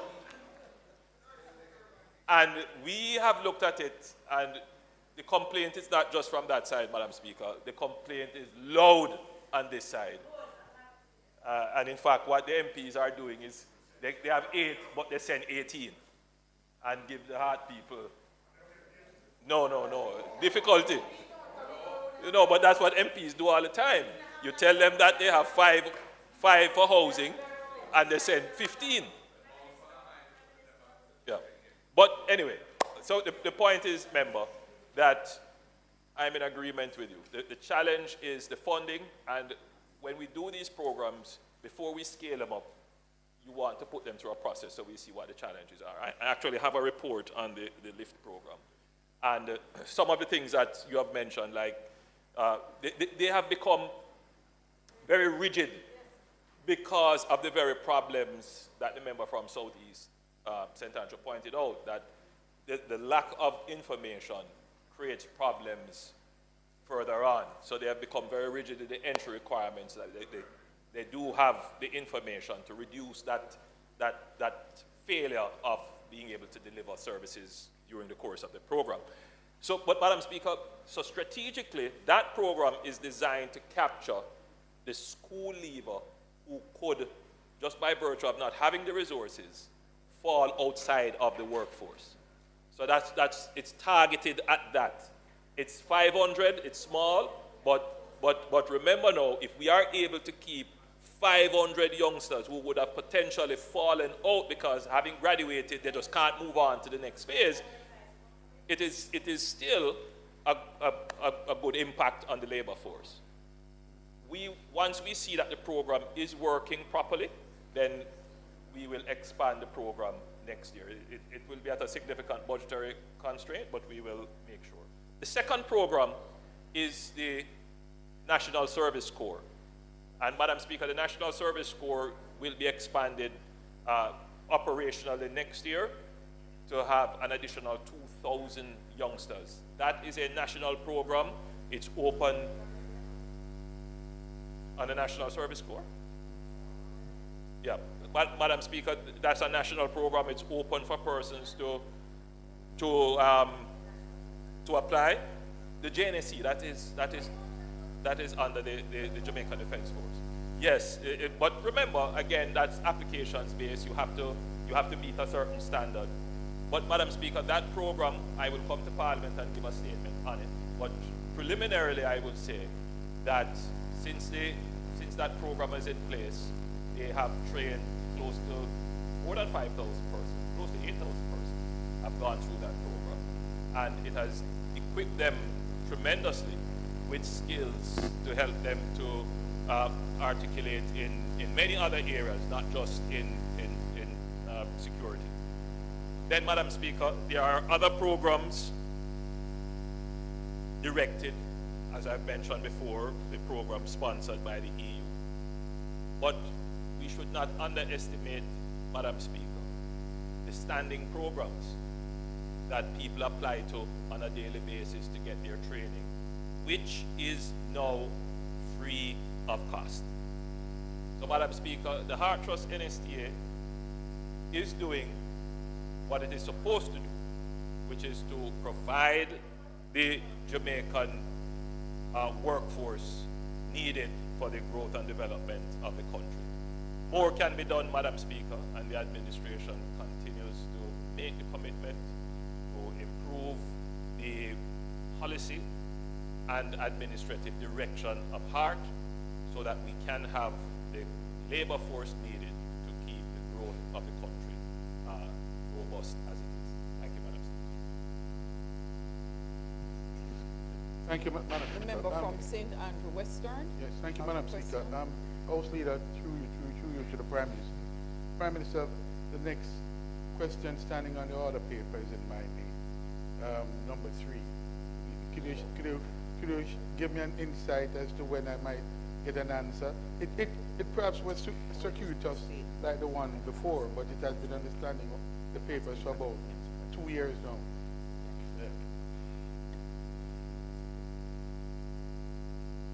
Madam Speaker, the member has to ask the question appropriately, of course. And the House Leader will indicate that if you notice that we have really been whittling down very systematically.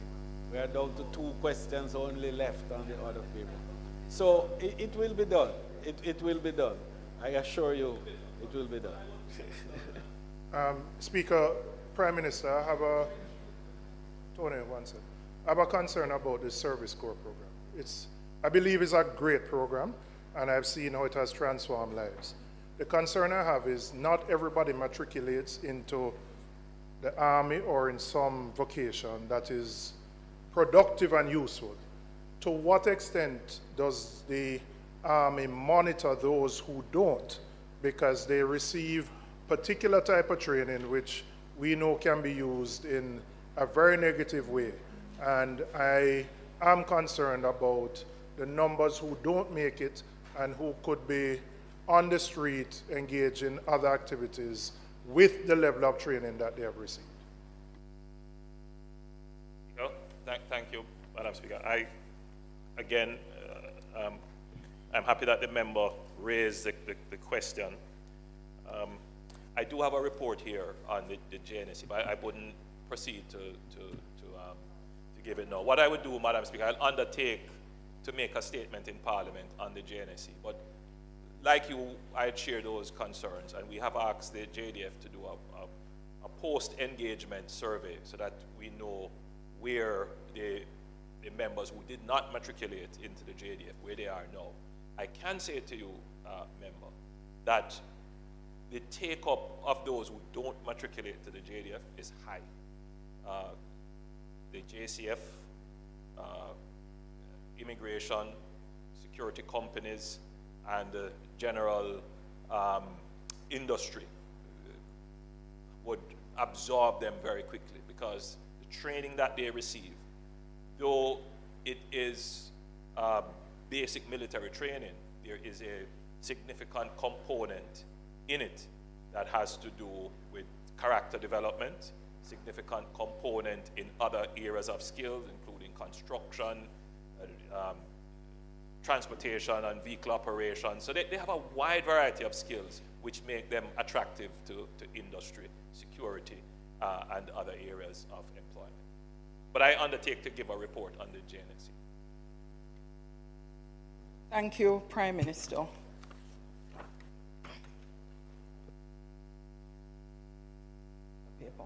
motions that may be made at the commencement of public business requiring notice, motions relating to the sitting of the House, motions for leave to introduce bills, presentation of bills without leave of the House, first obtained, public business.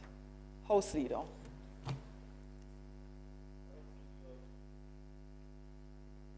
It is not intended to do any further business today.